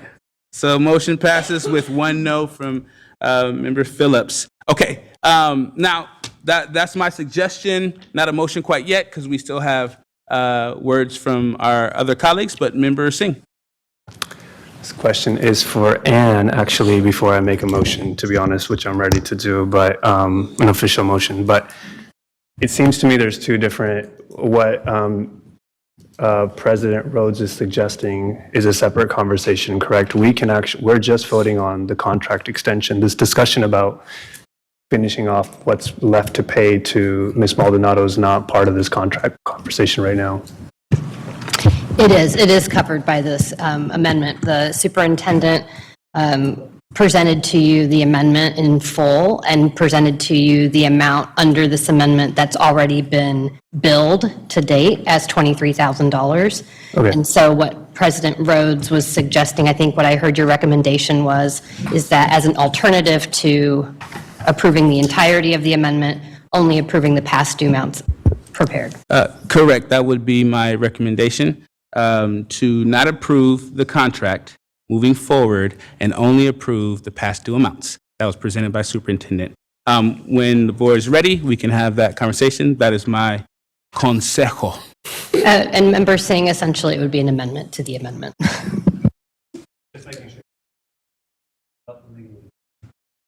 Okay. Was that it, Member Singh? I think. No, I'm saying, was that it for you? Yeah. Okay. Okay, that was okay. Okay, so are we I'll make the motion, since I've kind of said it already. And you'll second the motion? Okay, we'll do a roll call vote. Can we be very clear? I'll say very clear. I would move to approve only the past due amounts for Ms. Maldonado. And 24, 27. it is, Superintendent said it's 23. 23, thank you. And not the contract moving forward. That is the motion on the table currently. We have a second as well, and we will be doing, wait, remember. Oh, we will do a roll call vote. And no, yeah. And we'll go with student preferential. Go ahead. You have a question to ask? Yeah. Is it we're paying the debt and then voting on whether we keep it or not? Or? We're paying off the debt and then voting to not extend the contract. Okay. Aye. Okay, student preferential vote. Roll call, please. Member Jean. Aye. Member Kayada. Aye. Member Pritchett. Aye. Member Rhodes. Aye. Member Singh. Aye. Member Phillips. Oh, thank you. I did have an additional question, but it's an aye on the not approving. But I do have a question, and I want to ask after we're done, I suppose. So are you aye or she's aye? Okay, she's aye. I mean, at this point, I do have an additional question, but we've already gone through this process, so we kind of have to do this. Yeah. So, and it probably doesn't have anything to do with what we just did, so aye. Okay. Superintendent, was that everyone? Yes. Superintendent? Okay, motion passes unanimously with board members that are present, excluding member Villa. Okay, now going, I'm sorry, member Phillips, you have a question as well. Just a quick question for the superintendent. Do we know if Ms. Maldonado is interested in continuing with another contract if offered to her? I don't know the exact answer. As I said, Member Phillips, I take responsibility for not having approached this through a hiring process when we had a vacancy in that division, and that, of course, can be a possibility. I appreciate the sentiment from several of you saying that this has nothing to do with Ms. Maldonado, which is why that is certainly something that I would consider. Thanks. Thank you, Madam Vice President. Okay, motion passes. We're going to the next item. So we're going to communications. I will forego 12.2 on the basis of we're running late, and we have 12.1 still. I'm just letting you guys know that I'm foregoing my part, not telling anybody to forego theirs. All right, that's clear. We do have 30 minutes though, so board members, please understand the timing we have. Superintendent. Sure. Thank you very much, President Rhodes, and I'll be as brief as I can. You heard today a board policy first reading around TK enrollment, but I do want to just remind, and I want to thank board members who have actively been promoting through their social media outlets the recruitment window that is still in place right now, starting on February 21st. I'm really excited to report that so far we've had 286 little scholars, young scholars enroll in our TK expansion program across 33 locations for the next academic school year. We heard from a public commenter, I think it was from Ms. Malevsky, around Read Across America. I want to just also thank board members who have participated in that in any number of our classrooms across the school district. I see Nutrition Services, Ms. Flores back there. Another celebration is, of course, National School Breakfast Week. Yes. And with that, I'm so excited that on Monday I did see one of our social media posts promoting the fact that our food truck begin serving breakfast at 8 different middle school locations. My son's excited starting- about that. Great. My son's excited. Starting the week of March 6, 2023. If you've been to any of our community fairs, you've probably seen that food truck already in action. The mobile food truck was funded, and I'm grateful as superintendent, and I know you are as a board, to No Kid Hungry, and just really excited about the fact that the food truck will offer freshly prepared meals that entice our students to participate in a healthy breakfast so they can do better in the classroom. And certainly I heard you loud and clear, Member Singh, about the need to make sure that our students are, of course, provided nutritional meals in order to do well academically as well.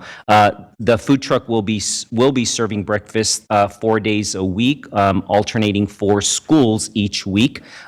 So we think that will keep students excited about having the food truck return to their schools.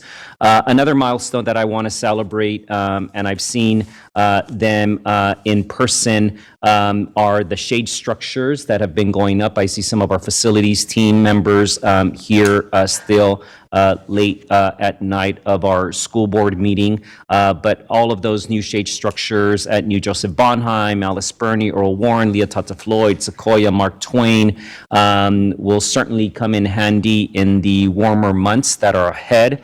But the biggest update that I have, of course, is what continues to happen at Hiram Johnson, where we are seeing work every single day, unless it's raining, of course, where we are going to have football, soccer, track and field, cheerleading bands, and everything else, particularly with the murals that will welcome athletes to Hiram Johnson that many of you participated in.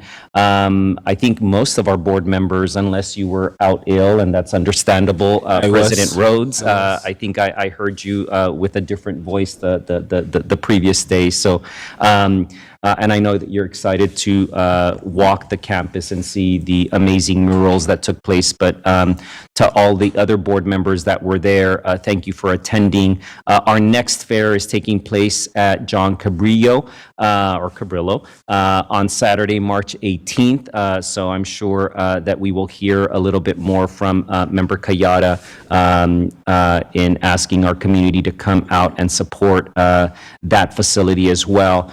Finally, I just want to, on the same subject of arts, I'd like to just end on a positive note. Our very own Cal Middle School received the top honor at the Junior Theater Festival with their production of Willy Wonka Jr., which won the Outstanding Performance Award. So congratulations to the Cal Middle drama team. Sutter Middle School Minor Minors Jazz Ensemble, under the direction of music director Patricia Wassam, had an incredible performance at the Tiergarten Jazz Festival on February 11th. Congratulations to the following students: for clarinet, Janelle Wells, banjo, Owen Nakika, saxophone, Luke Lita, and vocals, Gloria Haskin, and for piano, Sydney Manrix. And finally, congratulations to Alex Yu from JFK, who won the 2023 Sacramento County Poetry Out Loud competition, which encourages high school students to learn about great poetry through memorization, performance, and competition. Thank you, Superintendent. Thank you. And then we're going now into information sharing by the board. If you would like to share information, please hop in the queue. We're going to go to MVP herself, Madam Vice President, Trustee Phillips. Let's see how fast I can talk. So February has been a really, really cool month for me. So I just want to tell you about some of the things that I've done. I have had a lot of fun meeting with our Sacramento City Unified School District students. I've been at Pony Express for Black Parent Involvement Day. Music, awesome. Musical chairs, awesome. Focus even on former students there. I just want to give a shout out to Ms. Duarte for the invite, and big props to the Black Parallel School Board for championing this. I also was at John Still Middle School for Black Professionals Day. Shout out to Miss Jasmine Jones for the invite.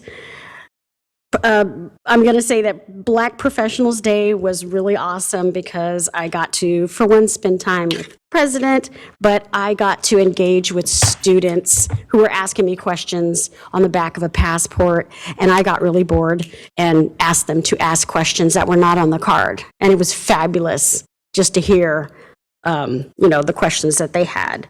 Because February is so short, I kind of hijacked March 1st. I had an opportunity to participate in the Capital City Reads, and I love to read, and so being able to share my joy of reading with the students was a lot of fun. I read Tomatoes from Mars, and the looks of joy in the students' faces made my day. There was an assignment they had afterwards. They were going to come up with alternate endings for it, and I plan on going back. So if any teachers are out there listening and you want someone to come read to your students, please let me know because I actually had a lot of fun. Our next series, though, I'm hoping will be a suggestion of Walter the Farting Dog, which is an awesome book series. All right, next up, Member Kayetta. Thank you. So the superintendent predicted my report out. I would like to encourage everyone to come to the Wide Open Walls Community Fair at John Cabrillo. It's on Saturday, March 18th, 12 to 4 p.m. We've talked a lot about the art, but I want to point out, because not everyone reads the full flyer in a small text, there are also free meals, like Superintendent mentioned, live music, bike repairs, a Maker's Mart, free COVID testing, and you get a $10 gift card. And I have been to these with my family, probably got like $100 by now. But there's never a line. I don't think people realize you can get a $10 gift card. It's like Starbucks, Target, I think Walmart. Please come out. Crispin's there, which is awesome for the kids, bounce houses, and of course, the murals themselves. But really looking forward to everyone from the vicinity coming out, Little Pocket, Southland Park, down to Meadowview, Olive Pocket. Come on out. So, thank you. The view will be there. The view will be there. Member Jean. The superintendent stole the Cal Middle School shout out. I'm glad you did, though.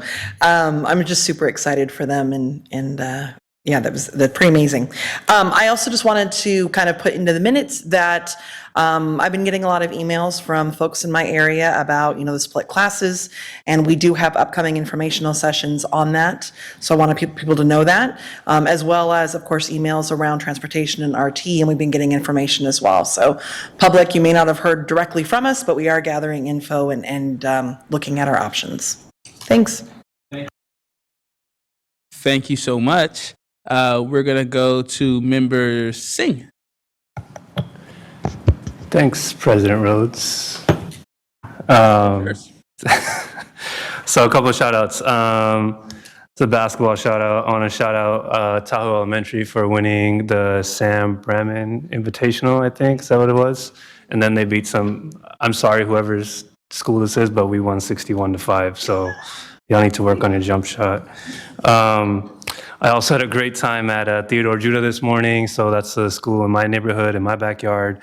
I got to read Mr. Duke's Classroom. I read Change Things by Amanda Gorman. And then I also got to read Oh, the Places You'll Go by Dr. Seuss. I only messed up 3 times, so I'm really proud of that.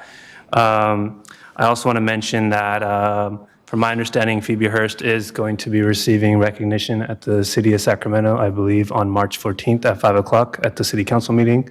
If that is indeed when it's happening, I'm looking at the other hat you wear, President Rhodes, to confirm that for me.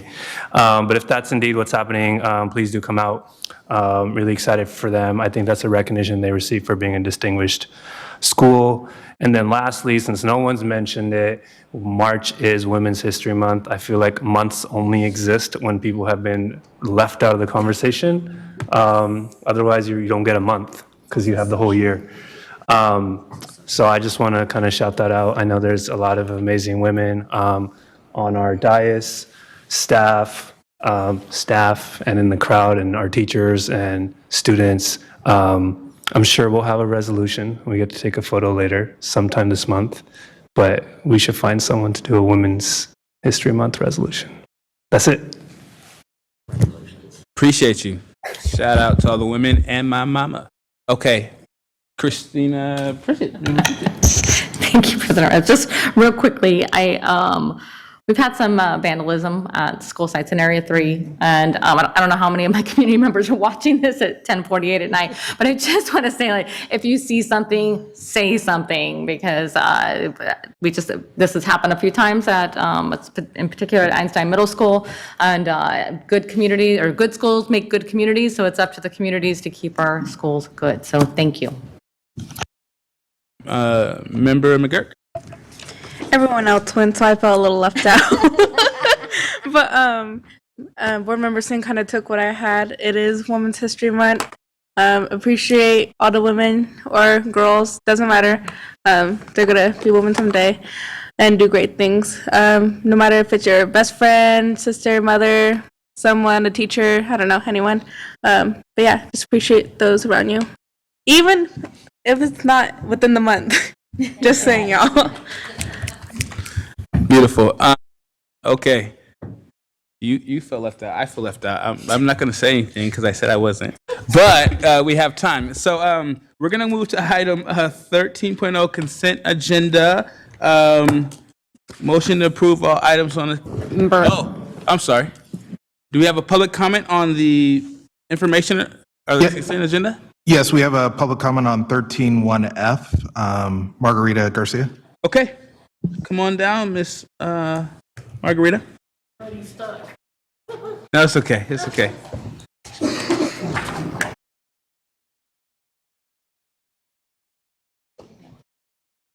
Okay. Miss Margarita, you have 2 minutes. I'm Margarita Garcia. I'm asking the board to correct a wrong and do not expel Alfonso Ledesma Varela, as he has not done anything expellable. He was not even on the day of the incident at his school. He's been deprived of school since December 2nd. He hasn't done anything in regards to Educational Code 48900, which is having explosives, selling drugs, any paraphernalia, sexually assaulting anybody, gravely harming somebody, bodily injury, or any of those, and not even having a weapon or firearms. Those are mandatory expellable offenses. My son has not even as much as scratched a person. The reason behind these fake, false allegations, my son wasn't even on the school grounds, but I believe because of discrimination, my son has been targeted by Miss Amy Baldini since we filed the complaint against her on May 19th. And other motives as well with Giovanna Linares is they failed to implement my son's IEP for the whole school year from 21 to 22. And, you know, a whole bunch of other failures, manifest determination deadlines, put in place, you know, violative put in place, interference with his state constitutional right of an education. My son only wants to go to school. Now, it's gone so far as to where they even negated to give him curriculum, school work, when he was, you know, falsely suspended without any corrective measures at all, without not even hearing his side of the story. But once again, I will reiterate, I'm asking the board to correct a wrong. Don't make a decision that later on is going to reflect on the school district here as not having ample evidence besides just hearsay here and there of hardcore evidence. Miss Amy Baldini has been targeting my son so much. She's really retaliative and discriminative because they have a very high LGBT culture and community at John F. Kennedy, which I've addressed very many times. It's well documented with Mr. Stefan Brown, with the OAH, with the California Department of Education. So I feel it's an attempt for Linares, Giovanni Linares, attempt to cover up all his failures. And they were trying to, I believe in my heart that they're trying to sweep my son under the carpet and negating him entry into school because they figure if he's not enrolled or he's expelled or whatever, heck, we don't have to answer to what we've done. But You guys are much smarter than that. And I'm hoping and I'm praying that you guys do the right thing and correct the wrong and look at your evidence, hardcore evidence, and not to only hearsay for, like they brought up earlier today, Mr. Singh brought up earlier today about discrimination. My son is a little bit browner, and I feel that I really breaks my heart to even say that I really don't hope that he was really discriminated against, okay? Thank you so much. So please, eso es lo que consejería. Gracias. So now, once again, we have some board comments. So, Tara Jean. I'd like to pull 13, 1D. 13 1D. What is 13 1D? 1D. D is in dog. Got you. Gotta find it. It's the minutes from October. Yes. 13 1D minutes from October. Okay. 13 1D.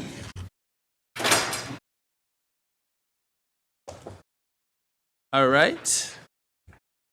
I have you here twice, Member Jean. Is that correct? I don't know why. Okay, sounds good. Okay, so we want to remove 13.1D. 13.1D from the agenda. Taking note of that, Member Kayada? So I'm turning to Ann. I don't want to pull anything. Because it is agendized, I'd like to respond to that last public comment. Is that appropriate, or do I need to pull the item that she referenced? What? I'm sorry? You don't want to pull it. I don't want to pull it, but it is agendized, so I can discuss it. So I'd like to just respond to her comment. I don't know if she walked out. I just want, if she watches this later, or for anyone else watching, expulsions are confidential, so we can't talk about any details, and I'm not going to say whether or not that item is related to her son.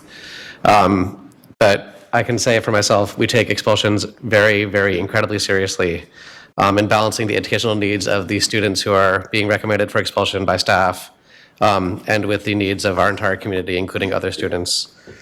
We do extensively review records, and for myself, I spend a lot of time with this and really deliberate over every expulsion decision, and we've already had a few, unfortunately, this year. So I just want her to know, whichever way the board ends up going on the expulsion she referenced, whenever that is before us, that it was not a light decision. Okay. Thank you, Member Kayada. And so I will move to approve all items on the consent agenda except for 13.1D, which was pulled. Do I have a second on that? Who said aye? Okay, second. Roll call vote, please. Member Jean? Aye. Member Kayada? Aye. Sorry, can we get student preferential? I apologize, and thank you, Member Pritchett. Aye. Member Phillips? Aye. Member Pritchett? Aye. Member Rhodes? Aye. Member Singh? Aye. Okay, now moving to item 13.1D, removing items in a minute. Member Jean? I was not present, so I would like to abstain if someone wants to make a motion. Oh, okay. I'll make a motion. Motion approved. I second that motion. Roll call vote. Student preferential vote? Student preferential vote. Aye. I'm gonna get it right. I promise. I promise I'm gonna get it right. It's late. You get it by It's like late. seven It's late. You got 3 minutes. Okay. Student preferential. I said aye. Superintendent. Member Jean? Abstain? Member Kayada? Aye. Member Phillips? Aye. Member Pritchett? Aye. Member Rhodes? Aye. Member Singh? Okay, perfect. And also, side note, we will not be going back into closed session today. Superintendent will be sending a BC out around those items. Thank you guys very much. Meeting adjourned. We're moving into closed. We're not. I just said we're not. I just said we're not. Yeah. Once again, we're not moving into closed session. Superintendent's going to be sending a BC on the item. Yeah, we did that. Okay. I have a question. Talking. I know.